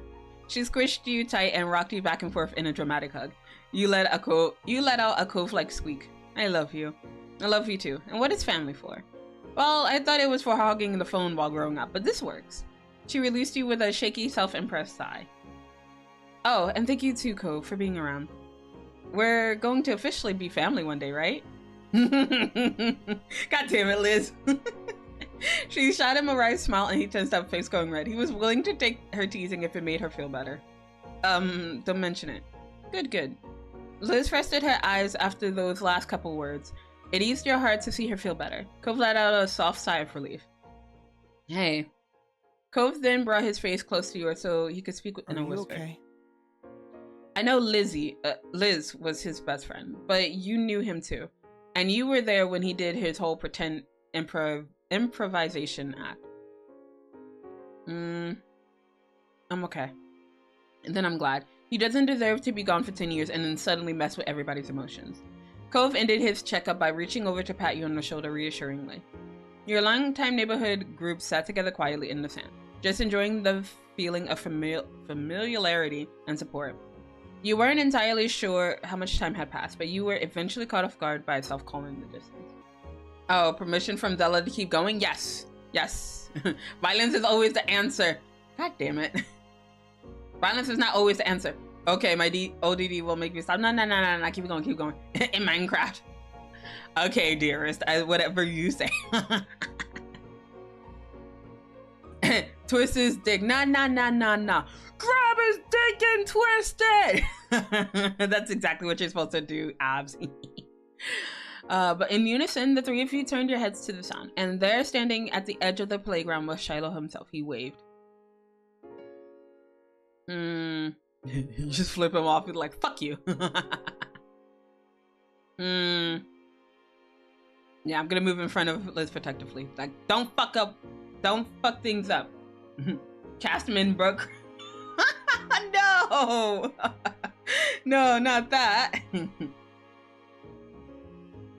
You didn't want him to hurt your sister again. Why would he think it was okay to come back here after everything? You got a lot of nerve, Shiloh. You meant every word of that. What's that? I can't hear you from over there. But don't get up on my account. I'll come to you. No! You knew he heard what you said. Shiloh approached with easy strides as if he had been welcome. You were floored with how much confidence or shamelessness the boy was apparently capable of now. Liz turned her face and refused to acknowledge what was happening. She might have been trying to think happy thoughts and wish Shiloh's presence away. Fortunately, it didn't work. When Shiloh arrived, he plopped down into the sand with the rest of you. His legs folded crisscross. Hi. Leave. Like, that's just how my reaction is, just like, hi, leave my presence. Don't threaten me with a good time. God damn it. Seriously, get lost. I will, in just a minute. What do you want now? Well, I figured you want to talk to me after you had some space. I ought to let you do that, even if you're gonna yell at me. Liz finally faced him to be free to snap at Shiloh with full force. And why in the world would you think that? Unfazed, Shiloh looked back at her softly. You haven't changed that much, Lizzie. You're the one who found me online when I brushed you off earlier this summer. When have you ever preferred leaving something unresolved in the end? You didn't even get a chance to make me explain why I did it. I bet you're dying to do that. Liz ground her teeth, quietly fuming. Shiloh had called it right, and that sucked for her. Fine, I'll bite. Give me your excuses. Well, mostly it was really bad timing. I could have handled it a lot better if I had known I was going to see you that day, and if there wasn't a self-appointed hall monitor dutifully watching every move people made. And a hi, good to see you, gotta go, was simply too much for your little heart to manage? Of course, the goal was to keep as much distance as possible. Admitting I was the guy you knew wouldn't have been helpful. So you can't stand us, and me trying to reconnect was just a huge pain for you after all. Amazing, wonderful, thank you so much for saying so. No, that's not it. Don't feel bad though. You're almost never wrong. Your older sister's brows twitched as she stared at Shiloh in entire disbelief. He smiled back at her brightly. I did it so this wouldn't happen. What? I dealt with that situation the way I always do, by saying stuff I didn't actually exactly mean, because it was just easier that way. You heard Jeremy. It's what I'm known for. Sure, Right now, you're mad that I pretended not to remember you. But if I hadn't done that, it would have been something else later on, and we'd have ended up here still. Liz's anger became more and more difficult for her to maintain. It was soon replaced with a sad confusion. Then don't do that. Don't be like that. Why not be someone you're actually okay showing me? Shiloh chuckled uncomfortably and searched for a way to explain himself to his former idol. I wouldn't have made you sad if I could have avoided it. I mean that. I thought I could at least finish this visit without issues. Jeremy wasn't someone I expected to call me out. That's pointless to him usually. But I'm not going to be someone whose personality revolves around making you happy. No matter how much I follow others, it wasn't for them. Every decision was mine. I couldn't be in charge, so being a sidekick to the best option was something I did for my sake. I choose to let people be the boss when it's what I need, and I choose where to stop it. And the best I can do for you now is spare you from dealing with it. I'm not as earnest as you are. I'm not as nice as you are. I was always like that, even as a kid. Back then, I wanted to fit in, even if it meant excluding someone else. If they were the odd one out, that mean I wasn't. Finding my place here got harder when Cove moved in. It was a good thing for everybody that I ended up moving myself soon after that. Yeah, I knew it. I was sure you weren't being honest back then. Damn. At least I'm admitting it now. I knew that's essentially how you were back then. You were a scaredy cat who wanted someone to defend you. I simply imagined that in the past 10 years you grew out of that and learned how to speak to others like, I don't know, an actual grown-up human being. Well, in my defense, I'm not an adult yet. I won't be 18 until later this year in October. October 30th. You remembered. So did you, punk. Shiloh chuckled self-consciously as Liz smirked at him. There was an affable moment before she became serious again. I liked you when we were kids. I wanted to know you now. That's what upset me the most. The idea that maybe you only wanted to be rid of your old friends. Oh, Lizzie, you're too good to need someone like me in your life. That's the truth. I'm not worth the effort. Except for with unusual people who have odd taste. Then she straightened up in the sand, brushing her dress back out. That's an incredibly annoying thing to say. You're insane. You've only changed in stupid ways and stayed the same for the rest. That's fair. Is it? It means maybe I have unusual taste. You could have stuffed Shiloh's entire hat into his mouth with how wide he opened it. Really? Well, as much as mother hen being compelled to look out for their chick, no matter how useless they are, is unusual. I can't help it. You haven't changed that much after all either. You're still Shiloh. You're painfully still Shiloh. You're welcome. I brought you here and I'm not going to abandon you. It has to be someone's job to look out for and keep an eye on you. Aww. Mom, I win my Fortnite match. Let's go. I'm proud of you, Yang. Good job. Wait. You got the victory royale? Let's fucking go. It took me a second to realize that. I'm just like, wait, you won your Fortnite match, but I'm like, wait, that's a lot. That's a lot. Good job. Good job, Yan. Alright, so with her surety returning, she pulled herself up off the ground and glowered down at Shiloh with her arms folded. Eat your chicken. What the fuck? Ah, like winner chicken dinner? Ah, what the hell? Now, I do want an apology for everything done behind our backs when you could have opened with all of that you just said. You should have given us a real chance or stayed home. The stunt was rude. To me, and Zela and Cove too. As if bringing the baby chick comparison to life, Shiloh dutifully did as he was told. Sorry, Lizzie, Zela, Cove, everyone. I didn't want to cause problems or ruin the day. And you don't have to accept just because I'm saying it. Not everybody needs to like everyone. Alright then. You were kind of mean sometimes when we were kids, but I wasn't very nice to you either. All this recent stuff isn't really something to make about me, so I'm not gonna hold on to it. I mean, as long as you're not gonna keep upsetting people from now on. Thanks, Cove. I'll avoid doing that in the future. He then changed the focus to you. His expression was curious. He wanted to know where your feelings landed on him. I'm not forgiving you. Fine, I'll accept your apology. Shiloh was being Shiloh, and all you could do was accept that he was going to be Thank Shiloh. you. Zela, do you want to stay for what's left of the evening? As you got to your feet, you thought about it. Fine. I'll give him another chance. Fine. I'm kind of interested to see what happened next. I'll stick around. A slight grin went across your face. Shiloh looked at you for a moment, and you thought you caught a mischievous glint there. Shiloh jumped to his feet, straightening his cap on the landing. Eat that! Oi! Why hit me with nuggies? Eat it anyway. The #1 victory royale. Yeah, Fortnite, we about to get No. Buy it for me then. Yo. Fortnite, we ball. Yeah, mwah. There's a kiss. It chokes out a chicken in Minecraft. Here you go. Finish him. Lynn would be so proud. You didn't all leave. Cove rose as well, but we're to grown. Another group mate? Nope. No, he's our group supervisor. He's also friends with my mom. And if you were still wondering, that group is for people who have difficult to deal with attitudes. Jeremy and Nate being in it makes a lot of sense, huh? Shiloh spoke simply and finished his thought with a breezy shrug. Liz sighed loudly, and then she smiled ruefully at him. Jeez, Shiloh, you certainly made yourself other people's problems since leaving. Well, now you all know me better too. Thanks for sharing. A small smirk appeared on her face as she watched Shiloh. You didn't fail to notice the hint of sarcasm in her voice. And thank you, Zela. Accompanied by a warm smile, Liz's tone was sincere. I can keep hanging out with everyone too.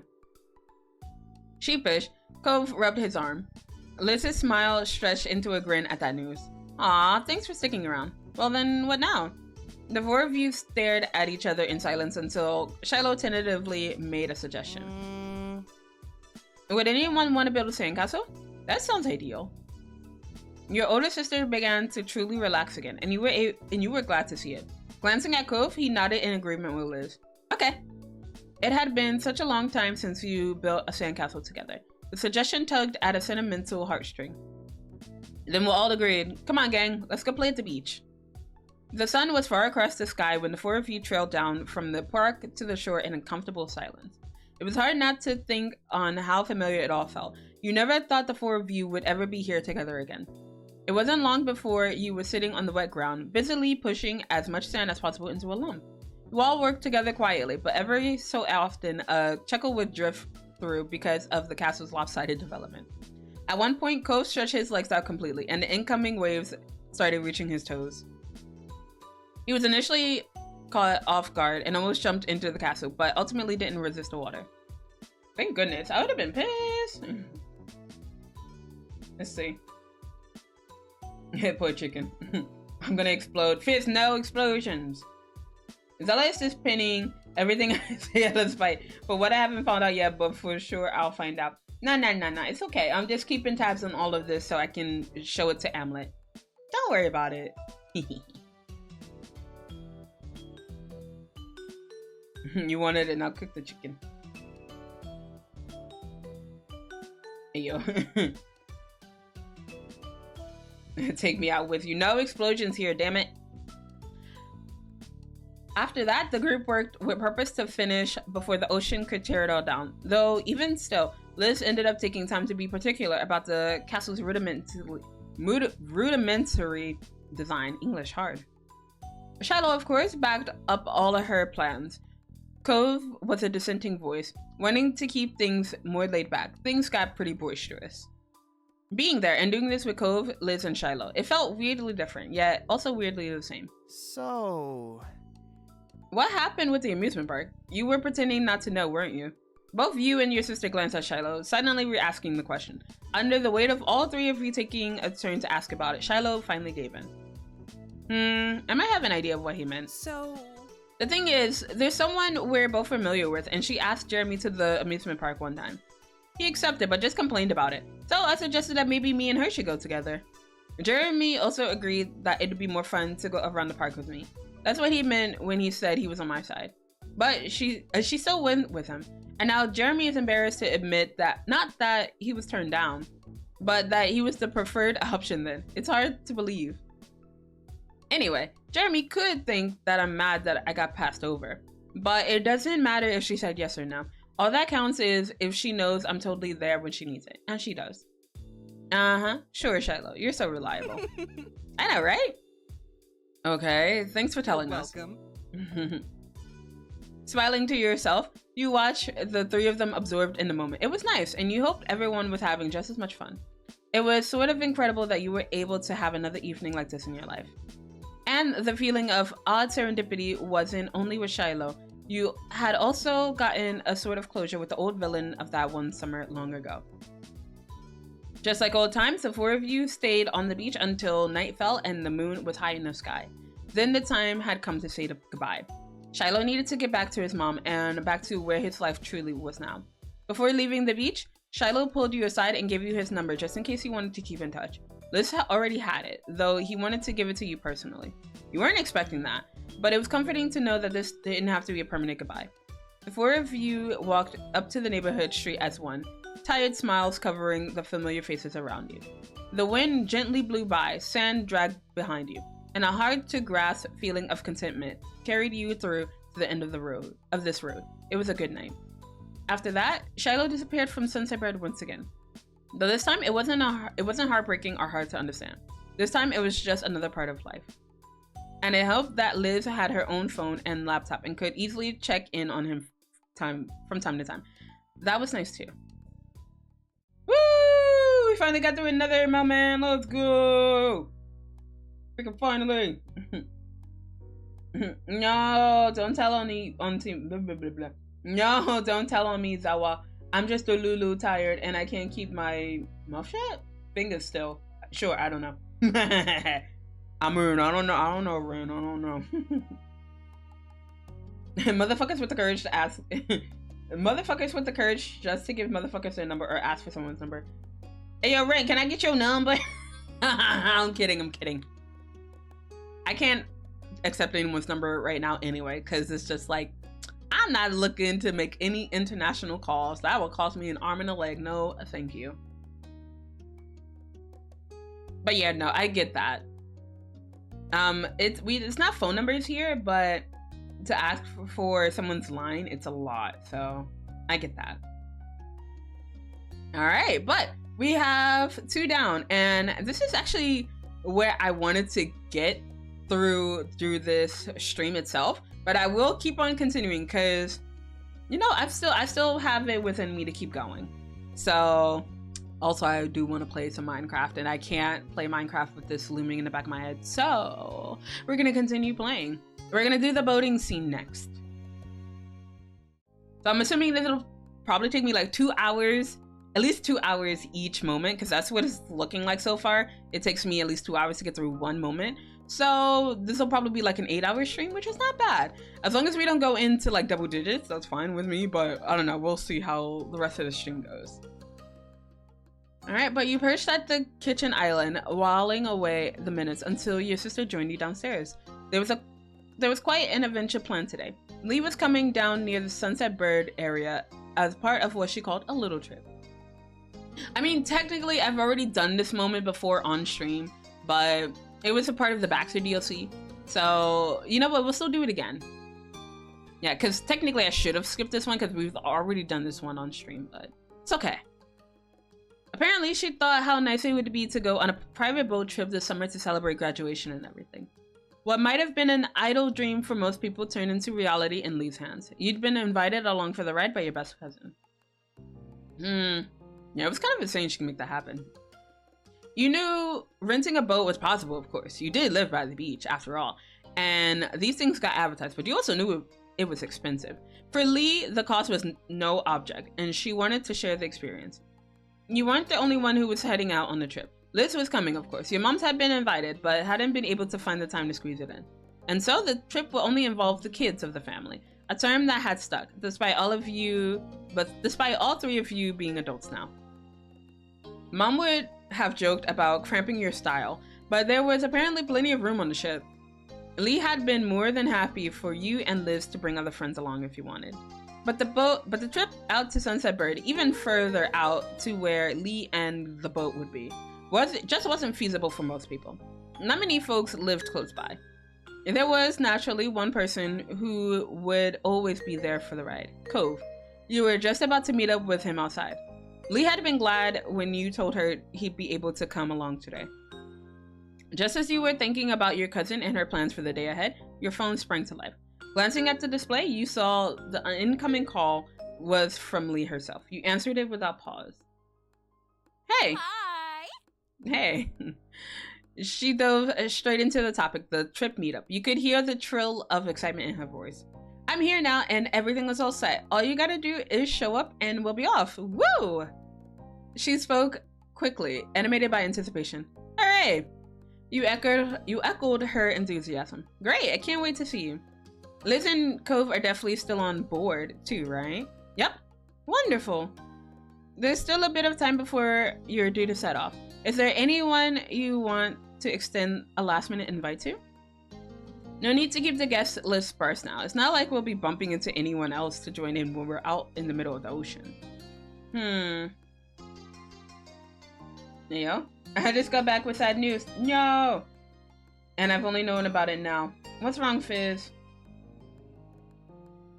Dealer's choice? Alright, Red Dragon. Your dealer's choice? You either get time out for 5 minutes or you get a spin with triple the penalties. Which one shall it be? What shall it be? Mwahaha. It's about a VTuber I've been following through for a while. Oh no! Oh no! Are they graduating? Oh no. And a spin? Alright. Hopefully something bad. Hopefully something bad. Hopefully something bad. Hey yo. I don't think that worked. Let's try that again. Because it looked like it was in the middle. Oh, you get triple nothing. Triple nothing. You get nothing. You lose. Good day, sir. Oh, yes, they are. No, that's the worst. That's the worst news. I'm sorry, Fizz. Rigged. Nah. I don't know what you're talking about. That was not rigged. That was my motivation for today. Who, if you don't mind me asking, who may be graduating? Not me also being a nosy bitch, but if you don't mind sharing the VTuber, we can probably go send them some love before they graduate. But who would be? Who would be? Sherry. Sherry Lupina. Aww. Why does that name sound familiar? It's not the worst, but pretty bad. Yeah. Well, no, it kind of hits hard when your Oshi is graduating. So I've mentioned it before, but there was someone who's kind of close to me who graduated. I fucking cried when I read it. So yeah, I kind of get how it feels. You gotta loop up those bearings on the wheel. They keep getting stuck on nothing. Oh no, Dearest is gonna get timed out. No, she's my Oshi's Oshi, which in turn got me into her streams. I was having such a nice day. Oh, I'm sorry, Fizz. You should, I was about to say you should spend more time with your Oshi. But no, you should go support them while you can. And then if they happen to come back, sorry, Dearest, you're gonna be timed out for a minute. But yes, if you get to see them while you can, enjoy your Oshi while they can. And then if they happen to come back in another life, you should go support them too. But yes, go enjoy their content while they're still here. I mean, they'll keep their content and stuff still alive, right? Because I don't know, I know some people when they graduate, they just delete all their content and stuff. But some they'll keep their things alive, so you can check that out. Dearest. Oh. God damn it. But yeah, that does suck. I think it hits hard when you spend months if not years supporting someone, and then one day they're just like, you know what, I'm not gonna do the content anymore. And it's kind of sad. I think I might cry if I, like, during my graduation week. I'm just gonna cry every day, just be like, I don't want to leave you guys. Motherfucker. No, I want the head pat. Freedom, welcome back, Aho. I mean, dearest. Well, what's done has been done. Yeah, but it still sucks. Like, I've seen a few corporate graduations happen as well, and it sucks. Like, they weren't my Oshi. I mean, one of them did start out to be my Oshi, but I switched over to another person. But yeah, once they get the notification, once you get the notification that they're graduating, it always hits hard. And so I totally get that. That was for you, Zela. This one's for Turnip. Hey, yo, what the fuck? Boy, you need to specify. No bunks. No bunks for Turnip. It's like death, kinda. It kinda is, because it's just like, that character will cease to exist. And, I mean, okay, as much as I like when VTubers come back and they take on like a new persona, it always sucks, because, well, not like the persona itself, I'm saying, but it sucks because you grew a connection with that old model and that old form of that VTuber, and then if they join in and like a new corporation, or they go indie from like after being corporate, it's always different. Like, it is just a different feel. Especially when they're corporate and instead of graduation is termination, which is the low keywords. Yeah, I haven't seen too many corporation terminations. Like, because I feel like in some cases it's like when you fuck up, you fucked up for real when you get terminated. I don't know. I thought about doing corporate, and I don't know. I do have that worry about getting terminated, but it's just like, for the most part, I would like to toe the line when I'm in a corporation, because like there are rules and shit that I have to follow when you're in a, well, like when you're corpo. So I would try to be on my best behavior, but I don't know. Maybe sometimes I might be a little petty, just a little petty, just a little bit. Well, except that that Taiwan BS that was going on. Oh, you're talking about with who was it? Coco? Wouldn't it be nice if I apply for Corpo? I mean, I feel like anyone has a chance to apply for a Corpo. It's just, I think, like, with every single year, the bar just keeps getting raised higher and higher, and it's just like, you gotta be damn good to get in. Like, I don't know if they take any more like diamond in the rough kind of streamers, but I don't know, you could get lucky. You could have that charming personality and you could get chosen for something like that. I don't think I have that, but yeah, if I ever happen to go corpo, I would let you guys know subtly. I'd be like, yeah, I would let you guys know, like low-key. But I mean, even if like I went corpo, like I wouldn't delete any of the stuff that I've created.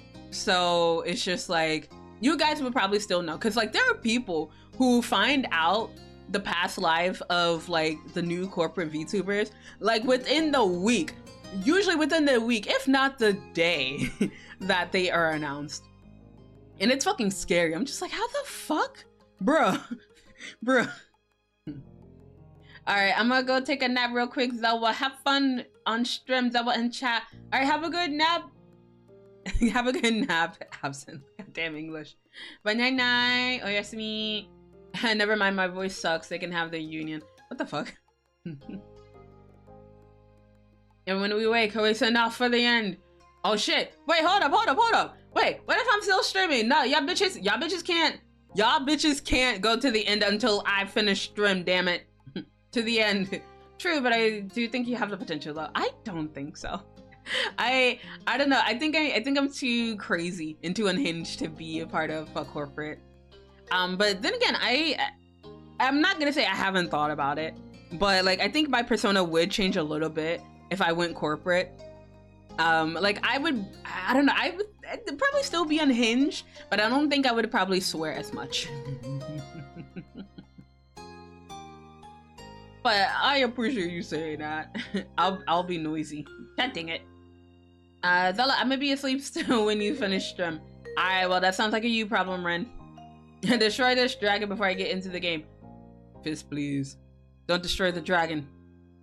I can't make the joke that I really want to make because I'm sure Emily's gonna watch the VOD and she's gonna kick my ass if I make that joke. She knows I want to say it, but I can't say it, and I don't want to upset the wife and piss her off. I'm already sleeping on the couch. Only a week left and I can finally get into it. Oh shit. Let's go, Feast. But whatever you decide to pursue, I'll always support you. Oh, Z, you're gonna make me cry. You're gonna make me cry. Oh my god, if I ever get into Niji, I'm getting you access to secrets. No, I was kidding. Thank you for that, Pat. Unless that was for turnip. You know you shouldn't, Zela. Shush. Shush you. Shush. Perhaps I can. I just want to collect the dragon's breath. Yo. The Niji secrets. Yeah.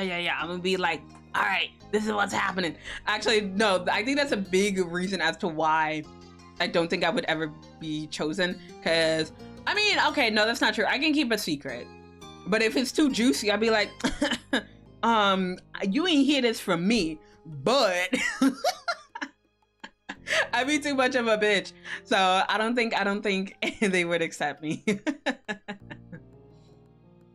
But yeah, for those of you, oh shit. But for those of you who know about, like, I guess corporate VTubers, like kind of like the big ones, I should say, because like there are smaller ones, but referring to the bigger ones, which company do you watch more? Do you watch Hollow? Do you watch Niji? Do you watch Vshoujo? I think those are the big ones. I mean, I know there's Idol and everything, but I don't think it's at the same level as like the Japanese companies.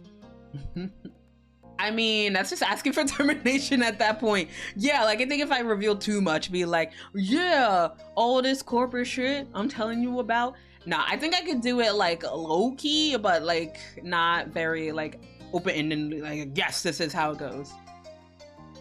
Manager's son about to snitch. Yeah, manager's son would not have my bullshit. They'd be like, oh my fucking god, Zolo, can you fucking not? I'm very surprised how Hololive held up. Oh, after the Coco situation? I mean, I think they kind of left her under the bus, no? Or like threw her under the bus. I'm not too familiar with the situation. But yeah, let me know. I only watch Zela. Damn, that's simp behavior, fiance. What the hell? Hey, wait, hold up, Majestic. If I happen to go corpo, would you watch the new form of Zela? Would you watch her? The pandemic sort of boosted their business weirdly enough. Yeah, so speaking of, so with corporations like Hololive and Niji Sanji, like they have not corporations, they have collabs with like cafes here and things at the convenience store. Like I can go to the convenience store and find some stuff for Niji Sanji. Actually, speaking of, I got some folders from, well, I got smaller folders from when they did like a chocolate campaign, or sorry, not chocolate, a candy campaign with, I believe it was Family Mart. And I got this was just before Yugo's graduation though. So I got those folders from that. And then there was a family restaurant campaign with Niji Sanji. And I went for both the JP and the EN collabs. And I got folders from that as well. And this was before Mista's graduation. But yee. Holo specifically. I used to watch Coco, Marine, and Corone. Ooh. Also, I don't watch Corpo VTuber. Hey! What if I went Corpo? Would you watch me? Would you watch me? There has been a lot of things with Hololive, a certain dragon and a certain cutting board. Oh shit. Not the cutting board. I mean, I would, and I'd be like, that's my fucking fiance in my heart. I know. Aww. Yeah, I know we're talking about it, but I'm just like, like, I don't know how it would be if I went corpo and just start off with like a whole new personality. Cause like in my heart, I would still be Zela. Like even if I take on a new form, I'd still be Zela. And then if I happen to ever graduate from, I guess, like the corporal lifestyle, I don't know if I'd come back as Zela, but I would come back as like another form. So I think that's why I would never get rid of my old socials. I mean, they're still my current socials. I wouldn't get rid of my socials just because of that. which Fortnite update is this? This is the one with Ocean Boys and men with attachment issues.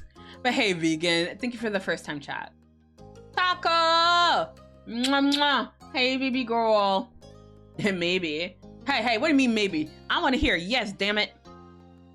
Though, the problem with her was a bit more sinister in some way. Wait, are we talking about same person? The person who curses and screams a lot? That's awesome. If I live there, I'm a legit haul all Fuchan merch. Oh yeah, the Niji Fest is supposed to be going on. Wait, I think Niji Fest has already passed. Hold up. let me double check. Niji Fest. Yeah, I think it already passed. Yeah, it already passed. Because it was on the 23rd and the 24th of this year. And the person that knows that I'm a VTuber, she tried to get in, and the first time she didn't get in, so they put her on like the waiting list, and I don't know if she got in because we went on break, so I would have to talk to her afterwards and see if she got in or not, because that'd be cool if she did.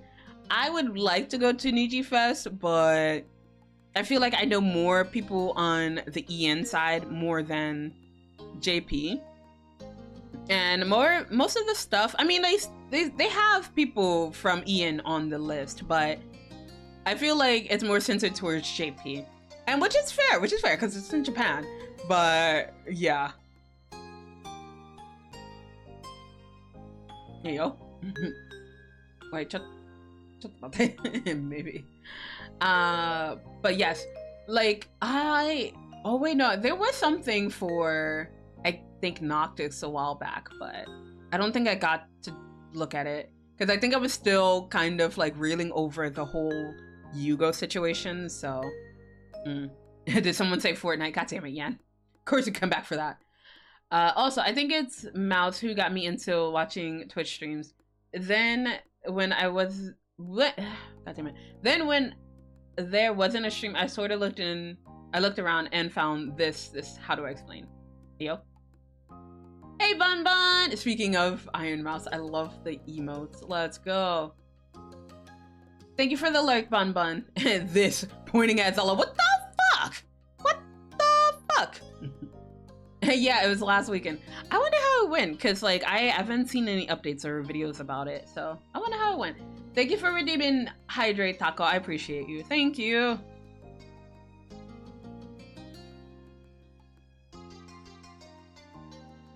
Speaking of Corpo BTuber, Celine somehow lost a sum of monies because of management. Ooh, don't, because I'd be so pissed. Oh, that too, money. I mean, I personally wouldn't care for the money. Like if it became like a full-time job and like I can support myself on this stuff, then yes, maybe. But for me right now, this is still mostly just a hobby. I love getting art and everything of Zela and Zelane. So it's just like, if anything, any money like that I get from Twitch, it goes right into editing for like, well, paying for the editor, paying for fan art and everything. So I say fan art, but it's my own damn art. But yes, anything that I get here, it goes towards that. I don't really use the money for like me personally.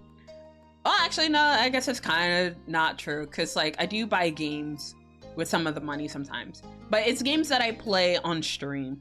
Because like for the most part, there are some games that I don't really play offline anymore. I think I only have like maybe one game now that I play offline, and that's Baldur's Gate. But that's because I want to enjoy that game. I don't want to like censor anything. I want to experience the nudity, damn it. No, I'm just kidding. But Raft used to be my offline game, but since I completed the game, I'm just like, well, I can play it on stream because I already know how it goes, and I can turn my brain off when I play Raft and just talk with chat.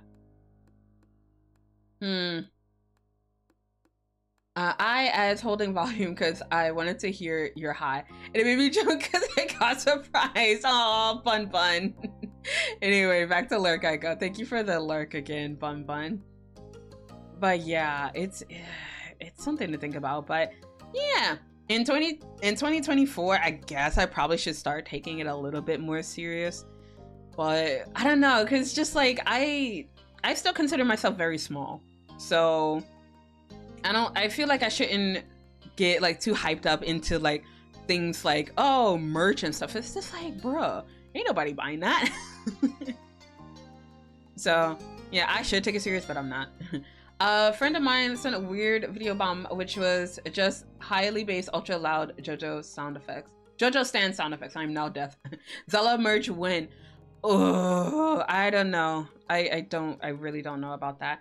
Cause like, I know we've all talked about it and we joked about it, but I'm just like, do I really want to go this route? Cause it's just like, we got to deal with merch. I got to deal with getting stuff from artists.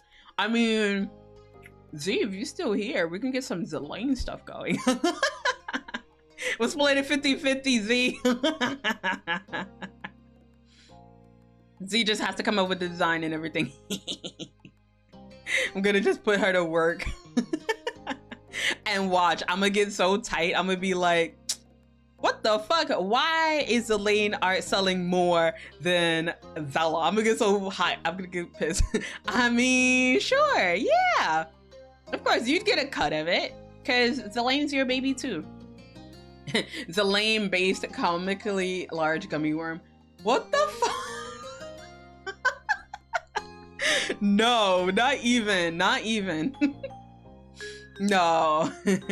I will think about it in the new year. I don't think any merch or anything like that will happen, but we can dream. A bitch can dream. But yeah. I'd be sleeping. I kind of wish I can just pin two things at once, cause like I would pin that, Fizz. Imagine Zelane Sandy. I feel like that would sell. That would sell, Z. And even if people didn't know who Zelane was, just having that zaddy just like there, nah. I think people would go for it. Because Zelane is really good. Because, come on, how would you not want this? Okay? God damn.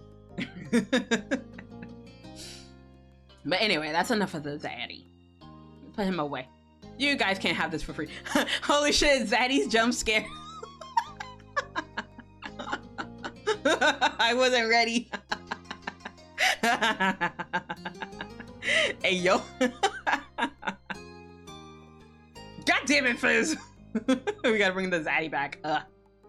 You know what? Fine, we'll bring this Zaddy out. Just have him just blocking me like, excuse me, sir. I'm trying to talk to chat. Sir, could you move your wings, please? Huge. He is huge. He wants you to stare into his eyes. Look into his eyes. Stare into his soul. But yes, Zaddy is big. Zaddy is tall. I mean, he's taller than Zela, but he's still, I guess, technically short. So, yeah. Look at this Zaddy. Mwahaha.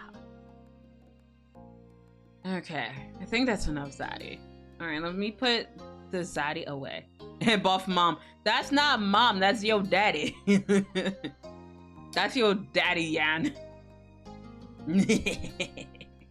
Well, I guess gender bent dad. Yeah, but that's a Zaddy. And Z, we'll talk about it. If I ever start doing merch and stuff, we'll talk about it, my dear. But that probably might be like a 5-year plan. Like if I ever grow that much, 5-year plan later down the line. Oh god, ADHD moment. But I just saw my YouTube recommendation, and it's just Adventure Time episode hug, but the word hug is censored. What the hell? And please, you're welcome to my DMs anytime. Yes, let's go. Oh my god, Z, I know you're working on something of mine right now, but if we were to come up with the lane merch, what would you like to make? Let's go, CSGO. It's so funny. Wait, Fizz, did I shout you out too? Wait, Fizz, you're a mod. Shout yourself out. I believe. Just shout yourself out, buddy. You already know the command. Shout yourself out. Alright, I'm watching, Fizz. I believe. Alrighty, let's go. Let's see the clips. What the fuck? Oi, you have one job. God damn it, Fizz. Alright, so let's get back into the reading, guys. Well, there's a new guy around. I think you might like him. Ooh, you better invite him then. Okay, I will. I don't know if he's free though. Talk to you later. I'll let you go. I have to if I want to see you here in the flesh. She uttered the last words dramatically, making them sound more like a threat than a statement. Laughing, you shook your head. Lee chuckled along down the phone. Usually the art print, because it's affordable. The keychains too. Ooh, I've never thought about keychains, but that'd be cool. Oh my god, you know there's this one design kind of style that I really like, where it's like they have the character but it's right next to a food that they like, or it's a food that kind of like resembles them. So I mean, as an example, you have Zelane standing next to like a chocolate cake or something, or like a pie. That'd be so cute. But and it'd be like chibi form though. Oh my god. And with Z's art style, yes please. I want that. Give me that, please. I want that style. I was laughing about the hug video. God dang it, please. You have one job. Bye, Lee. Bye. Now that your attention was free, you looked over to the stairs to see if Liz had emerged yet, but there was still no sign of her. You figured you might as well go out and see if Cove was ready in the meantime. Besides, you needed to stop by Baxter's place to invite him along. Liz would catch up, you were sure. And I'll send her a text on an updated plan. You grabbed your phone one more time to let her know where you'd gone. With that, you hopped off the chair and headed out the door. Out of the door. God damn, English. Oh my god, yes. How to munch? What we munching? Hey yo, yeah. What the fuck? Oh my god, you're giving lots of ideas. I'm motivated. Let's go, Z. Oh my god, 2024. That's our year. We're gonna have Zelane merch. Oh my god. Actually, I should write all this shit down and be like, okay, we're doing art actually. Okay, I was kind of joking, but I kind of want it. Oh my god. Oh god. Just write this down. Write this down.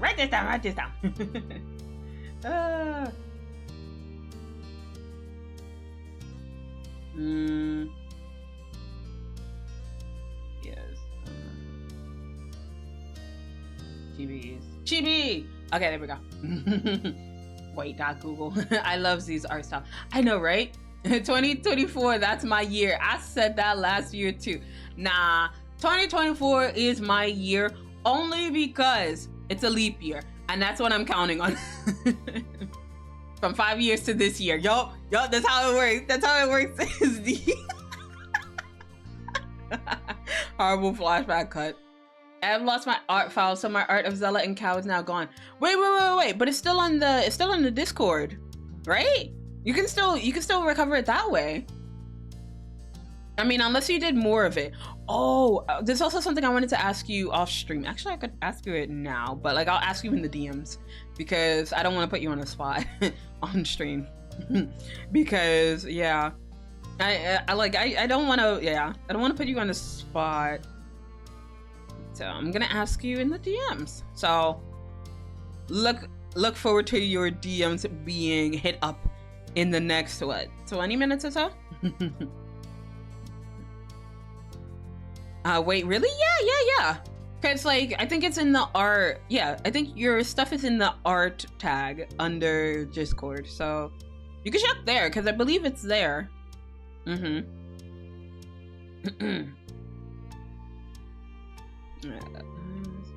Oh, I can't type. No, thank you. Yeah, your art is so good, Z. What the hell? Well, I've already said that Z's is gonna take all my money because I'm just like, here, do it. Make art happen. Make it work. I believe. Yeah, so okay.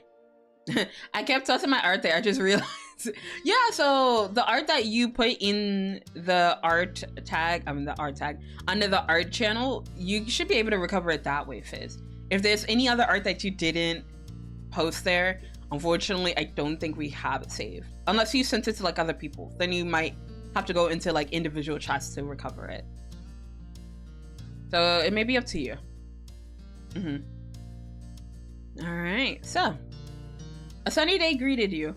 Shielding your eyes with a hand, you admired the sky. It looked like good weather for heading out on the water. That was something. Yo, bet my Wi-Fi just perished. No! I'm sorry, Fees. You heard your name called and turned automatically. Cove was the source of the call. He was standing halfway between his own house and yours. He waved at you as he walked over. And I'm gonna run over and throw my arms around him. Lover boy. You tore across the street and pounced on him, wrapping him tightly into a hug. The winded gasp you knocked out of him turned into a chuckle halfway. Hi. Hey, ready to go? Cove nodded easily, blinking languidly in the sunlight. Then his mouth curved into a gentle smirk. First jet skis, now a boat. What aquatic transportation device is up next for us? My money is on a submarine. You laughed. It had been an adventurous summer for sure. Cove grinned. Believes that he had amused you. Cove glanced away, chewing his lip with consternation. Is it really okay for me to come? You nodded fervently as you replied. Of course, you're always welcome with us. You know that, right? Cove rubbed the back of his neck, frowning as if trying to work it out for himself. Yeah, it's just, I don't know, this is a really ritzy trip, and Lee's your cousin, not mine. I mean, the two of us, me and Lee, are friends, maybe? But it's not like we've ever hung out on our own. I'm kind of worried I'm gonna be out of place. She wants you there, I promise. I want to get into a submarine. I kind of don't, because I've been in one. It was kind of stationary because it was in a museum. And I went into it and I was just like, look, I'm not claustrophobic, but this shit makes me claustrophobic. So I don't want to do this again. So I wouldn't want to. I want to own a submarine with infinite power and internet. I just want the infinite power and internet. We can cut out the submarine. Okay, you're right. Cove managed a small smile. The worry hadn't lifted from his rigid shoulders, but you could tell that he was attempting to project a little more confidence. I'm gonna go, don't worry. Good. You were satisfied with that. Yeah, and I meant to tell you, I'm gonna be inviting Baxter too. I've gotta check if he's in now before we run out of time. Huh? Really? Cove was stunned. He hadn't been prepared for any extra surprises. He shook it off, however. Alright. Not like this isn't already gonna be awkward for me. He was joking, mostly. I'll wait for you here. Okay, Cove, I'll see you in a bit. You strolled over to the condo Baxter was staying in and rang the doorbell. Hitting the button had you recall the time Liz rather, dared you once to ring this very bell and ding-dong ditch the mean old people residing here. She probably hadn't expected you to accept that dare. Your chest puffed out with nostalgic pride, remembering the thrill of adrenaline and how it had fueled your little legs faster than you thought they could go. Before old memories could claim you, the door slid open. Baxter looked out, his head tilted in interest. Nice to see you. Hey, it's Baxter. Well, a magical house that keeps people out will work too, but I am somewhat partial to submarines. I'll take the magical house over the submarine. But you live your truth, dearest. It's like having a private aquarium or something, maybe. I want a private aquarium. But I would pay for someone to maintain it for me. Zela, what a nice surprise. He folded his arms over his chest, leaning casually against the doorframe. Is there something I can do for you? So the thing is, we're going on a sort of trip now. You can come if you want to. His eyes widened only briefly before resting back to his usual languorous expression. It was either an impressive show of restraint or Baxter's life involved more impromptu boat trips than yours. Perhaps both. I can do that. I'd love to. You're free today? That's great. To your surprise, Baxter's mouth curled into a small smirk. My schedule is always open for an improved itinerary. I'm flexible, remember? Oh. He was not only agreeing to come on the trip, but apparently canceling some other plan in order to make it happen. Baxter was certainly something. Thanks for keeping me in mind. I think this is gonna be fun. He slipped outside. After securing the door behind him, he swept out an arm and indicated for you to lead the way. Look at this fancy motherfucker. The first stop was to collect Cove. He was waiting, as promised, where you left him. Good afternoon. Cove, good to see you. Hi. There was still no sign of Liz. He took the opportunity to bring Baxter up to date on the plan for the day. He took in your words with interest. Only a minute or two passed before the door to your house finally opened, and Liz framed within it like a portrait. Unlike you, she had no need to shield her eyes with a hand in order to protect them from the sun's bright rays, as her hat was performing the job admirably. Spotting you, she headed straight over. She smiled warmly at you and Cove as she approached. Her attention then promptly turned to the group's new addition. It's nice to see you again, Baxter. His eyes closed as he bowed his head in a nod ever so slightly. And the same to you. Living on the same street had given Liz and Baxter the opportunity to get to know each other over the course of the summer. Though she spent less time with him than you had, you'd anticipated that she wouldn't object to him tagging along on the trip. I asked him to join us today. Just as you expected, Liz didn't have much of a reaction to the change of plans. She merely raised her brow. I feel like you and Lee will become fast friends, Baxter. You laughed, having thought the same thing yourself. Baxter smiled politely. Hey, yo. My magical dream house would be like a mini gazebo in its own garden and can teleport anywhere. Alright, bet.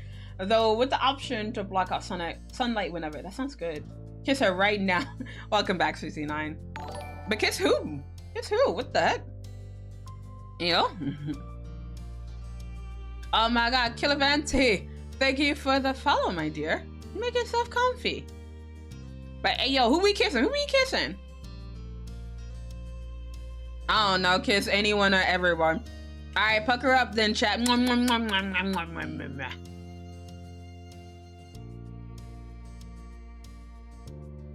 But yeah, welcome back, 69.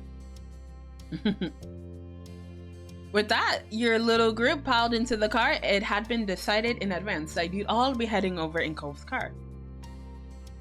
I'm always down for kissing girls. Yo, bitch, me too. The fuck? Kissing girls is nice. Kissing guys, also nice. But them girls though.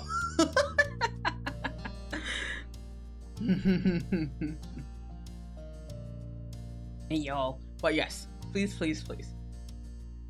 But also, that's the pin of truth. I'm just gonna pin that 69. I'm always down to kiss girls and guys. Cause we're kissing strangers. Ooh, na na na na na na. And all in between. Exactly. We're down to kiss everybody. Na na na na na na na. Kissing strangers. Yes. And then you set off for the journey down the coast to where you'd be meeting Lee. You wound down the California shoreline with sparkling ocean waters on one side and craggy cliffs on the other. The world blurred by until eventually you made it safely to the large harbor. Ooh. Hey, dearest, thank you for the follow. I mean, I know you've been making yourself comfortable, but I'm glad that you're stuck being a PP with us. Welcome to being a PP. But yes, welcome PPs. We are happy to have you here as a Petalcliff pawn. Aye, don't bonk me. It's not the kind of bonk I want. Oh, you finished stream? Hey, Hey, howling music. Why? Shut the fuck up, Majestic. But howling music, thank you for the follow as well. You make yourself comfortable. Shut the fuck up, Majestic. But yeah, Ice Bear, how'd the rest of your stream go, darling? And hopefully you are taking care of yourself after your stream. Oh wait, Ice Bear, let me give you a shouty outie. Now that you're done with your stream. Yes, I finished my stream. It was good. Otsupipi. Otsupipi. Let me give you the shouty outie.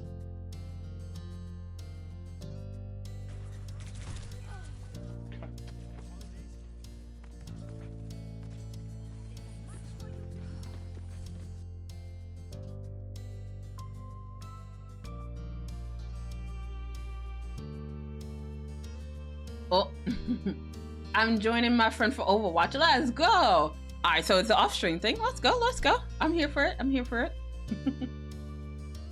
But yeah, hopefully you get them dubs. Let's go. All right, so let's get back into reading. It was a far grander scale than the one near Mr. Holden's shop. Boats 2, 3, even 5 times larger could fit. Liz took charge from there, calling up your cousin to guide you the rest of the way. Lee did her best to explain where precisely the boat was docked. Given that she was already doing it without seeing where you were, and that it was an area she was only slightly familiar with herself, she did a pretty good job. It took a bit of fumbling, a little retracing of your steps, as your cousin and your sister had different definitions of orange. That was rusty brown, Liz had protested. But before too long, you heard her voice calling you. Not from the phone in Liz's hand, but over the wind rolling off the ocean.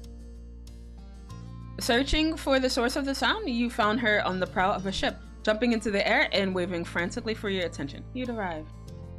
Hey, yo. Thank you. No worries. Of course, I got you. I gotta run the shift over most up. Catch you later, maybe. No worries. We'll probably be here for a while. But yeah, have a safe trip back home, dearest. And Otsupipi on your work as well. Lee dashed from the boat over to the gangway where you boarded one by one. Hi everyone, I'm glad you got here okay. You could tell, even if she said nothing, her bright grin as she saw you all spoke loud and clear. Hi. I'm gonna give a full-on hug. I gotta hug my cousin, Lee! Yo, I'm never this enthusiastic about meeting my cousins, but Lee is an exception. Am I wrong though? Lee is a sweetheart. I love her. She's a bit instigating, but I love her. Tell me I'm wrong. She's so cool though. Alright, so you wrapped both arms around her and pulled her tight against your chest. Squealing, Lee returned the hug just as tightly. After greeting you, Lee turned to look over the faces of the others who'd be joining you on your ocean voyage. Her attention was immediately pulled to the only one in the group that she had not met before. Grinning, she approached him. My pleasure. I'm Lee. I'm so excited to meet the mysterious new man on the block. What a coincidence. I was looking forward to meeting our gracious host for the day. To be honest. But I confess, I'm not that mysterious. I'm rather open. I do hope that doesn't come as a disappointment. Not at all. I can appreciate forwardness. Welcome aboard. With that, she glanced over at the others. Thank you. Lee, thanks again for taking us on this lovely trip. Cove hovered awkwardly behind you and your sister. Oh, Cove, baby. How old are you again? Even with Liz's broad sun hat, he was too tall and the group too small to hide effectively. He made fleeting eye contact with Lee, then looked away. Hi, thank you for letting me come. The boat is cool. He chuckled nervously. Lee smiled, entertained by his bumbling phrasing. Hi, Cove! She giggled as she spoke, unable to hide her amusement. Cove lowered his head.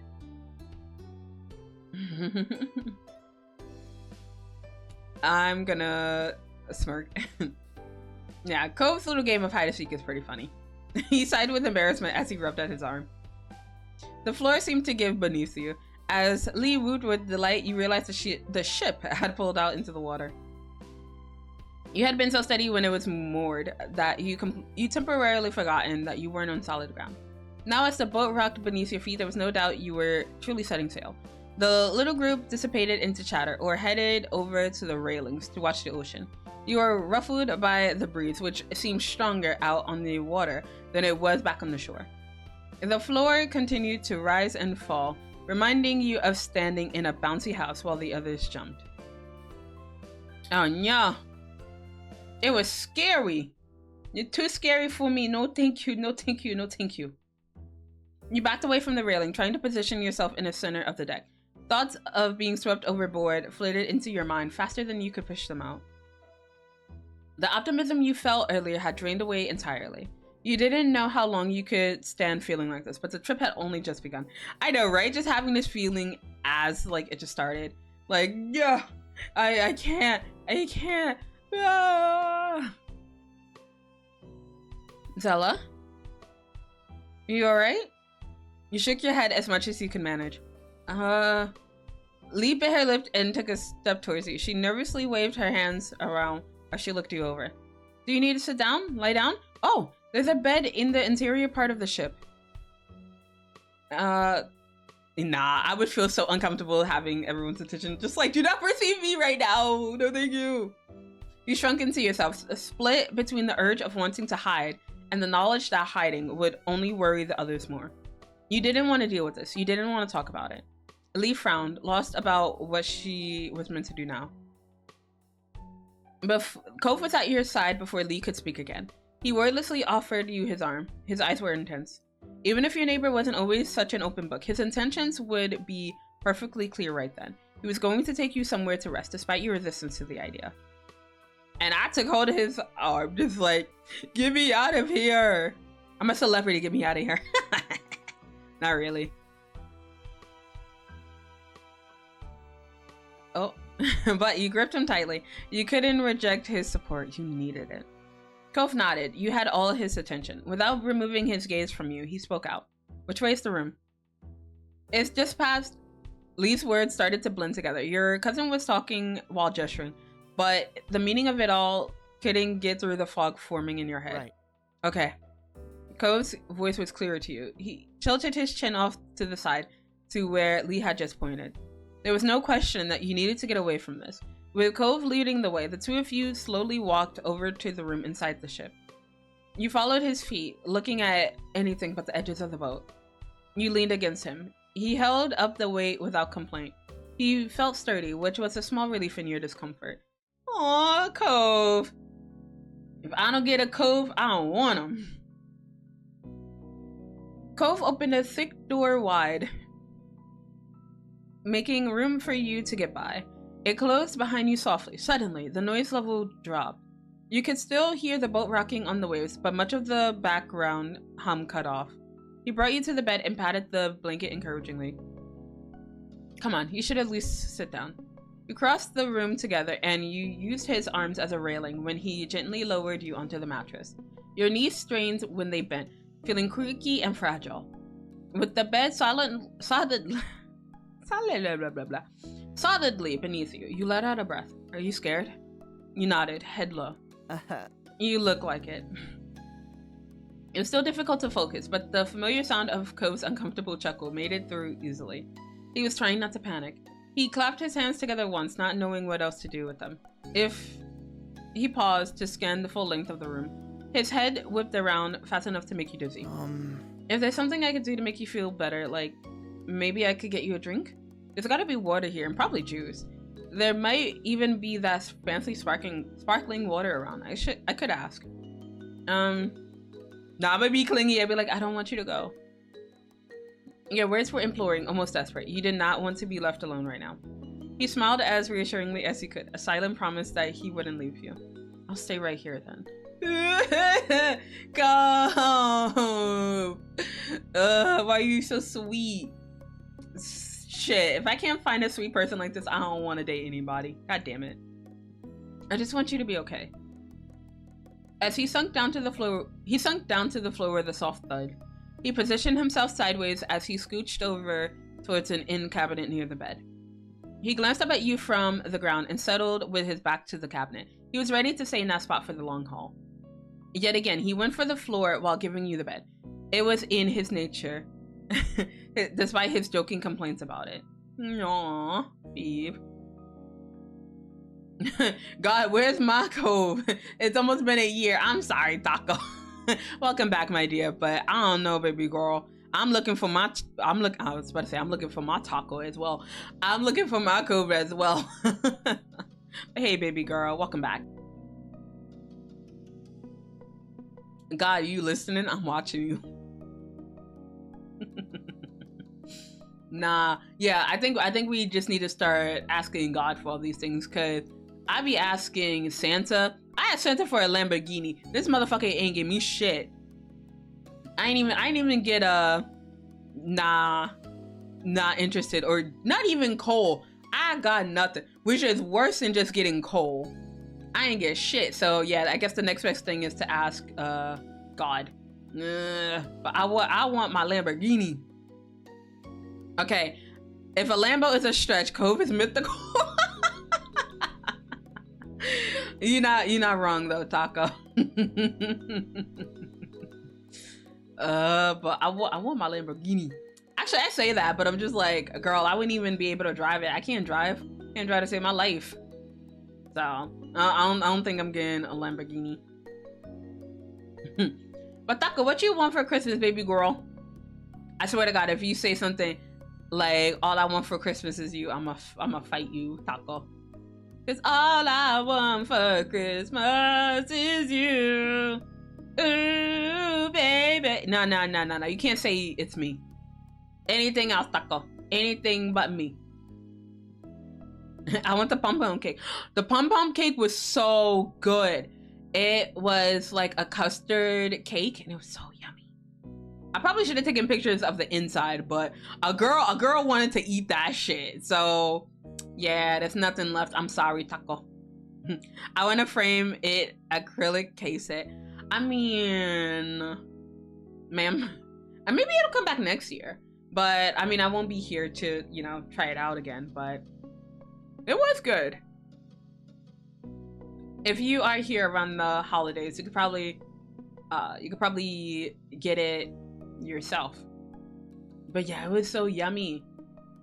Also, did I let you guys know that I went to the Pom Pom Pudding Cafe?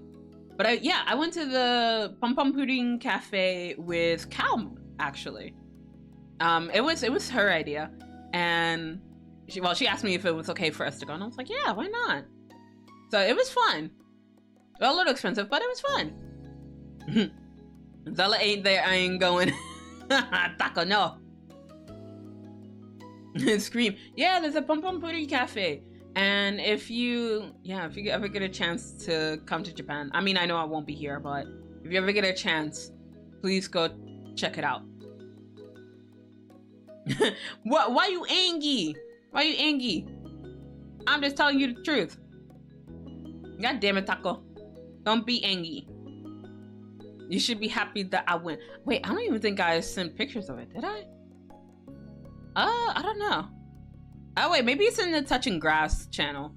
It might be there. It might be there. I'm not sure. Okay, I'm happy you went. Thank you. Next time I'll take you, Taco. How about that? I'll take you to see the Pom Pom Pudding Cafe. Aw, yeah. yeah. Next time. But in exchange, you gotta take me to a good restaurant when I come visit you. The Pom Pom bag. I mean, I could get you a Pom Pom bag too. But yeah, you just gotta do that in my favor. Please and thank you. Alright. But let's get back into it. You heard a distressing creak from the ship. Your eyes darted from corner to corner. Not sure what to do to calm down. You clutched at the sheet under you, and Cove placed his hand over yours. Aww. He squeezed it, tethering you back from the worst of your panic. We're safe, I promise. I'll make sure we are. You focused on breathing, willing yourself to believe his words. Aww, baby. 100%. Slowly, you zoned out. You weren't asleep, but the world faded from around you. Everything was shut out, leaving you floating a step away from unconsciousness. You forgot you were on a boat. I'm on a boat. Every now and then, A particularly strong wave would jolt you back into the present. Each time you refocused on being calm and became lost in your mind once again. Had it been hours? Minutes? Days? It felt like forever, but also like nothing. Eventually, your mind caught up with you fully. You propped your face up groggily. Resting, Cove's head was tucked next to you against the side of the bed. You only realized after moving. Luckily, you hadn't bothered him. Aww! I'm marrying this man. Through squinted eyes and a blurred gaze, you strained to look at the door. Yeah, but I would feel so bad for ruining the trip like this. So I would tear up, be like, damn it, I fucked up. It hit you how much you had messed things up. Everyone had gone in this trip to have fun, not worry about you. Even though you kept trying to feel better, you still couldn't leave this bed. You were stuck here miserable, surely making everyone else miserable. Tears rolled down your cheeks and you could feel your heartbeat pick up. Cove roused, eyelids fluttering open. When he saw you still locked to the bed, the peaceful expression he had a moment ago faded into concern. He didn't speak initially, but was there for you all the same. You stared up at the ceiling. No matter how hard you tried, you could still feel the waves knocking into the boat. Hey. Your gaze rolled over towards him. Cove watched you with a gentle face, and he tilted his head towards the side table. You want to play hangman? Dumbstruck, you watch Cove reach up behind himself and retrieve a little guest notepad and pencil from the tabletop. He placed a piece of paper on the floor and started scribbling on the sheet without waiting for an answer. But don't think I'll take it easy on you. Cove looked up with a beaming smile. If you don't want to stretch your arms, I can write your stuff down too. You merely shook your head, still staring widely at him. Cove chuckled with a soft edge of anticipation. He was ready for a game. Then let's play. I picked the phrase already. You can start guessing. You squinted down at the page. He lined out for 3 words, 2, and 4 letters each. We're gonna go do the vowels first. A. You got one. Nice. You repositioned yourself, but notice Cove's gaze started to stray. He scratched the back of his neck. You know? Cove slowly lifted his eyes. There was something in his face, the way he looked at you, that made your skin warm. We used to play little pen and pencil games like this when we were younger, remember? Yeah, like that time you called me cute through Hangman. Yep, that's what I was thinking of. Shyly, he dropped his head down. You blushed and your heart skipped a beat, just thinking about it all over again. Alright, next one. E. No, sorry. Damn it! Wi-Fi be damned. Electricity be damned. Welcome back again. I mean, I already know what it says, but we're gonna go through the motions again. You rested deeper into the pillow, feeling some chills come over you. Cove reached up to run a hand down your hair as he rested his forehead against yours. You nuzzled back against him. You shared an intimate moment, staying as close to him as you possibly could from your position on the bed and him sitting on the floor. Hey Zela, you know the drawings you used to have hanging in the room? The ones you made as a kid? Yeah? Did you keep any of them? Like, in storage or something? Yeah, I did keep them. Why are you asking? Curious, you instinctively leaned a bit forward. Cove smiled charmingly. I've always admired your ability with a crayon. I just wanted to see them again. Oh! You felt your face grow red. You chewed at the inside of your cheek. I'll try to find them for you. Really? Yeah, they're around the house somewhere. Thanks. Chuckling, Cove looked back at the paper. He held it up. You at least have to admit your skills back then are still better than mine are right now. This time you looked closely at the crudely drawn game board and tried to fight back a laugh. But it was futile. You both burst into small fits of giggles at that. When you could breathe normally again, you resumed the game. Hydrate and stretch. Alright, Fees, I got you. The hydrate and the stretch. We're actually going to take another 5-minute break at the 6-hour mark just to get a full body stretch in. But I appreciate it. Thank you for the self-care package, Fizz. Yeah, I need to actually form that into just like one big care package, actually. But yes, I got you. Thank you, Fees. All right, we did E already, so we need I. Good guess. Do you remember that time you got into a big fight with Lizzie? Yeah, the big care package. Actually, I'm gonna name it the big care package, actually. Let me just write that down. So, note to self. Make the big care package redeem. Here we go. Thank you, Fees. And thank you for the head pat. Cove's gaze slowly rolled to you. He snorted derisively. Which one? We were playing house and you two kept butting heads on how to do it. Surprised, Cove sat up straighter and his eyebrows furrowed. You could tell that he was searching for the memory. That was a long time ago. It was one of our first play dates all together. You got so upset you stormed out. Lizzie tried to lie about what happened, but I told my mom how she was acting. Then she had to call and apologize. My hero all along. Yeah, hello! Zela! Hey, Takadachi! Hi! How's it going? It's been like forever, but how you been? As you both sat there quietly with your thoughts, a distant look marred Cove's face. Getting upset and running away was something I used to do a lot, huh? Hey, oh my god, it's been 10 months. Let's go. Happy 10 months. Almost 1 year. Let's freaking go. When we first met, I was hiding from my dad. I'd do the same when Lizzie and I would fight. Used to was kind of a generous phrase, considering everything. There was also that time when you literally tried running away from home. I mean... That's true.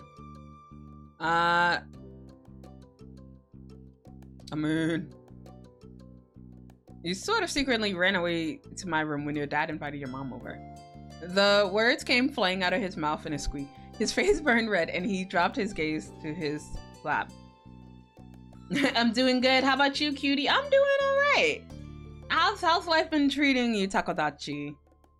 And how was your holidays?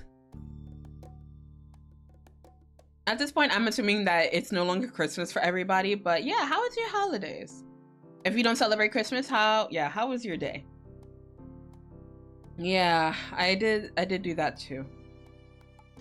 You ran when we fought about Terry and Miranda's problem too. Cove's head hung despondently. He wouldn't meet your eye. Oh my god. Yeah, I still remember. You could feel new waves of embarrassment radiating from him. Does running out of bed count for that too? Oh my god. It's just reminding him of every single time this man has run away.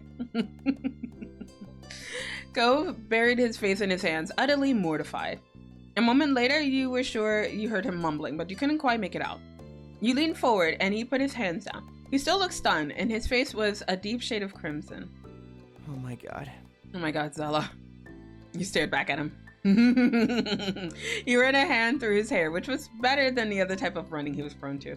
My mom was too right. Maybe I should work on that. Aw, but it's okay. We still love you, Cove.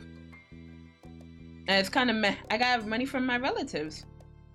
Ooh, 1,200 pesos. Let's go. That's good.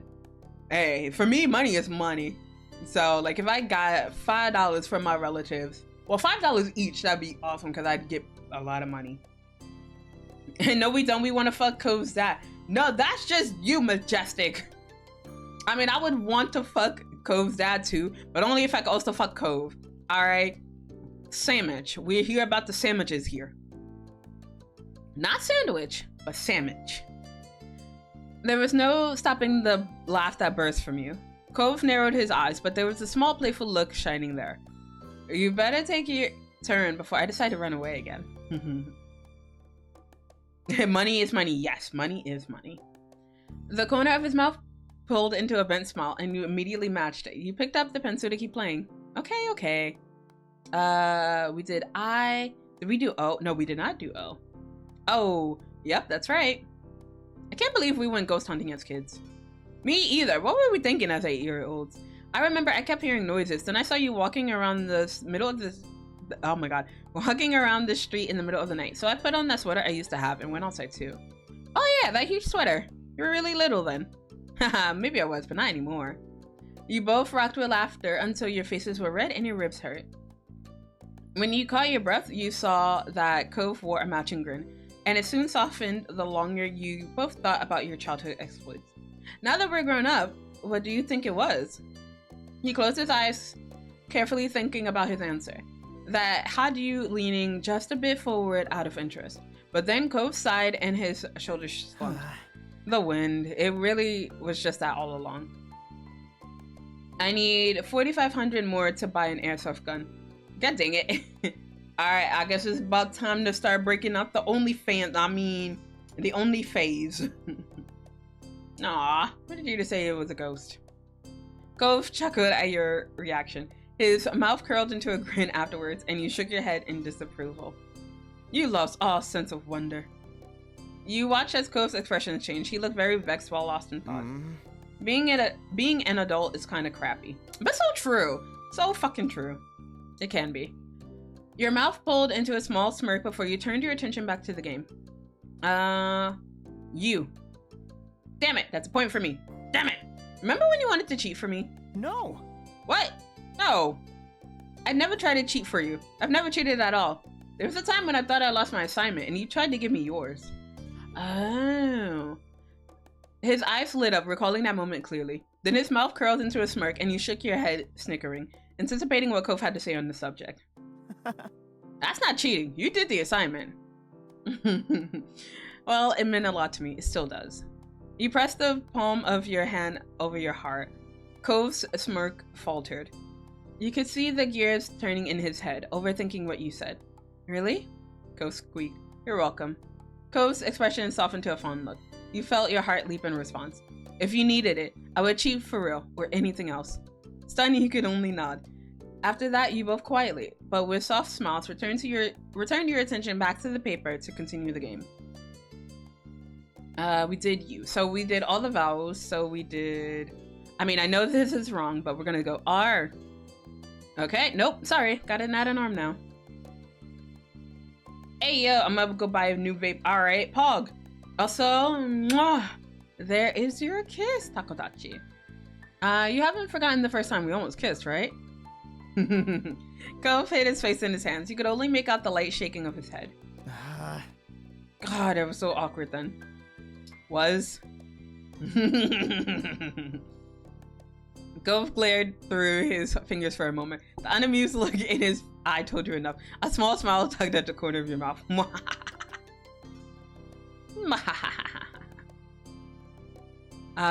He slowly started mumbling, and he had to angle forward, straining to hear him. I'm sorry, I seriously didn't want to do that. Don't worry about it. Cove peeked at you then, cautiously. He lowered his hands. Thank you. I promise you can kiss me whenever you want now, and I wrote one away. Well, I probably won't anyway. You felt the goofy grin form on your face. Your cheeks burned so fast that you were tempted to hide behind your own hands now. And I'm gonna kiss him. Mwah! You caught his lips with your own, quickly breaking apart to giggle happily. Cove pushed forward and pressed another kiss to your lips before laughing himself. It was a little awkward with the two of you being at completely different angles, but felt wonderful all the way. You felt ready for another turn. Alright, the next one is S. That's another one. And I'm gonna focus fully on the game. Alright, we already know what it is, so I'm gonna put T. You're close. I know. We need a K. You're gonna get it. Yes, and a Y. You got it. And a simple handwritten letters. The message. What's the message? It is okay. Stunned, your eyes slowly trailed up to his. That's what you wanted to say? Cove averted his gaze for a moment. His cheeks grew pinker, but slowly his expression grew more serious. He turned back to you. Cove reached up and caressed your cheek. His touch was rather light, and you leaned into it. Aww. I'm gonna tear up. Like, what do you mean? You couldn't help it. You were overwhelmed by the gesture. Cove's reassuring gaze didn't waver. I love you, Zela. Aww. Love you too. Cove smiled softly, letting the moment linger. Eventually, a light tapping at the door caught your attention. It slowly opened and Lee popped her head and given a little wave. Hey, how are you holding up? I feel like shit. I'm okay. Okay, good. Still, Lee sounded unsure. You gave her a reassuring smile, as best as you could manage in the moment. Lee rubbed her hands together. You raised an eyebrow, knowing her well enough to tell that she was preparing herself to say something. Well, I talked to the captain, and it's no problem for us to swing back to the mainland sooner than the usual schedule. We're already on our way, if that helps. No, I'm just gonna look away without saying anything. You were going to shore, the trip was ending. We had to be back before nightfall anyway. It's no big deal to head back now. That's cool. Really cool. Thanks, Lee. His expression was hopeful. Cove was as eager for you to feel better as you were. He placed a gentle hand on your shoulder, giving it a reassuring Zela. squeeze. Aww. Let's go home. A snorted laugh escaped Lee instantly. She turned away with her hand covering her mouth, but a few more giggles shook her before she looked back. I didn't know you two moved in together. Cove's brow furrowed as his expression slipped into a displeased frown. He didn't move to face Lee, but instead he decided to lean a bit closer to you. Just ignore her. You know what I meant. Your mouth curled into a delicate smile. I mean... Come on, I can't just pretend that kind of slip-up didn't happen. It's so sweet to hear you think of home as something we have together. Cove's shoulders slumped as he sighed. Lee held a hand to her belly while she laughed. Her laughter slowed into giggles as she clapped her hands together. Come on. Are you both done yet? Yeah. Yes. And then Lee shifted the weight on her feet like she was antsy. Sorry. Hey Zela, I really am sorry about today. I didn't mean to invite you out on a boat that would make you feel like garbage. No, I'm sorry I ruined the trip. Don't worry about it. No one needs to be sorry for this. No one did anything wrong. Looking relieved, Lee's eyes brightened. With things truly settled, you started to feel better than before already. The rest of the boat ride went by peacefully. Everyone agreed to let you rest as much as possible until it docked at the harbor once more. Finally, the time came and you were able to disembark. The sun was still setting along the horizon during the long trip back to Sunsetburg. You blinked dozily, watching the fading rays coming through the car window. You turned your head to spy on Cove from your spot in the back seat. You wondered what he was thinking. Cove's focus was completely absorbed in driving home. An affectionate warmth fluttered in your chest at the simple sight of your neighbor. You were grateful that Cove was there today. Now that you were safely back online, you were feeling more at ease. Your eyes were growing heavier from the exertion today. But even though the trip didn't go as planned, it wasn't all bad. There were nice moments that made all the trouble worth it. People you cared about the people you cared most about cared for you just as much as returned. A big yawn rumbled through you and left your eyes in a tired squint. Rolling your head to look out the window once more, you watched the scenery pass on by, growing more and more familiar as home came closer. You'd be back soon, and you smiled thinking about what an adventure the day turned out to be. You truly ventured out to sea and you returned alive. As far as you were concerned, that was quite a victory. Hey! We only have one more moment to go. Let's fucking go. We are almost there, guys. And you know, that didn't take as long as I thought it would be. As long as I thought it would. English. Come on, I can English, goddammit. Alright, but we're going to take this moment to do another full body stretch. So we're gonna be out for another 5 minutes. And we'll be back to look at the last moment. Oh god, let me hitting shit on the other side. Alright, we are back. And we're gonna do our last moment. Let's freaking go. So hopefully with this being the last moment that we can get through for tonight, we can actually start on the wedding DLC starting from tomorrow. So let's fucking go. All right, but let's get into it. So we're gonna be doing the happiness moment. Let's see what makes us happy. I mean, Coves make us happy, but let's get into it anyway. All right. So the day and the week were nearing the end, and you were welcoming it in your own way by lying sprawled out on your bed. It was quiet in your house, getting to that time of the night where you really should be sleeping, but you didn't feel tired at all. You rolled onto your side. Outside, the last lit up window across the street blinked out, leaving the buildings on the block faceless silhouettes against a blue-black sky dotted by stars. Your phone came to life on the nightstand, a pale light cast on the ceiling of your room. Without looking, you threw your arm out behind yourself, groping around on the tabletop until your phone was under your palm. At that point, you lifted it to your face, snorting once you saw the familiar name attached to the short message, just reading, "Hey." Cove wasn't much for sleeping now either. As you made to reply though, more and more texts came through in quick succession. "Hey, you like doing things. You like doing things with me. I mean, what I'm saying is that there are things you and I do and we like together at the same time." Sir, Cove, we need to work on your text game. What the fuck was that? Now that was eyebrow raising. You propped yourself up on one elbow, sitting upright against the headboard so you could text more comfortably. Wow, you got it all figured out. The typing indicator dropped off and a notable pause followed. You snickered into the palm of your hand. It wasn't hard to imagine Cove red-faced and hunched over his phone in the dark, eyebrows furrowed as he tried to think of how to respond to your teasing. But ultimately, he didn't even attempt to address it. But what I was saying, you're free for a while, right? When's your next shift? Not for a while, I think. Cool, I thought so. I was just making sure. Alright. You could almost hear Cove's intake of breath as he prepared for the next part, despite the conversation being text alone. The window of your messaging app might as well have been a screenshot. You were left to keep track of the passing seconds with the rising and falling cries of crickets outside. When your screen darkened from inactivity, you wondered if you should do something yourself. Nah. I thought he'd get around to it when he was ready. You drop your phone against your chest and close your eyes. You wouldn't be able to see him, but it would be hard to miss the telltale sign of an incoming message. Even if it took a while, you were willing to wait. And soon enough, a reply came. What if we did something new or sort of unexpected? Would you be okay with that? Something we haven't ever done together?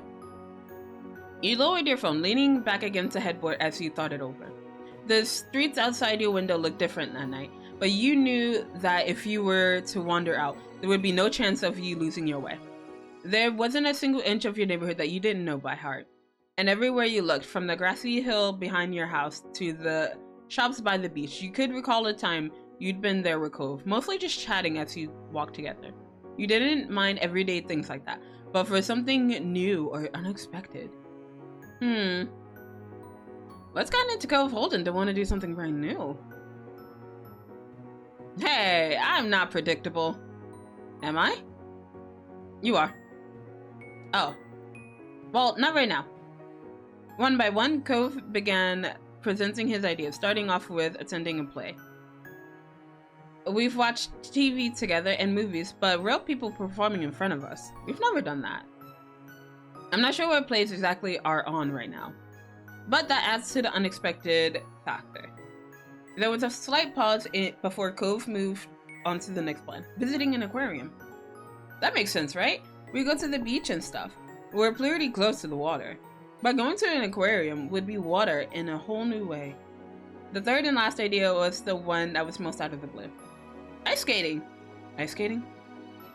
That was a total wild card, as Cove was putting it, and the polar opposite of what you two normally did. However, it was fitting right with the other options as something you had never done together. Let's say if hypothetically someone wanted to surprise you with an unexpected outing. Would that be okay? You couldn't help but smile fondly at that, wondering to yourself who that someone could be. So, where can one find those soul-crushing, life-changing thighs? Shin, please. Well, welcome back, my dear. Zela! Yes, Takodachi? Yes, what is it? How you feeling? As you said, doing anything with him was good. It was. Have I ever crushed someone with my thighs? Okay, I haven't crushed them with my thighs. But have I had someone around my thighs? Yes.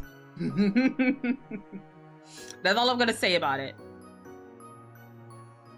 As long as we're together, I'm okay. Have you? God damn it, shut up. Oh. Thank you. That's it. It was clear from the quickness of his reply and the following pause that you had caught him off guard. He was temporarily left without anything to say, but he eventually recovered.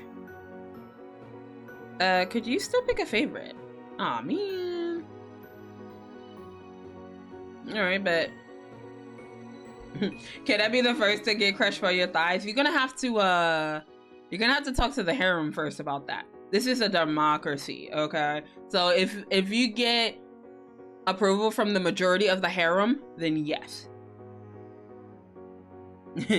So you haven't crushed him with your thighs? Noted. Threatened it, but no. You burst out laughing, forgetting for a second the time of night. It'd be... let's see, the aquarium. The aquarium. You'd heard that in recent years, the aquarium had been making efforts towards conservation programs. It seemed like a perfect, obvious fit for Cove. Alright, cool. Don't think too hard about this talk. It doesn't mean anything. You're freaking adorable. Don't say that. Good night, Zela. It's really late now. Yeah, it is. Good night. And with that final send-off, you put your phone to sleep and lowered it with a sigh. You had no idea when Cove was going to invite you to the aquarium, but your mind was buzzing with all the possibilities the coming days might bring. If I get the permission, it's okay. When it happens, I'm enjoy every second of it. I mean, as long as you get the approval from the harem, that's all that matters. Your phone went back to its place on the nightstand and you resumed snuggling into the mattress, one hand thrown to the side and the other shoved under your pillow. Somewhere between this day and the next, you finally found yourself asleep. Oh, good morning. The next morning, after washing up from breakfast, you had just climbed the stairs to your room, ready to tackle the day, when you heard the ring of the doorbell. Where is the harem? I'm gonna go try to get their permission. You have 7 people to get through. So just do exclamation harem and you'll see who you have to talk to. I don't think I've finished reading. I'm gonna just read it again. So the next morning, after washing up from breakfast, you had just climbed the stairs to your room, ready to tackle the day, when you heard the ringing of the doorbell. You turned towards the sound, angling your head in confusion. Was someone expecting a visitor today? Yes, so you have to get permission from all them people. Damn. Yup. That's exactly who you have to talk to in order to get your wish. Hey, Misty, welcome in. Mwah! There's your kiss, and thank you for the head pat. Thank you. Damn, goddamn, yup. That's exactly who you gotta talk to. And most of them are possessive, so I don't know if it's gonna happen. Then again, you weren't even sure if anyone else was around, judging by the lack of footsteps you were hearing. You raced back downstairs to answer the door. As you pulled it open and saw who it was, you were only further confused. Cove? He was standing there with an unsure look on his face at first, like he didn't know who would answer the door, but the moment he saw it was you, a shy grin spread across his face.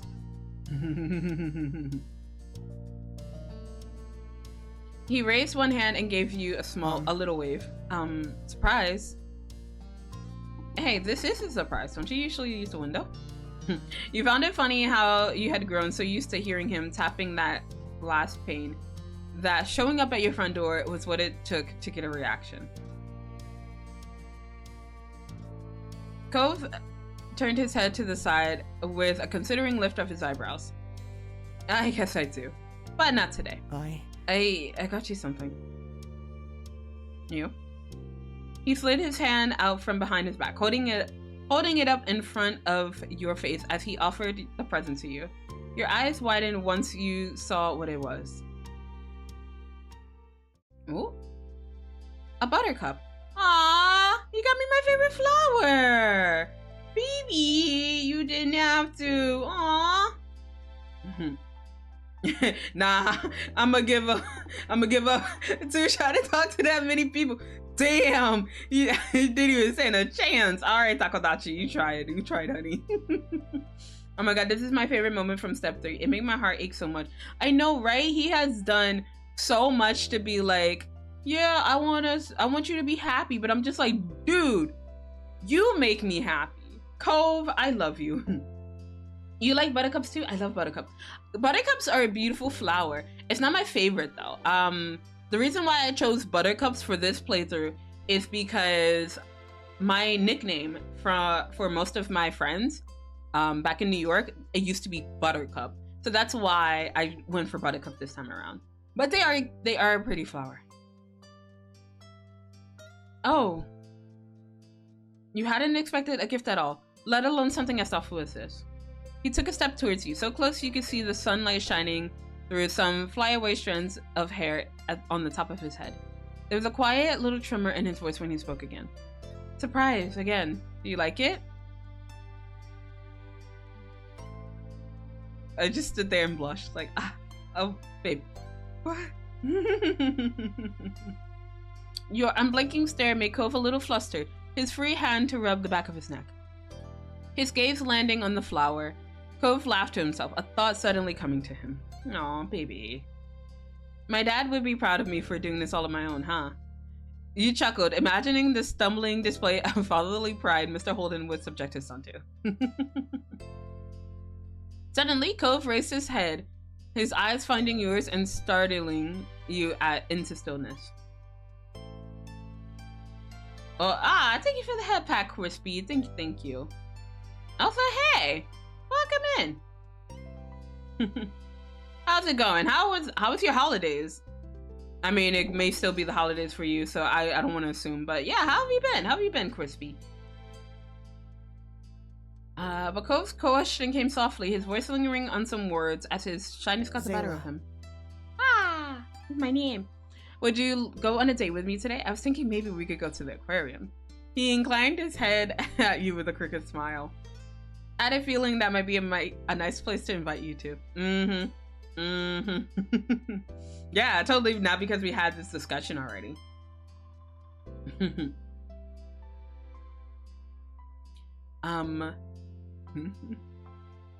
You're my boyfriend, of course you can ask me on a date.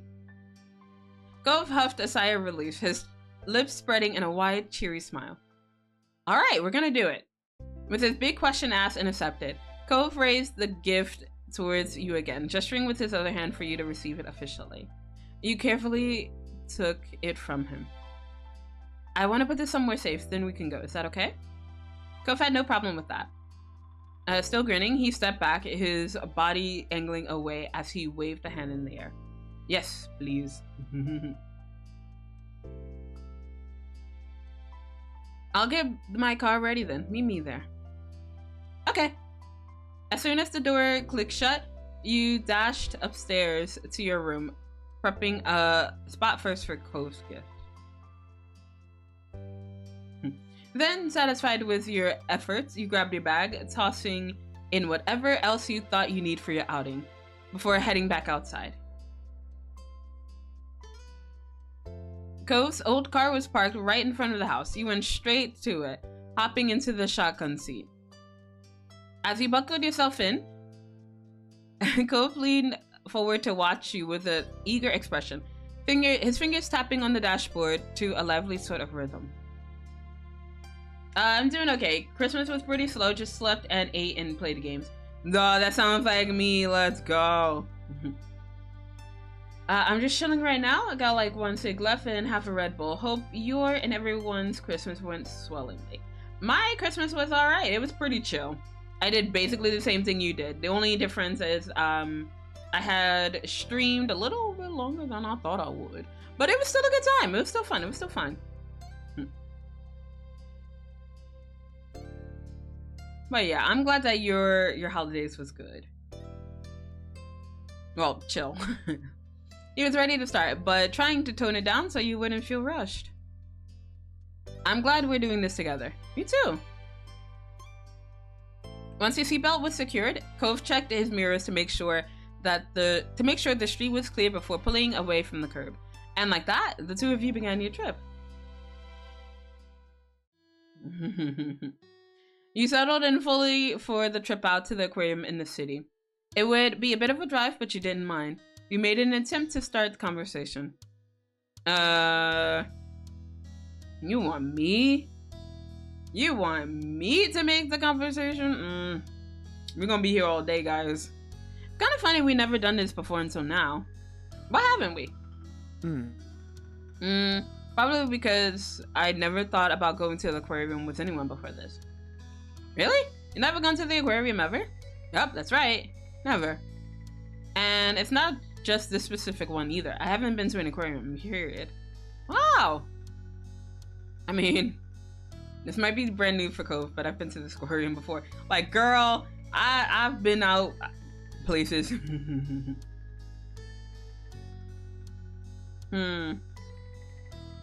Shit. Let me go back. Yeah. But you had more experience with aquariums than Cove Holden. That simply sounded wrong.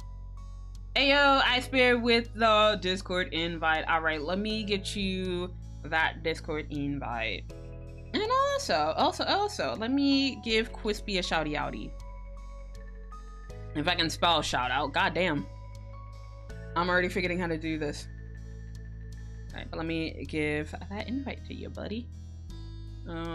Also, where the hell is my lounge? Alright, let's see. Let's do the one use. Oh shit, no. Not me about to do something incorrectly. Alright, so let me whisper in your ear. Not freaking go. Alright, Ice Bear, where are you, buddy? That's fine. I think I can just do it the other way. I'll do it on this end, and I will whisper it to you. As soon as I remember how to whisper. There we go. There's your whisper. There you go. So welcome to the Discord, and let me also refund your points back.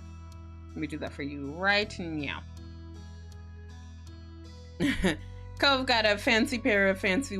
Oh my god. Cove got a pair of fancy wheels. Bro must have a Benz. Also, thank you for the shout out. Love you too, Zela. No, I love you as well.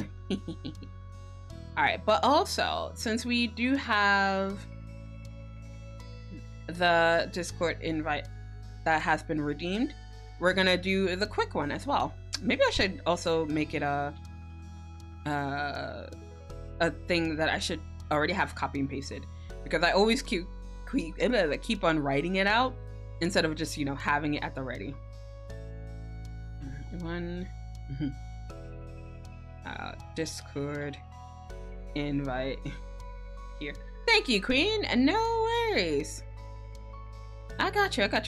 Whoa, a whole 2 inches. God damn it, Crispy. No. All right. Well, yes. There's one use over there. Whoever gets it, you're based. Hey, yo. Ice Bear with the 20-inch PP. What the shit? Aww. But god dang. Wait, hold on. I never did my measurement for today. What's my measurement? 4 inches. God damn. Oh, it's just small. So small. God damn, Ice Bear bro, the horse. What the hell? Why do I have a small PP? It's some bullshit. Extreme Elements, he's supposed to be on my side. What the shit is this? But I think I read this, but you know what? I'm gonna read it again. You had more experience with aquariums than Cove Holden. That simply sounded wrong. Do you actually not like them?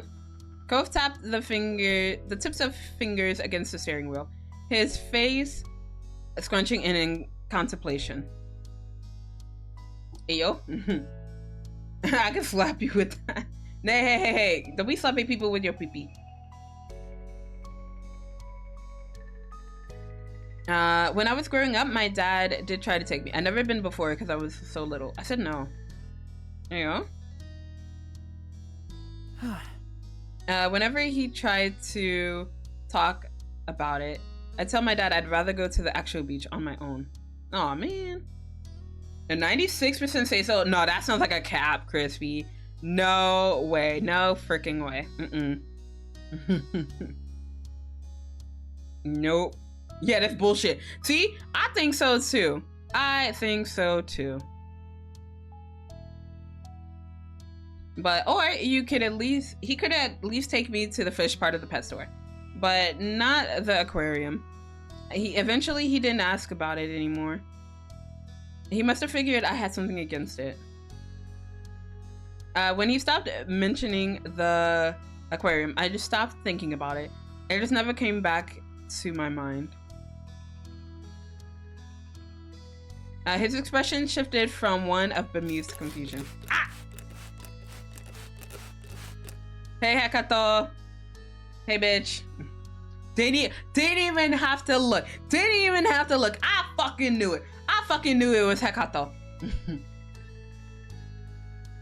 God damn it. I fell asleep. Oh no, thieves. Thieves, wake up. I'm at most -30. But for real though.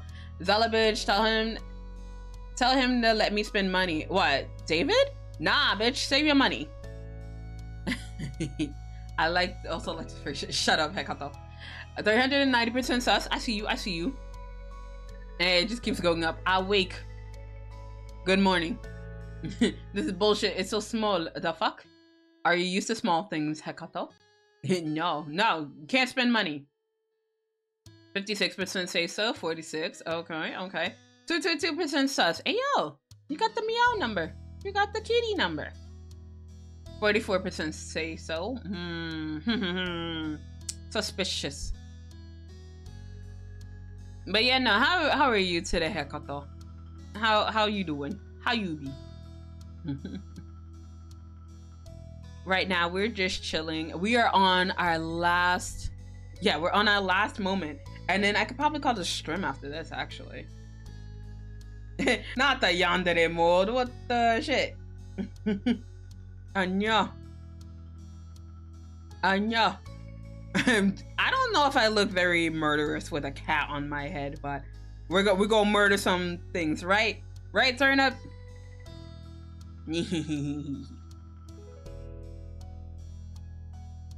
Oh yes, so you can't tell me what to do. Spending money is not a disease, bitch. It's a lifestyle. What the fuck? Now, if I said that same shit about Minecraft, y'all bitches would have been like, nah, you need to go to an institution or some shit. What the fuck?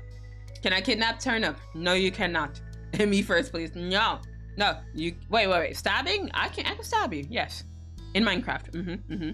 Thank you for the head pat. Oh wait, it's for Turnip. I get it. For Turnip, fuck you, Majestic. I want a head pat too. What do I have to do to get? Hey, oi. What the fuck? This is for you. Fuck you. That's not the kind of bunk I want. Girl, from just a speck of dust from you already looks. What the fuck? Ah!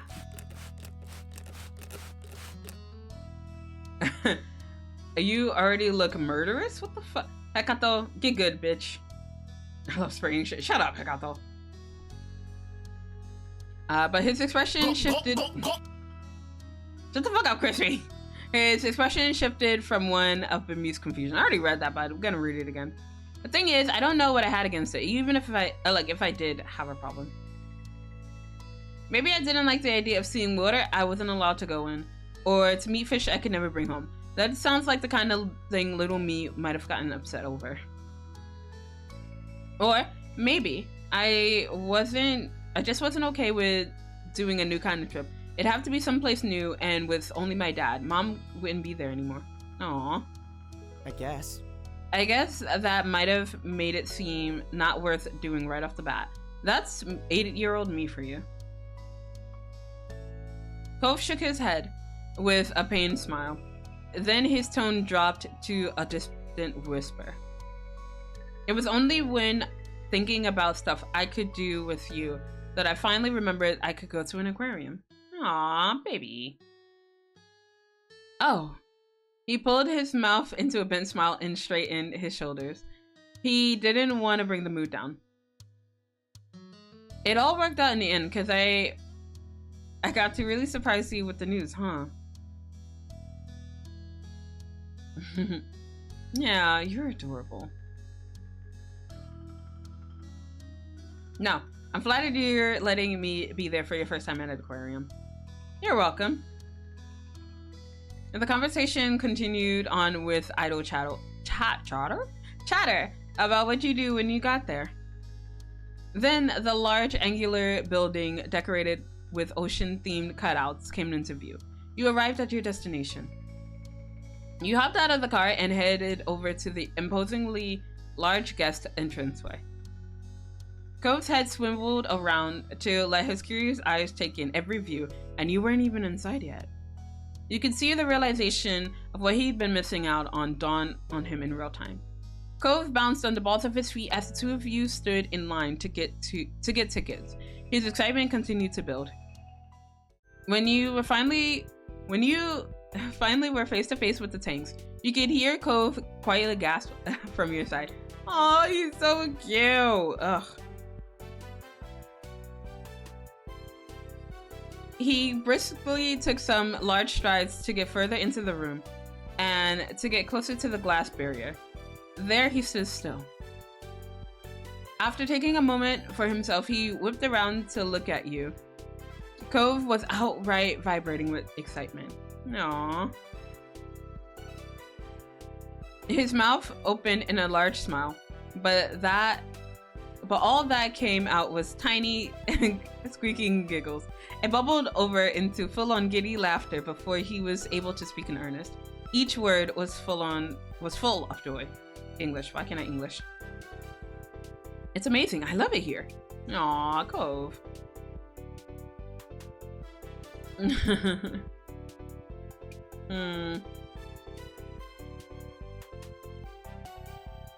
I'm really glad. He cheered back without hesitation. Yeah, the aquarium is great. The two of you wasted no time rushing around the place. You went every which way across the aquarium. Cove was enthralled by each new sight. His eyes alight like a kid in a candy store, and a perpetual smile made its home on its face. No metaphorical stone was left unturned. He viewed all the tanks from his tallest of heights on tippy toes, as well as crouching as low to the floor as he could manage. Yes, Ice Bear, what is it? What's up? What's up, buddy? But your exuberance was as bright as his. He buoyed further by how happy you were that he had found such happiness. You beamed. After making an entire trip through the whole building, you and Cove finally slowed the pace down. Who the fuck is knocking? I mean, Ice Bear is knocking. Ice Bear was knocking, silly. Didn't you notice?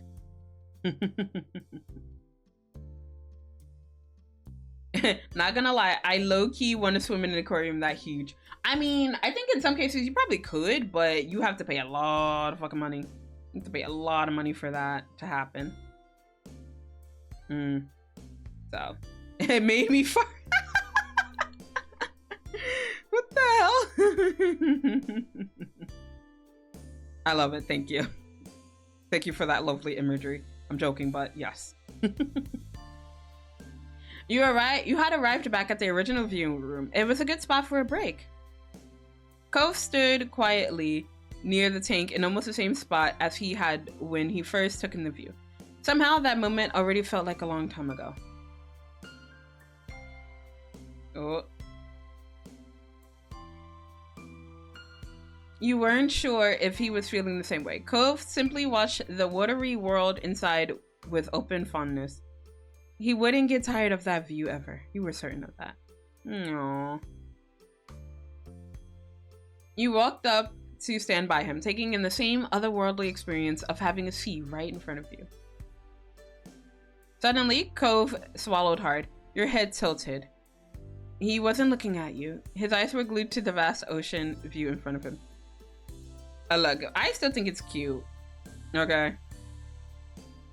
But his bright red face reflected clearly in the floor to the ceiling glass pane separating aquarium goers from the water. You couldn't understand. Nothing had happened. Then realization came. This was Cove. He was flustered because he was thinking about doing something, you know? Do it to me? I mean, what? Cove always got that way when he was mentally building himself up. You immediately averted your gaze, as though you might be caught watching something you weren't supposed to see. It would simply let Cove have a moment. Hopefully, he'd be ready to talk again soon, you thought. Oh! Miss Puffles! Mwah! There's your kiss. Thank you for the hat pat. Thank you.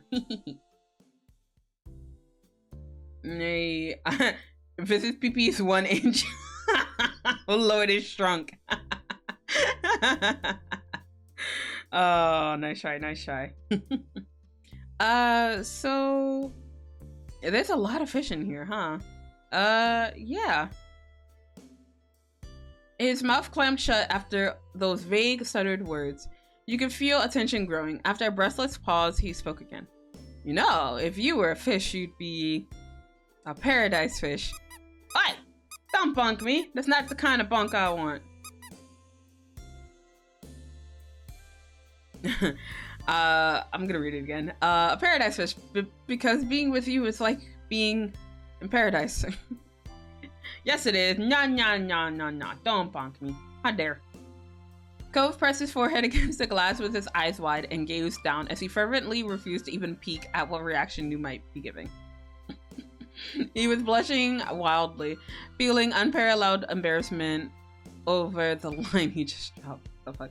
I seen your browser history. No, you haven't, you fucking liar. But also, let me just quickly delete everything. Aww. You covered your face with your hands bashfully. You thought it might be good that it was something of a rare occasion for Cove to be that indirect. To be that direct. It was a lot for you. You had plenty of fish name knowledge up your sleeve for use of this too. Let's go. You don't use incognito mode, Zela, for shame. Only fucking cowards use incognito mode.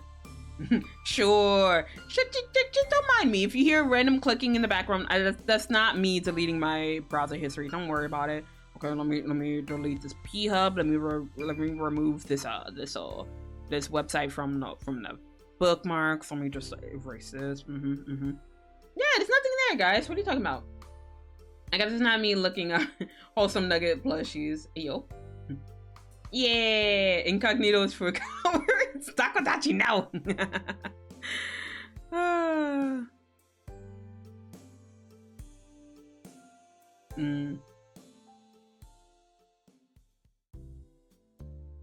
Oh gosh. But what about you guys? You guys got something embarrassing that you recently searched up, huh? Right. Don't make me feel alone in this one. You guys being sussy too, right? I use a different account for sus stuff. Hey, yo.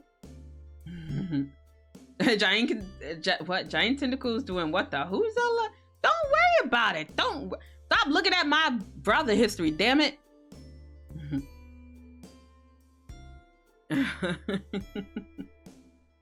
I'm 98% wholesome. Cap. Freaking cap. Well, if you were a fish, you'd be... Ooh. Aww. A sunrise guppy because you're my adorable ray of sunshine. Oh, that's so cute. That is so fucking wholesome. That's so cute. I'm gonna fucking puke. That was cute. He continued to speak after his initial exclamation, but it was so mumbled you weren't sure what it was. Cove had completely lost control of the conversation that he started, and he did not know what to do about that. Ultimately, he settled for turning his burning face away from you even more, as well as covering a cheek with a hand for good measure. Leaving him speechless had you feeling rather pleased. Ayo. The last 2% is femboy and liking to call others mommy. I mean, at least you're honest about it. Nah, you're not alone, Zela. May your internet histories be lost to the winds of time. Exactly. We're just gonna move that away. Don't worry about it. Don't worry about it. But after that, Cove wanted to go around the aquarium again. He hoped to let it all sink in at a more leisurely pace while you were here. Plus, he desperately wanted more time to settle down after his latest big attempt at flirting. Poor baby. The two of you began your second loop down the path. It took no time at all to become absorbed in the incredible sea life once more. As you walked, Cove stole a quick look at you after only having eyes for the fish for quite some time. Speaking of, Mommy Zela, yes? What is it? Yes, what is it, Miss Puffles?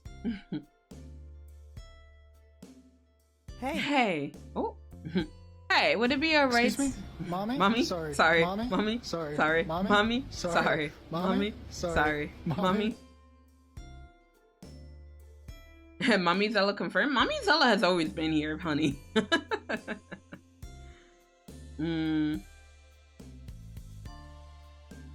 Hey, would it be alright to ask you why you chose this place? What made it the favorite out of everything? It doesn't matter why. I'm just curious. Because I knew you love it. His brows dipped at those words as you noticed his lips wobble. He spoke up meekly. Thank you. Yeah, got another mommy. Oh, goddamn it. Are you just collecting mommies, Miss Puffles? That's not how it works, damn it. I do. I really love it. I know, and I'm glad. You rested your hand delicately on his chest. Cove's eyes crinkled from the smile he made. Oh no, you're not about to start crying, no, right?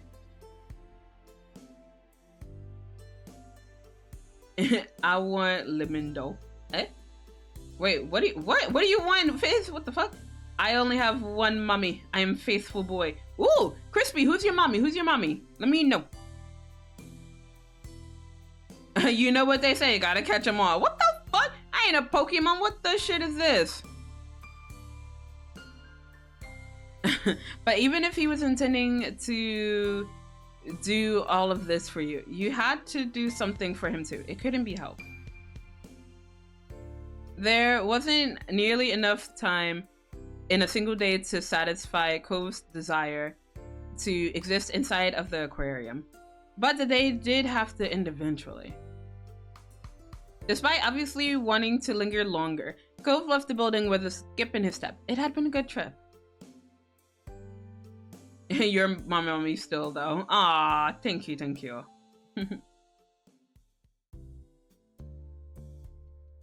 Oh, the two of you shut the doors of Cove's car behind you as you took your usual seats.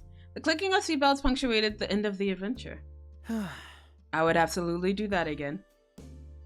No kidding? Cove chuckled as he pulled the car out of the parking lot, spirits still as high as ever. A ways into the drive, Cove glanced towards your direction. You stretched your arms as you shifted in the seat, waiting patiently for him to say what was on his mind. Wait, Wait, are there mommies available for me? I mean, I guess so. You just gotta go look. You gotta go look and ask. So, I know this was unexpected, but thanks for coming along. Any date with you is a good one. Really? Any at all? Yeah, of course. There was a quiet pause where you contentedly watch Cove. It wasn't hard to imagine the blush that was likely trailing over his cheeks. Aww, I'm glad. The drive continued in comfortable silence. Cove wore a content expression on his face that warmed your heart. Aww. Doing things like this with Cove, he made you happy. Your heart skipped a beat thinking about how much mutual the feelings seemed to be. With watching the passing scenery out the window, you relaxed into the seat. The time sped by. Aww. It wasn't too long before Cove pulled into his driveway. Sighing happily, you got out of the car while Cove came around to where you were standing. He stood there a moment, rolling a pebble under his shoe. A streamer named V met her through a friend who streams, and he's my stream dad, so I have a mommy and a daddy. Ah, that's cute, Crispy. I'm glad to hear it. That sounds amazing. Alright, so I'll see you tomorrow? Yeah. Thanks. Ooh. After that, you and Cove parted ways for the rest of the day. Even when you fell back into your normal routine, your mind refused to stop buzzing with the memory of your little adventure. But when was the last time you guys got to go to an aquarium? If you've ever been at all. I've been to an aquarium maybe a few years ago. There was this kind of like rooftop aquarium in Tokyo that I went to, and it was nice, but I was just like, it's okay. But I really liked the planetarium that was nearby it. So I think I preferred that more over the aquarium. So I think that would be one of the last things that I do before I leave is go to that aquarium. I mean, not aquarium, that planetarium, because it was nice. I don't know about y'all, but yeah. Have you guys also been to a planetarium? Planetariums are pretty nice. I know they kind of get a bad reputation for being boring, but I mean, I don't know. The ones here, at least in Tokyo, they have been very entertaining.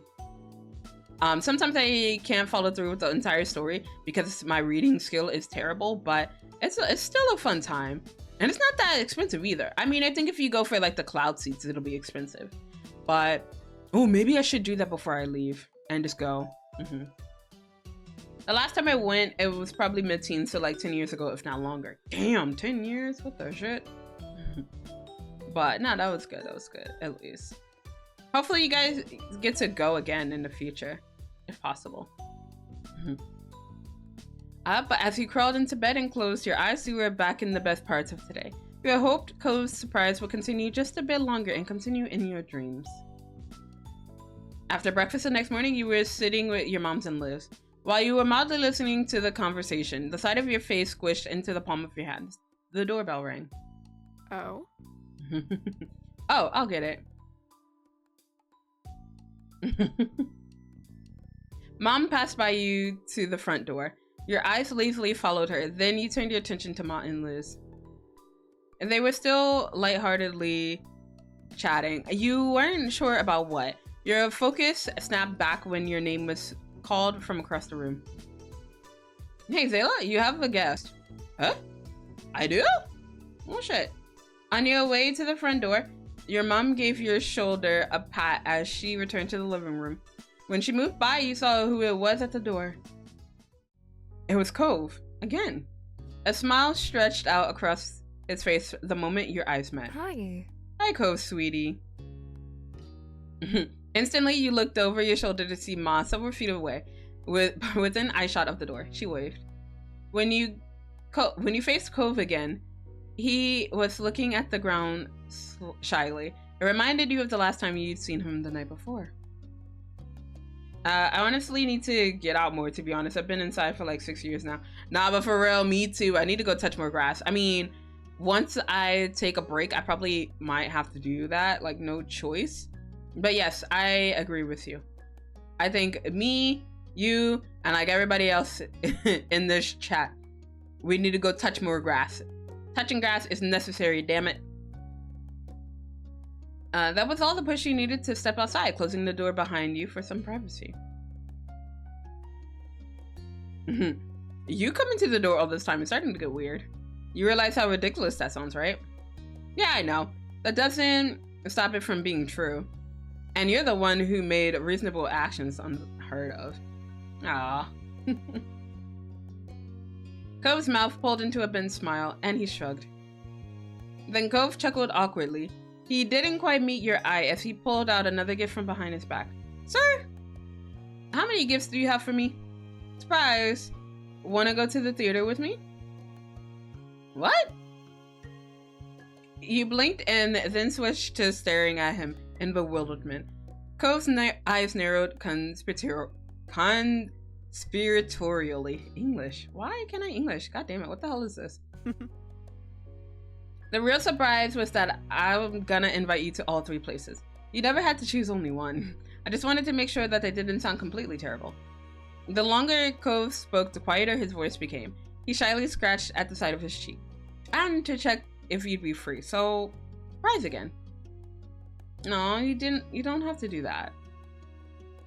Cove's eyebrows furrowed together. He looked like he was thinking way too hard.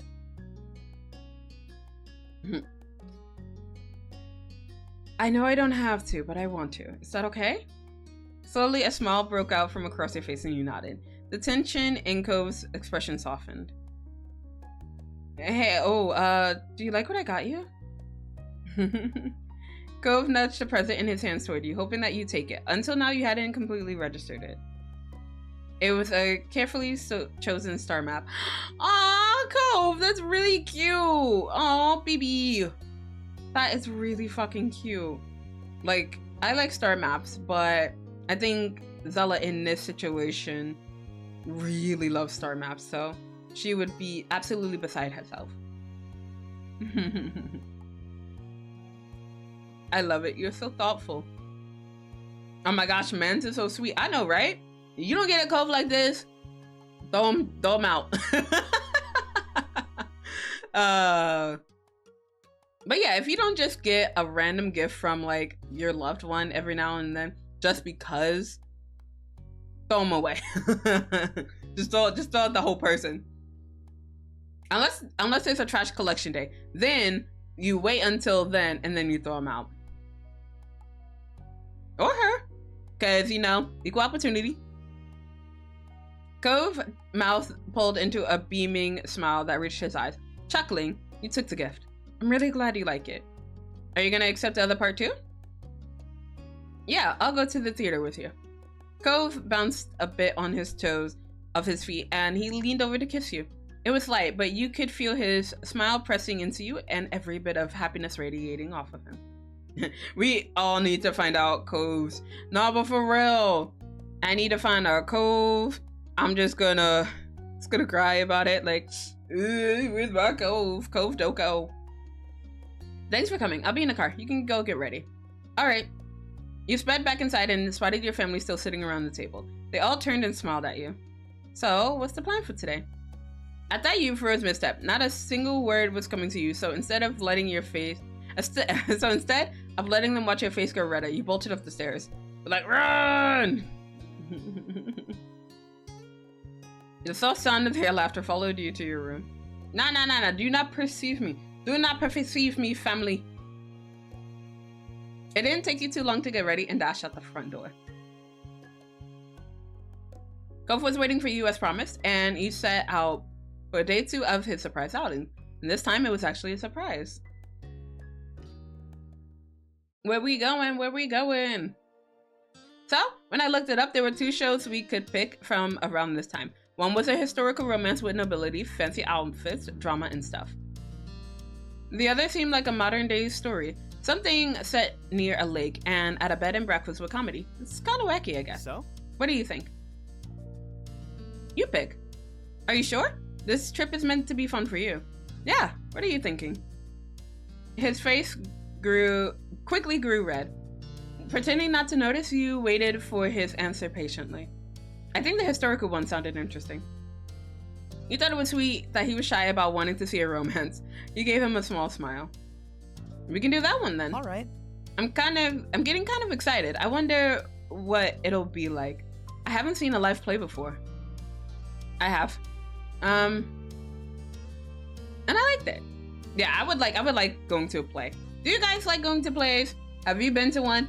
Oh my god. I'm kind of sad that I don't think I'll ever get the chance to do it while I'm still here. Maybe if I come back, I'll have a chance to do it. But there's this all-women troupe in Japan the tickets are really hard to get, but there's like they do performances and plays and everything, and they have a pretty dedicated fan base, and I hear most of the fan base is pretty gay. So I hit the mic. But I would like to actually try and go and see them. One day. We'll see if I ever get that chance. But your eyes shone with delight, remembering the dazzling lights in the grand stage. The theater was a treat you certainly enjoyed. The rest of the drive flew by, and soon enough you were at the theater with Cove by your side. Tickets in hand, you both went inside. Let's go. Shuffling down the aisle, Cove found the right seats. You were getting settled when the lights began to dim. We made it just in time. Your voice came out in a whisper. Glancing at Cove, you saw him staring straight ahead with eyes glowing wider with intrigue. Then the actors started coming out onto the stage.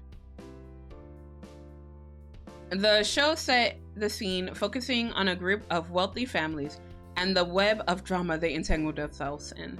And yet, despite the tension and chaos, two lovers emerged. Their swift engagement drew nothing but disapproval from their friends and family. You expected that there would be several trials before the lovers could reach any kind of happy ending.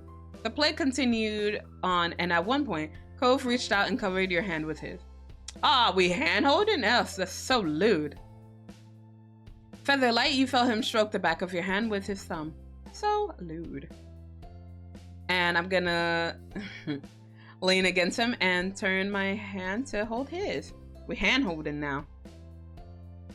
Inching closer, you rested the side of your head onto Cove's shoulder and interlaced your fingers with his. He sighed contentedly over how comfortable you got with him. You became absorbed into the story and performances, and you weren't the only one. During the touching scenes, you could hear quiet sniffling coming from the seat where your longtime neighbor was. Like, Cove, please, baby. I love you. Never change. When the play finally came to a close, the audience broke into applause. Cove clapped for the actors until the noise died down. Then he spoke for the first time since the event began. It's over. It's over, baby. Hand in hand still, you followed Cove out of the theater. The sun was hanging low in the sky. I had so much fun. I can't believe what a good time that was. Really, I might have to come back sometime to see the other one. Cove scratched at his cheek contemplatively. I sort of thought it was gonna be harder to keep up with the, what's the phrase? Suspension of belief. The actors were right there, putting on a show. I thought it'd be too much to believe that it was actually happening. Not bad. But I felt more into it than with a lot of movies. I could totally picture the world they live in. Amused, you nodded along and listened to Cove's animated commentary. I'm still thinking about it, even though it's over. Imagine if that was us. What, to have the world against us? I'd be like, nah, I'm gonna still fight everybody. Like, fuck everybody else. I'm gonna still fight for you, Cove. Hopefully you'll do the same for me, baby. Attending high society parties and living in grand mansions, we'd have to deal with the rich and powerful, and the politics or whatever that went along with it. Our families would try to force us to follow a certain path, but we still find our own way to each other and to the things we want to do. He had stars in his eyes as he fantasized about the events of the story. I mean, are you envisioning us being married like the couple in the story? You raised an eyebrow accusingly, but your tone left little room for doubt that you were teasing. Well... Cove's gaze avoided you and settled on the ground off to the side. He spoke softly. I mean... And like you said, it is a part of the story. So it'd be wrong to throw that out, right? Ooh, sir. His mouth pulled into a small smile, and after several heartbeats, his gaze met yours, making your skin feel hotter. Oh god, guys, is it hot in here or is it just me? God damn. Feeling tongue-tied, you could only nod. You both stared at each other in flustered but happy silence. A few quiet moments passed, and you noticed a distant look on Cove's face. He shook his head like he was trying to send a thought away. What is it? Trying to really picture a completely new life in a new place actually feels kind of weird now that I'm doing it. I'm not exactly sure how to explain. It's exciting, but also sad.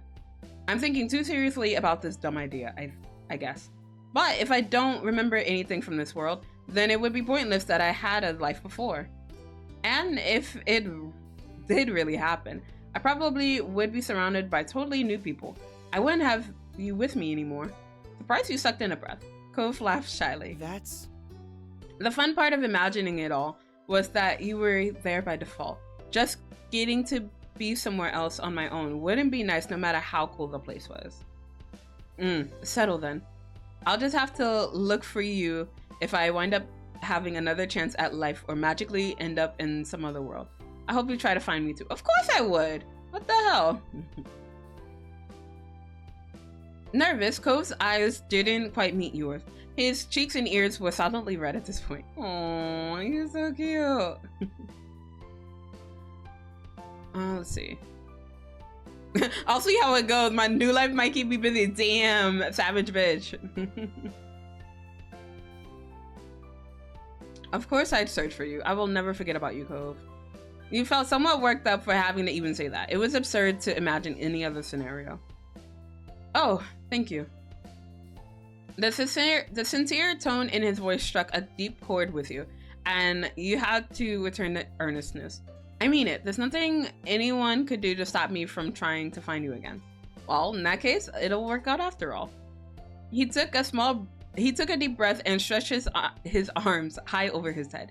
He then turned his head to your direction and pointed with his thumb to his car. We better get back to our real world now, huh? It's getting late and I think we're the only ones still out here.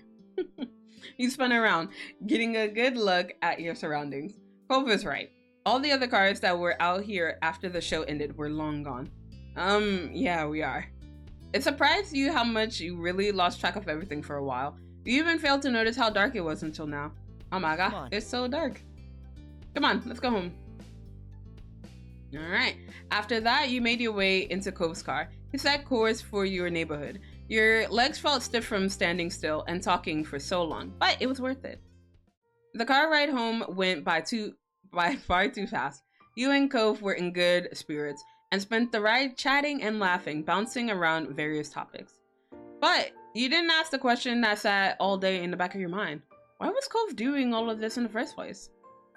Again, you both parted ways for the night in the neighborhood street. You watched Cove head inside with a quick wave. You were halfway to your own house when a familiar voice called out to you. Turning on your heels, you spotted Mr. Holden. He lightly jogged over to talk. Hey! Hey, it's Daddy Holden. I mean Daddy Holden. I mean Daddy Holden. I mean Daddy. I mean Mr. Holden. Yes. Hey, how are you? I'm good. Great. I was just getting home from work. What are you up to? Or rather, what were you up to today? Me and Cove went to the theater. You did, huh? Sounds fun. You nodded and smiled softly, but didn't have much else to add. It got quiet. Mr. Holden frowned. He rubbed the back of his neck and studied you for several silent moments. Right. So, Zela, what's going on there? Something is going on, isn't it? Huh?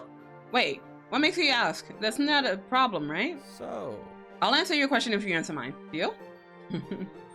Sighing, you nodded. Mr. Holden was probably the only person who could give you any solid insight to what Cove was doing. What's the story? The truth is, Cove's been doing a lot for me lately. Way more than usual. For 2 days in a row, he's planned some special dates and gifts too. I don't know why.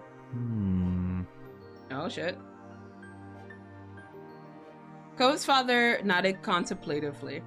He accepted the situation easily. That actually makes a lot of sense considering. Considering what? The words came out in a whisper, despite how badly you wanted to know. You had no idea if he heard you or not. There was a pause. He was unsure of what to say next, or how to phrase it at least. Honestly, bit worried about Cove lately. He's gotten really God damn it. He's gotten really up in his head about something. But it's not exactly a bad thing. It's tough to know how to even bring it up. I'm not even sure if I should try to have a talk about it. The longer he spoke, the wider your eyes grew with concern. There was more happening than a few meaningless hangouts. It's okay. He raised his hands in a calming motion when he noticed your reaction. Let me explain. I noticed Cove's been getting lost in thought more often recently, and sometimes he has his laptop out in the living room. He leaves it lying around on the couch or puts it on the coffee table. I have a clear view of it from there, and I can obviously see him looking stuff up on it. Oh my god, Daddy. How could you come back for that, Majestic? What the fuck? Not you barking in my chat. What the fuck? Woof woof bark bark. Ow. God damn it. Majestic, please. I'm gonna need you to take like a cold shower before I spray this chat down. What the shit? Wait. I got something for your ass. Hold up. Let's see if I remember the exclamation. Shrimp alert at maybe the Majestic Space Chicken. I think it doesn't work if you put at. Hold on. There we go.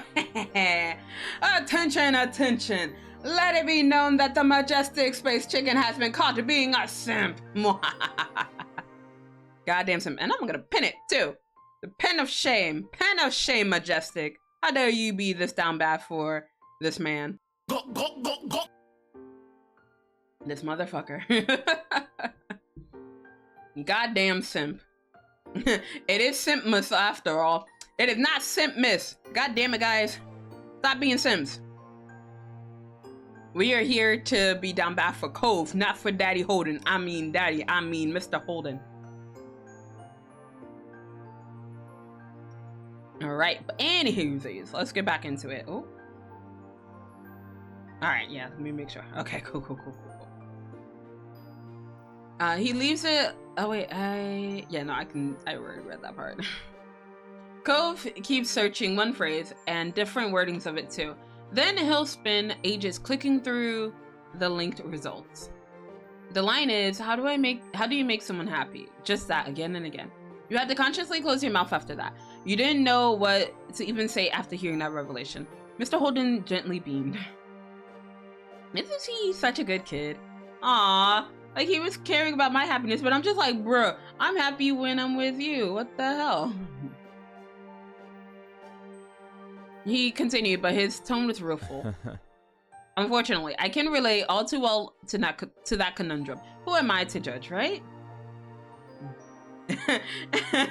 But that tattoo and that booba window, though, how to unsimp. Guys. Down horrendous. Absolute simps. Z, don't make me do the simp alert for you as well. Ma'am. Don't be simping. Alright, but Mr. Holden shrugged in an exaggerated way to lighten the mood back up.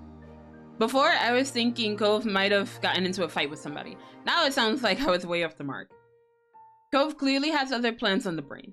I'm even more confused on whether this is something I should get into or not. You know, actually, I was wondering if you could have a little chat with him about what's going on. It sounds like you're at the core of Cove's sudden study sessions, so he might feel more at ease talking about it. Or more embarrassed, but he'd still probably do it. I would really appreciate it. I mean, I don't think I have too much of a choice, but your gaze trailed over to the Holden residence. Mr. Holden made a very good point. You had to admit. You nodded. Mm-hmm. Good kid. I was called a good kid. Hey.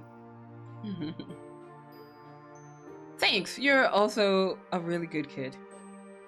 You shook your head with a smile and started walking towards where Cove went. After a few steps, you realized that Mr. Holden wasn't following. You glanced back at him. I'm gonna hang out here for a bit. Make sure you have some space to talk without appearing in the way. The door is probably unlocked, so go right in. Hey, welcome back, Fuse. Welcome back, buddy. Okay. But you hesitated for a moment. Mr. Holden's face faded. Smile faded. Oof, English. Thanks for talking with me. This has been on my mind too, and I think it'll be good to ask Cove if everything's okay. Absolutely. Agreed. It'll all shake out right in the end, I'm sure. Ow! What the fuck? Thank you for the nuggies, but I don't need it. How dare? Why, what's up, Fizz? What's wrong? Mr. Holden grew much happier than he was a moment ago. Feeling ready? You turned right around and went into the house. Hey, Cove was sitting on the couch with his aforementioned laptop open. It's Daddy? What the fuck? God damn it, guys. He picked up at you with a puzzled look, and then it melted into a smile. I thought you were my dad. Did you forget something? Your father and I, we were actually just talking a minute ago. You pointed at the door behind you as you spoke. Silence stretched on uncomfortably, and slowly Cove's expression twisted in confusion. Okay? Why are you here? You know what? Oh, because I don't know, because like lately I've been blunt about talking about things with certain people. You know what? No, we're gonna be blunt about it. Be like, look, I know what you're doing, man. You want to talk about it? You good? So we're gonna talk to him about it bluntly. We need to talk about something. Ah, okay. Cove closed his laptop and laid it on the couch cushion next to him. He got up, shuffled past the coffee table, and stopped right in front of you. He'd spoken a hushed tone, only hearable because of the new closeness. Is everything all right? You tell me. I heard from your dad that you've been fixated on the idea of how to make someone happy. Why? Is anything wrong? You noticed that? Are you mad? No. I guess I really was distracted. I didn't think people around would actually be paying attention or taking note of things. I mean, I don't think you hated Cove, so I think people would have noticed. He chuckled awkwardly at himself. Cove, will you tell me why you felt like doing that so much? Zela. Cove looked at you with large, earnest eyes. I did it because I want you to be happy. Aww! Dude, don't make me cry. Cove, baby, I'm always happy. I'm happy just being in your presence. What the fuck? What the? You're killing me, Cove Holden. You already make me happy. The words flew out of you without a second thought. Cove's face instantly started to turn red, and his mouth twitched. Thank you. Another laugh squeaked out of him. Now he was completely frazzled on what to say. His gaze fell to the floor, and he defaulted to rubbing at his arm. I wasn't trying to make you or Dad concerned. I didn't want to upset anyone. Sorry. Oh, Gove. Why you do this to me? It's okay. He's precious. I know. He is a precious being. And I love him. I love him for it. I love him so much. Gove. Baby. It's okay. You meant it. But the words came out far too quiet. You tried speaking again. What happened to make you do it now? I don't know. With a deep frown, Cove looked back at you and repeated the phrase. Each time the inflection was different. Like he intended to say something different, but was coming up with the same non-reply. I don't know. I don't know. I don't know anything. Aww, baby. He ran a hand through his hair, trying to understand his own motivations. I guess maybe with everything that's been happening and everything that's coming soon, it just kind of hit me that we're neighbors. A quick snort of air came out of your nose from his conclusion. Yeah? I mean, you've always lived right across the street from me for 10 years. The only other kid who grew up in this whole neighborhood is your oldest sister. His weak smile bent. And then there's our parents. They sure were putting in the effort for the two of us to get to know each other. Cove shook his head with a laugh. His gaze was far away as he nostalgically reflected on the history you had. Basically, everything in our lives was set up for us to be together. It was always effortless. And why not? It practically went without saying that we'd be around each other, but it won't be like that forever. Our parents can't always be there to arrange things. We can't live in the little world of the street forever. Do I even know how to make it work even when I don't have every advantage possible? I've made you happy in the past, but could I keep doing it? What even is it that I do that makes you happy? Cove, I'm gonna kick your ass and then kiss you. Sir, please. Cove started to run a hand through his hair again, but he stopped part way through. He looked at you earnestly. It was like breathing. When you're just going through life, you do what you're doing without even thinking. And then something reminds you that you're breathing, and then you become way more conscious of it. Being with you is the same. I do what I normally do without pondering deeply on it. But now all this stuff made me start thinking about it. Then I couldn't stop thinking about it. Ko sighed and stood up straighter. His eyes watched you softly, and you felt a surge of warmth in your chest. Zela, I love you. Go. If I don't find a cove like this, I don't want him. If I don't find a beautiful cove like this, I don't want him. If I don't find a cute MB like cove, I don't want them. What the shit? Go. Why are you so precious? I love you. Why are you not real? I felt like I needed to try harder, to make an effort. For you, for the relationship we had, I had to, and well, that's what I did. Cove scratched the back of his neck. He looked sheepish now. It seemed like such a good idea in my head. It made complete sense, but maybe it was dumb. I'm gonna start crying. Don't deserve you. What the fuck? There was nothing you could do to hold back the flood of tears trailing down your cheeks. Cove stared at you with wide eyes, panicked. Stepping back, you took a deep breath. Cove shifted how he was standing and watched you bashfully. You're a big dumbass. Okay, but that's how I would really respond. I would always respond with like some bullying words. Just like, you're a dumbass. I hate you. I can't accept my emotions like this. This is some bullshit.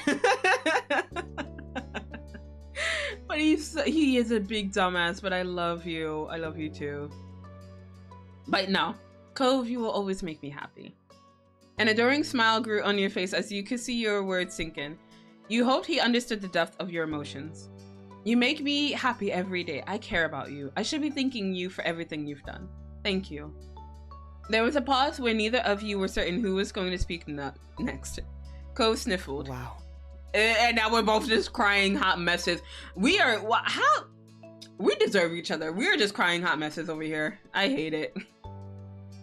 Thank you, Zela. Thank you. Thanks for looking out for me. Even when I didn't notice I was doing something worth checking in on. You're amazing. Oh, it's no problem. And you meant it. Cove was always there for you when you needed him. You breathed a happy sigh of relief that you were able to work this through. Cove chuckled. Now that everything was out in the open, his words were lighter. Morning, Zela! Oh, welcome back, Abs! We are still here. We are still playing some Our Life. But we're almost towards the end, though. Well, in this moment, we're not exactly at the end, but we're getting close enough to it. But yeah, we're on our final moment. So yeah, welcome back, buddy. I gotta thank my dad, too. You can always count on him to be around. I have such good people in my life. And thank you for the headpad. Thank you.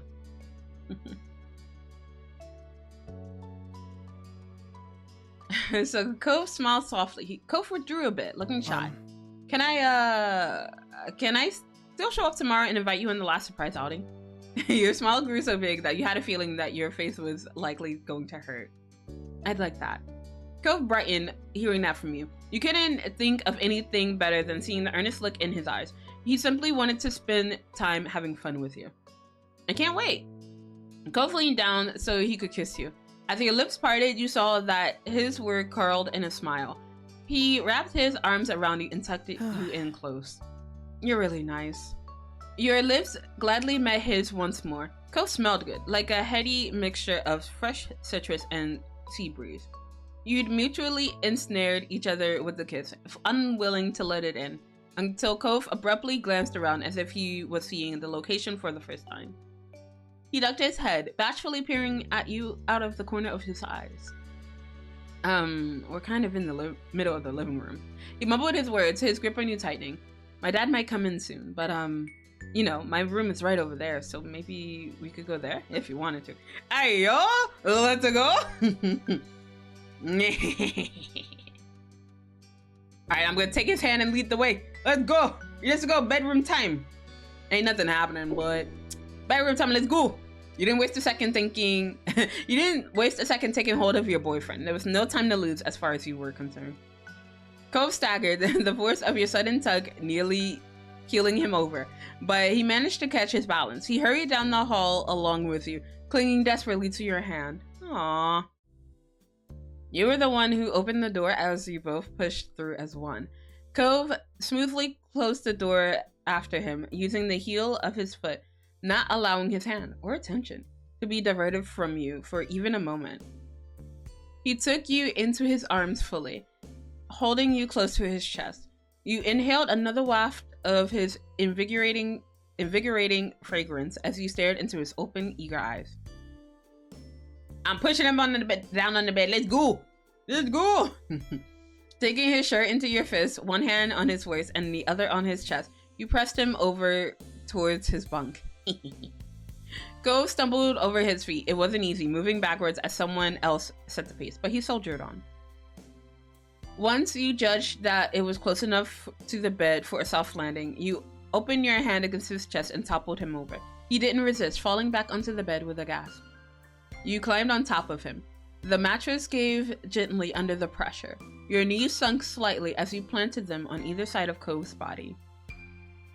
Cove's breath hitched, a much quieter sigh slipping from his mouth as the surprise gave way to realization of the position you both were in. He looked up into your face with nervous excitement.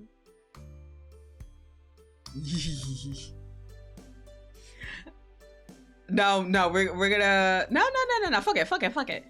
We're gonna kiss him and then we're gonna touch his thigh. Hey, yo, Zela lead? Yeah. I'm a good leader. What you talking about, Z? Actually, you know what? We're gonna start off sussy. We're gonna touch his thigh. Reaching down, you ran a hand along his thigh. He tensed, then gave you a wobbly smile, as if feeling bad about how much he was impacted by the sensation. As you continued to stroke your hand along his leg, he bit his lip, eyes fluttering closed. This was far more accepting of it now than when you snuck it on him at the charity dinner. Given how blissed out he looked with each stroke, you gained a new understanding of just why that was. Cove was so open, he couldn't hide a reaction like this, even if he were in public. And we're gonna nibble his neck. I mean, can I leave him a hickey? Or can I show some more possession? Can I do that? Can I do that, game? You peppered his neck with kisses and tiny bites in equal measure. Your breath gazed against his skin, pressing hard enough to make him shiver, then compensating with a soft kiss. Cove sighed dreamily, letting himself get lost in the moment. He instinctively pressed his body up against yours, while full of yearning for you. And then I'm gonna kiss him lightly, over and over. You sprinkled Cove's mouth with short kisses, always coming back for more. Cove responded in kind each time, aching for your touch. The tease of getting only a brief connection seemed to make him crave you even more. His hands roamed up and down your back, memorizing the outline of your body. It spurred you on, the gap of time between each kiss shrinking until it was nearly as quick as the kisses themselves. And then I gripped his hair. Yes. You shifted your position on the bed and looped a hand under his head. You coiled your fingers in his hair and solidly took hold of it. In response, Cove reached out and laid a hand on the side of your face. The pad of his thumb softly circled against your cheek. Hey, yo! Of course you would come back for the sus. Welcome back, Rin. The fuck I wake up back up to? Welcome back, Rin. Nothing. Don't worry about it, Rin. Don't worry about it. By using your varying vantage points, you pulled closer together, your lips meeting in a kiss. Then you let your hand drift back down lower. Cove enveloped you in his arms completely, strapping across your torso and back, in order to bring you in close for a kiss. Blushy. Oh, Z. As he kissed you, the pressure from his mouth and arms increased. You could feel his legs shifting along your sides. And then he used his newfound hold on you to roll over without warning. Ooh. So he's on top now. Okay. I'm still following this development. I like a guy on top. I mean, yes. You were abruptly laid flat on your back, the mattress beneath you, while Cove pinned you down from above. It knocked the little breath you had left right out of you. The kiss ended, but he had yet to open his eyes. You were both frozen. It was only when he slowly let his half-lidded ocean eyes look at your face that he understood what he'd done. You got to watch comprehension dawn on his face when he first frowned, puzzled by the change in view. It was then eased by understanding, followed by mortification, as his face flooded with color. Oh my god. He extracted himself abruptly, but carefully, trying to avoid pushing down on you any further as he got up, firmly taking a seat on the edge of the bed. He didn't say anything else. He didn't need to. From the way he was studiously looking anywhere but at you, you knew at once that he was too embarrassed to go any further.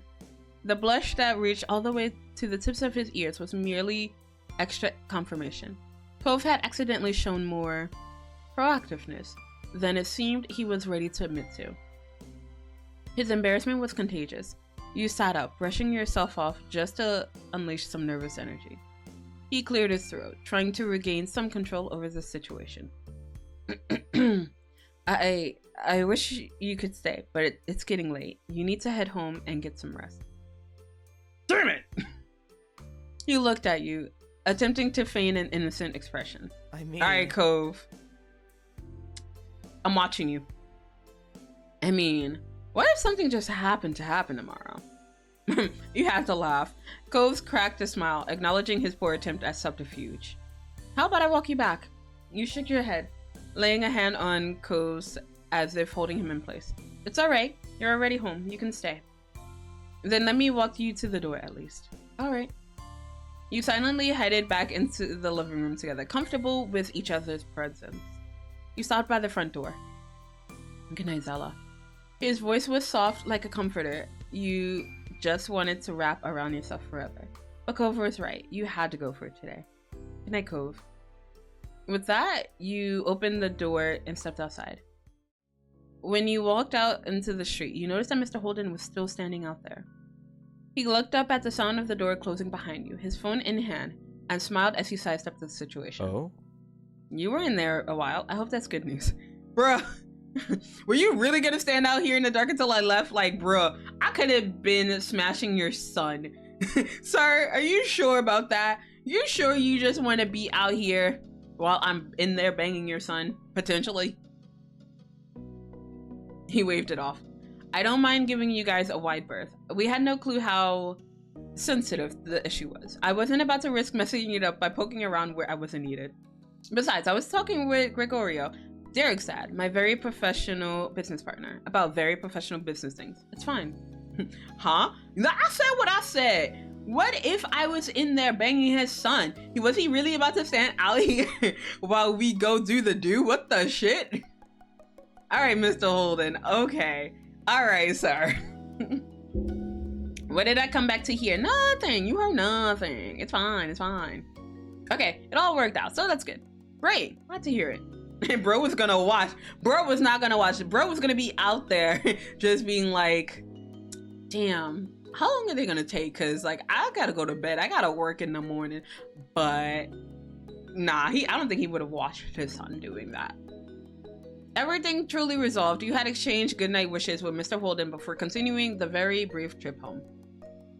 Not wishing to disturb anyone, you quietly snuck inside and gently pushed the door closed behind you. As it clicked into place with a minimum of fuss, you let out a sigh. Your mind buzzed as you climbed the steps up to your room. Cove had done so much just to make you happy, and you knew he'd be back tomorrow with another big surprise. Nah. Yes. I'm gonna surprise him with a gift and surprise him with a change of plans. Nah, we're gonna Uno reverse this shit. Cove had brought you 2 gifts already, and the odds are a third was coming. It was time to turn the tables and have something ready to give him. How the turntables. At this hour, that was easier said than done. Most stores were long closed, and Cove would be here bright and early to surprise you tomorrow morning. That ruled out purchasing a gift that the way that he'd done for you. Luckily, you'd known Cove long enough to see a solution to this problem. Your neighbor was always a happy boy when he was given food. You were sure you could rustle something fitting that description out of the kitchen, one way or another. Feeling invigorated, you spun around and sped back downstairs. It was time to put your plan into action. I mean, I was a decent cook. I think I can manage it. I'm gonna make something he would love. You sized up your option. With an early start, you'd be able to pull together something simple in the morning. If you wanted to go for something more elaborate and time-consuming, you need to do it right now. There was also the option of rallying the troops. Your mom knew how to cook wonderfully, and you could easily persuade them to give you a hand with this. Nah, I'm gonna do this alone. This is my problem. It was for the best. And, okay. So, I already know which step this refers to. So, from the bottom up, if we make him homemade fudge, then it's gonna show an image of step 3 Cove. If we go with the banana, peanut butter, and honey sandwiches, we get step 2 Cove. And if we do the cinnamon rolls, we get step 1 Cove. So we get baby Cove. So I really like the cinnamon roll option because it's so adorable seeing baby Cove. So we chose to make cinnamon rolls. Aw, look at him, he's so adorable. Even as a grumpy little boy who had just moved in, cinnamon, sugar, and frosting had brought a smile to his face. He was going to light up with childlike glee when he saw what you had planned. Cinnamon roll! Cinnamon rolls are so yummy. There was no time like the present. You found a suitable recipe and started pulling ingredients out, ready to be measured. Hey yo, exclamation measure right now. Let's measure your pee-pee size. Measurement time. Actually, let me do that myself. Goddamn.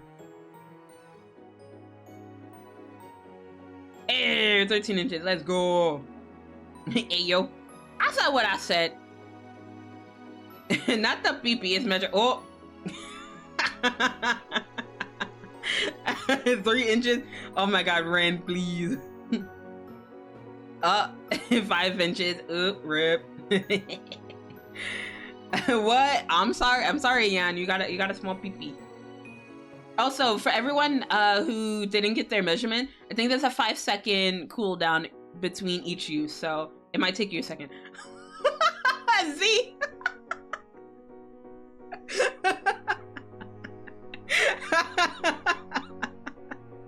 Z, go with it.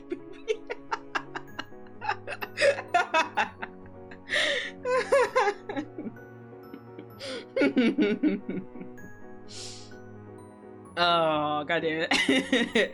Abs with the 10-inch, let's go. Sorry, Yan. I think there's like maybe a 2-minute cooldown between each command individually, so it might take you a minute to get your second measure.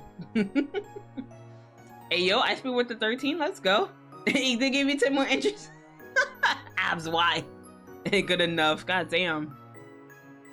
I love it. Oh no. But once you had everything you needed lined up and ready for attention, you began working through the steps. You made the dough quickly, knowing it would need time to rise before it would be ready to roll out and let you continue the recipe. Time to go jump in the frozen lake to cool off. Hey yo, Ren, you good? You good, buddy? But also, since you're back, let me give you a shouty outy. Good morning. You get that morning shout out.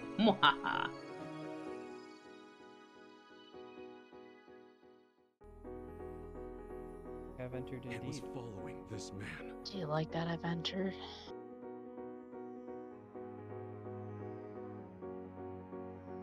But good morning, Ren.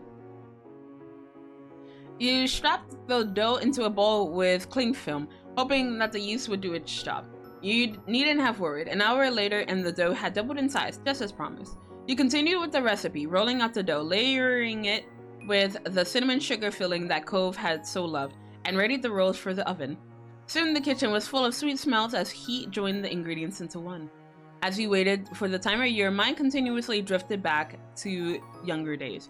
You recalled the chatter of tourists and seagulls on the busy shopping street that had felt so vast when you were a child. Eventually, a beeping brought you back to the present. The rolls luckily came out fluffy and golden, naked without their white frosting coats. What the fuck? I only slept for like, I don't know. You slept for a little while, but it's good to have you back, Rin. Morning, I suppose? Yeah, good morning, good morning. But what are your plans for today? I mean, it's the day after Christmas, but what are your guys' plans?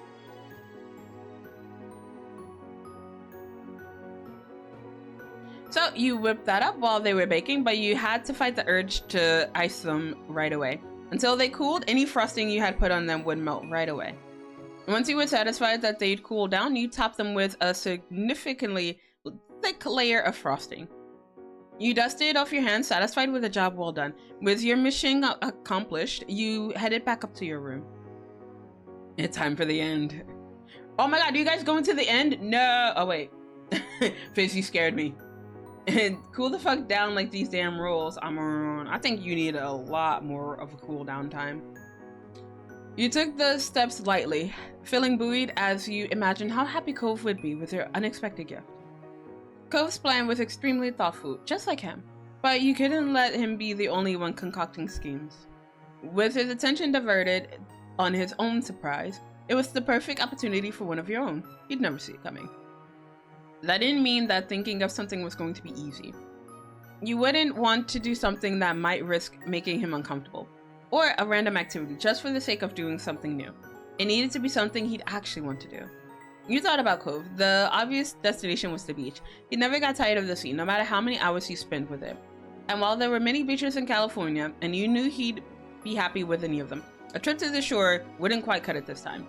After all, you both still inevitably wind up doing the same things you always loved to do on the beach, and time would pass in much the same way as it would if you were still in your hometown. Something that starts with ends in Minecraft. Shut up! But also, don't you dare get to the end, damn it. You wanted this plan to be something special. Luckily, as much as Cove associated himself with the ocean, you were one of the few people who knew that there was another, quite different type of location that he treasured.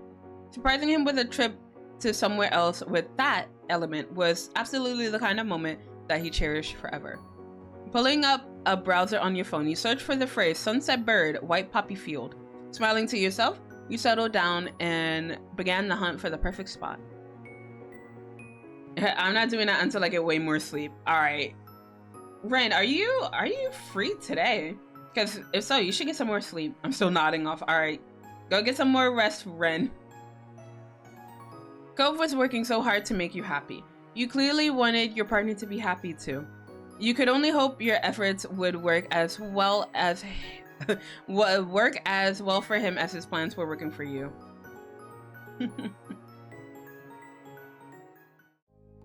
You were up early the next day, ready and waiting for Cove's inevitable appearance. Your ears were perked, listening for the doorbell, but instead, what you heard was a familiar rapping on the window pane. There was no need to look to know who that was. Only one visitor used your window as his personal entranceway. Getting up, you headed over to let him in. You gazed into your neighbor's face as you unfastened the window, opening it wide. He smiled at you, still crouched on the window's ledge. Ayo. Surprise?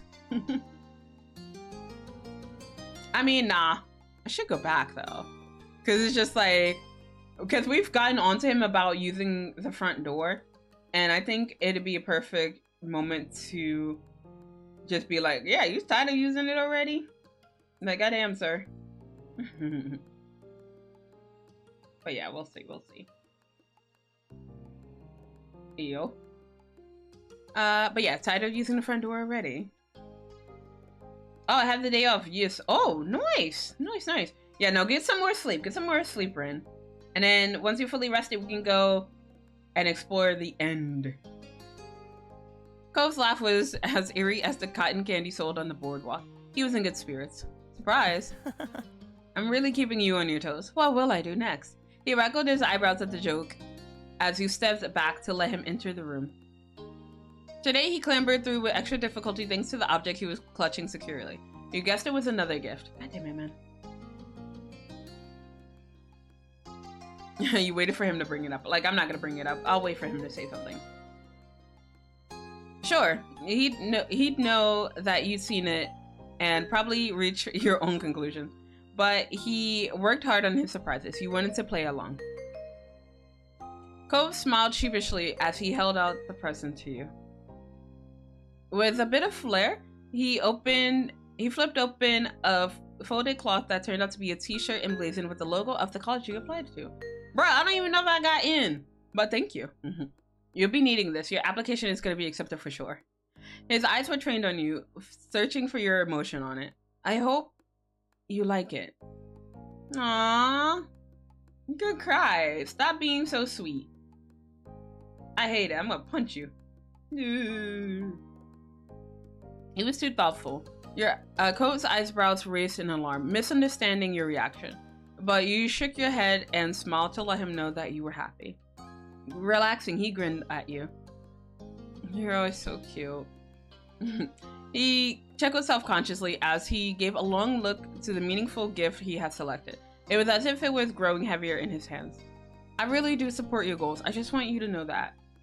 Ew, emotions. Damn. You just gotta let your emotions through sometimes, Abs. It's okay. I do. Then you accepted the thoughtful present into your own grasp. Only once he transferred ownership and cemented it with your approval did Cove straighten up and pull himself together. Well... Okay. Well, would it be alright for me to take you out today? We could, I don't know, go ice skating? You smirked, already anticipating that you'd say yes. You smiled to yourself, wondering how to break your counter surprise to Cove. Surprise! Huh? Beat passed, as if Cove was waiting for a punchline that didn't come. He tilted his head, nonplussed by your declaration. There's somewhere else I'd like to go today. Would you come with me? His mouth hung open and the rest of what he was trying to say disappeared into thin air. The shock hadn't even started to wear off, but he found one more word. Okay. You were thrilled to have him on board. Now the two of you could focus on putting the plan into action. The first part is already here. You can have it now. What? What? Really? It was amazing how surprised he was. Cove had spent 3 days raining gifts and special trips on you, but he hadn't at all counted on you doing something in return. What is it? Stay here for a second and I'll show you. Okay. He watched you expectantly as you turned around to head downstairs.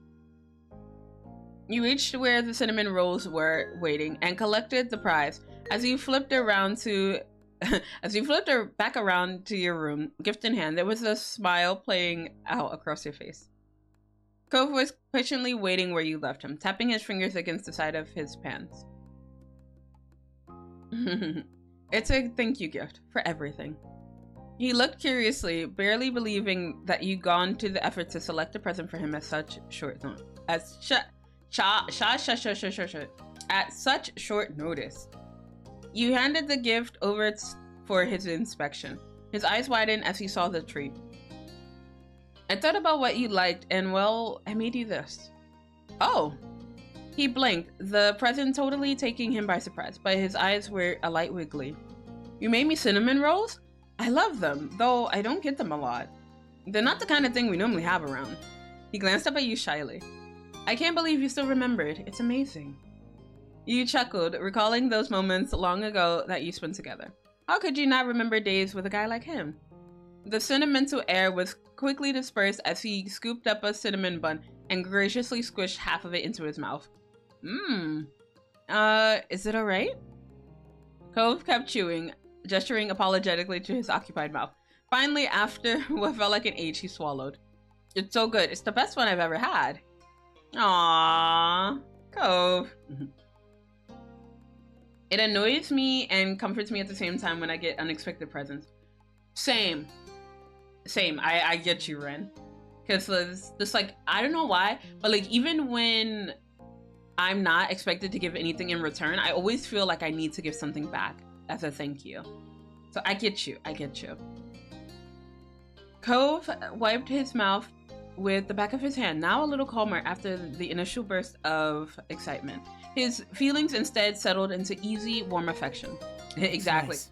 Yeah. So like I always feel very guilty when people do things for me. So like when I get like anything, even on Twitch, so like from bits to subs and getting like art made of me and just anything, it's anything in general that people give to me as a gift, I feel very uncomfortable and I'm just like, thank you. But also I'm just keeping tabs in the back of my mind. I'm just like, okay, but I need to pay this person back somehow, because I can't just accept a gift. I have to give something back.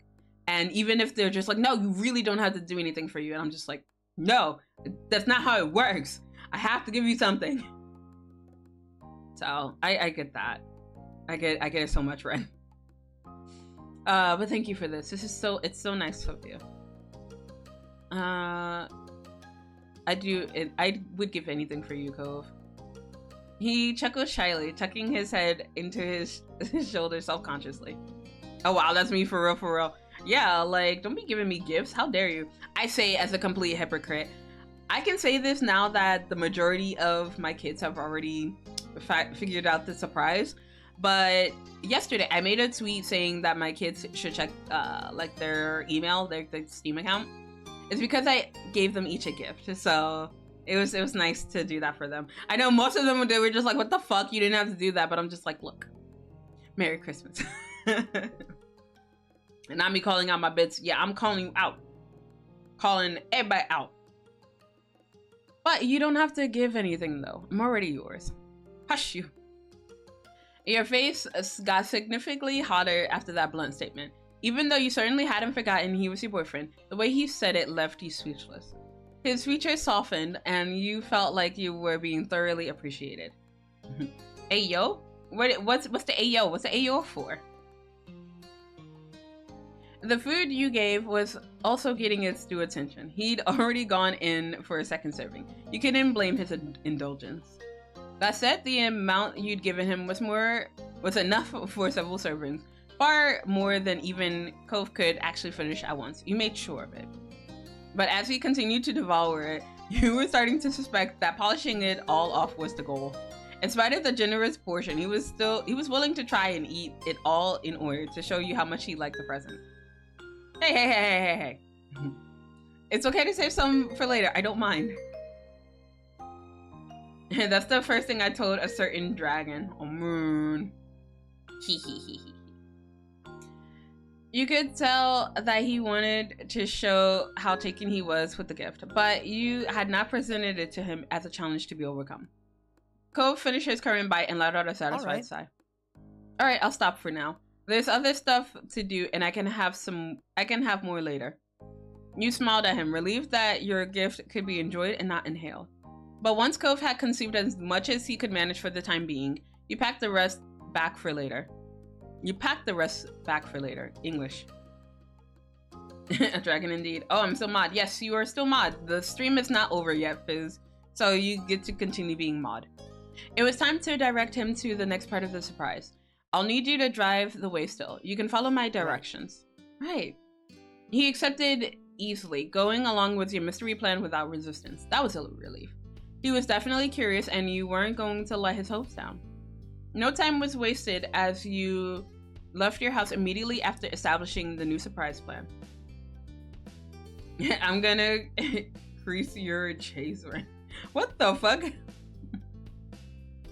You hurried out into the street and practically jumped into the car. Cove tottering behind at your heels like a faithful hound. Your excitement was obviously rubbing off on him. Cove dutifully followed your guidance. You did your best to keep the destination secret for as long as possible, giving him directions only as necessary. Good morning, imposter. I told you we will still be here. But welcome back, my dear. Good morning. When you finally came to a stop, it was in a parking lot out in the middle of nowhere. You confidently unclipped your seatbelt while Cove looked around, bemused. Here we are? Cove looked at you for confirmation. You were happy to provide it. We're here.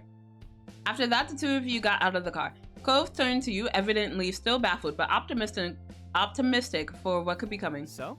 What now? All right. Cover your ass. Cover your ass? Yes, cover your ass, man. Let's see. Zela, what about dinner? What about dinner? Dinner's gonna be eventually. It's only 8 o'clock. What are my J's? I believe it's your shoes. But yeah, no, not cover your ass, but cover your eyes. Aw, that's actually really cute.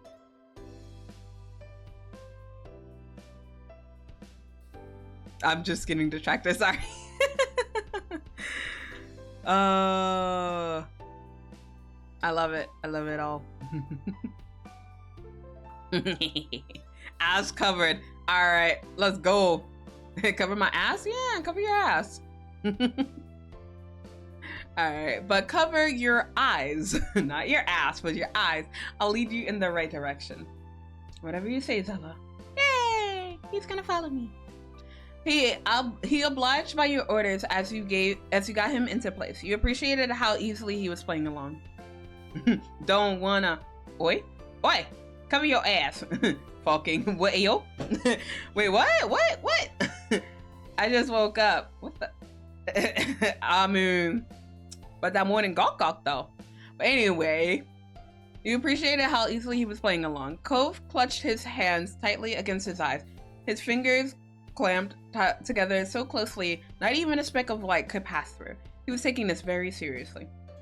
I just woke up, immediately got pinned. Look, this is not me, this is you, Ren. You woke up and chose sussiness. He let you direct him along the way, obediently following your instructions. Eventually, you reached the edge of a parking lot. The crunch of gravel underfoot came to an end, replaced by a dirt path. You saw a flicker of recognition on Cove's face as the terrain changed, but he didn't question where you were headed. You simply continued to make your way forward together as best as you could. The dirt made way to grass. You spotted a lonely white flower. It was the first, you were sure, of many to come. Like floral signposts, they popped up infrequently as you kept moving, determined to bring Cove to the destination you'd uncovered online. English. Why can't I English? Your body was thrumming with emotion now that you were getting close to your goal. The nerves continued to build as you got closer and closer until it came into view at last. All your anxieties were swept away by a wave of delight. It was perfect. You positioned yourself behind Cove so that the full reveal would be the first thing he saw, completely unobstructed. Taking a deep breath, you prepared for the culmination of your surprise. You can look now. Not wanting to wait a moment longer, Cove dropped his hands from his face. Why can't I English?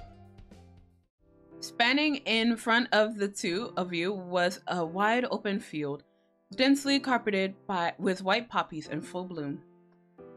Hundreds upon hundreds of soft petals lightly bobbed in the comfortable breeze, as if waving to welcome you both. Ah, look, see that face makes it worth it all. Cove had frozen in place. His slaw was slack, hanging open in amazement as though he couldn't quite believe what he was seeing. You couldn't blame him. The dissonance between the unassuming parking lot, mundane and man-made, to the bounty of nature with which you brought him to was startling in itself. His slaw was... Shut up, Ren. And other than the hill behind your house, you'd not encountered this flower in the wild. From Cove's perspective, From Cove's perspective, to suddenly being greeted by a natural paradise, tailored to him right down to his favorite flower, must have been something he'd normally only get in a dream. I'm gonna reach for his hand. Cove blinked. Aw, he's crying! Aw, my baby! Cove blinked slowly and repeatedly as he took in the expanse of flora laid before him. Tears began to form, clutching onto his eyelashes and clumping them together. "I'm back! Welcome back, Yan. He lifted his gaping mouth into a wobbly open mouth smile that teetered between joy and disbelief. Oh my god. Oh, Cove, please. I'm not gonna cry on stream. Please don't do this to me, boy.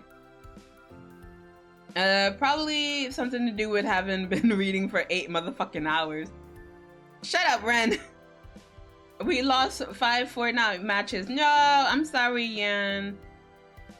Keep at it. You'll win another one, baby. He was too choked up to string the 3 simple, familiar words together. You left him speechless. Cove turned to face you directly. Beaming, he leaned forward to kiss you. You were glad to return the kiss, pressed into him and wrapping your arms around his neck to keep him close. He might not have been able to... oh, baby. He might have not been able to put his feeling into words, but you could feel his joy and gratitude all the same. When you parted, Cove still wore that brilliant smile. And he's still crying, isn't he? I love him.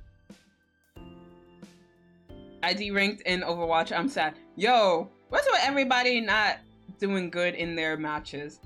I spare deranked. Yan kept losing matches. What the hell is wrong with you guys? Just get good. No, I'm just kidding.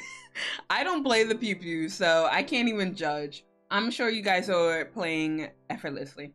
And not me, my friends. Oh, shit. Rip. When you parted, Cove still wore that brilliant smile, and I already read that, but it's fine. Aww. Look at my baby. Your hand lifted up to his face to caress his cheek. Finally, Cove regained some of his composure. He opened his mouth to attempt speech once more. See? Are you really so confused why I want to do so much for you when you go and... To finish the thought, he waved a hand at the beautiful field you had found just for him. His voice, which had been bright, dimmed to a soft murmur when he followed up on the question. Oh, they overextend like crazy. Rip. No one else in the entire world would do this for me. Nobody. And no one makes me feel the way you do. His words were as faint as the rustling of the poppy's petals in the wind. Some of the tears had escaped from his lashes down to his cheeks, the damp skin glittering in the sunlight. You reached out to hold his face once more and stroked him away. I love you. I love you. Aww, baby. I have stopped playing competitive games. I am at peace. I think that sounds like a good idea for everybody. So that's a happy 8 hours, everybody. A hydrated stretch. Thank you, Lord of Bees. Thank you so much. Let me do that for you right now.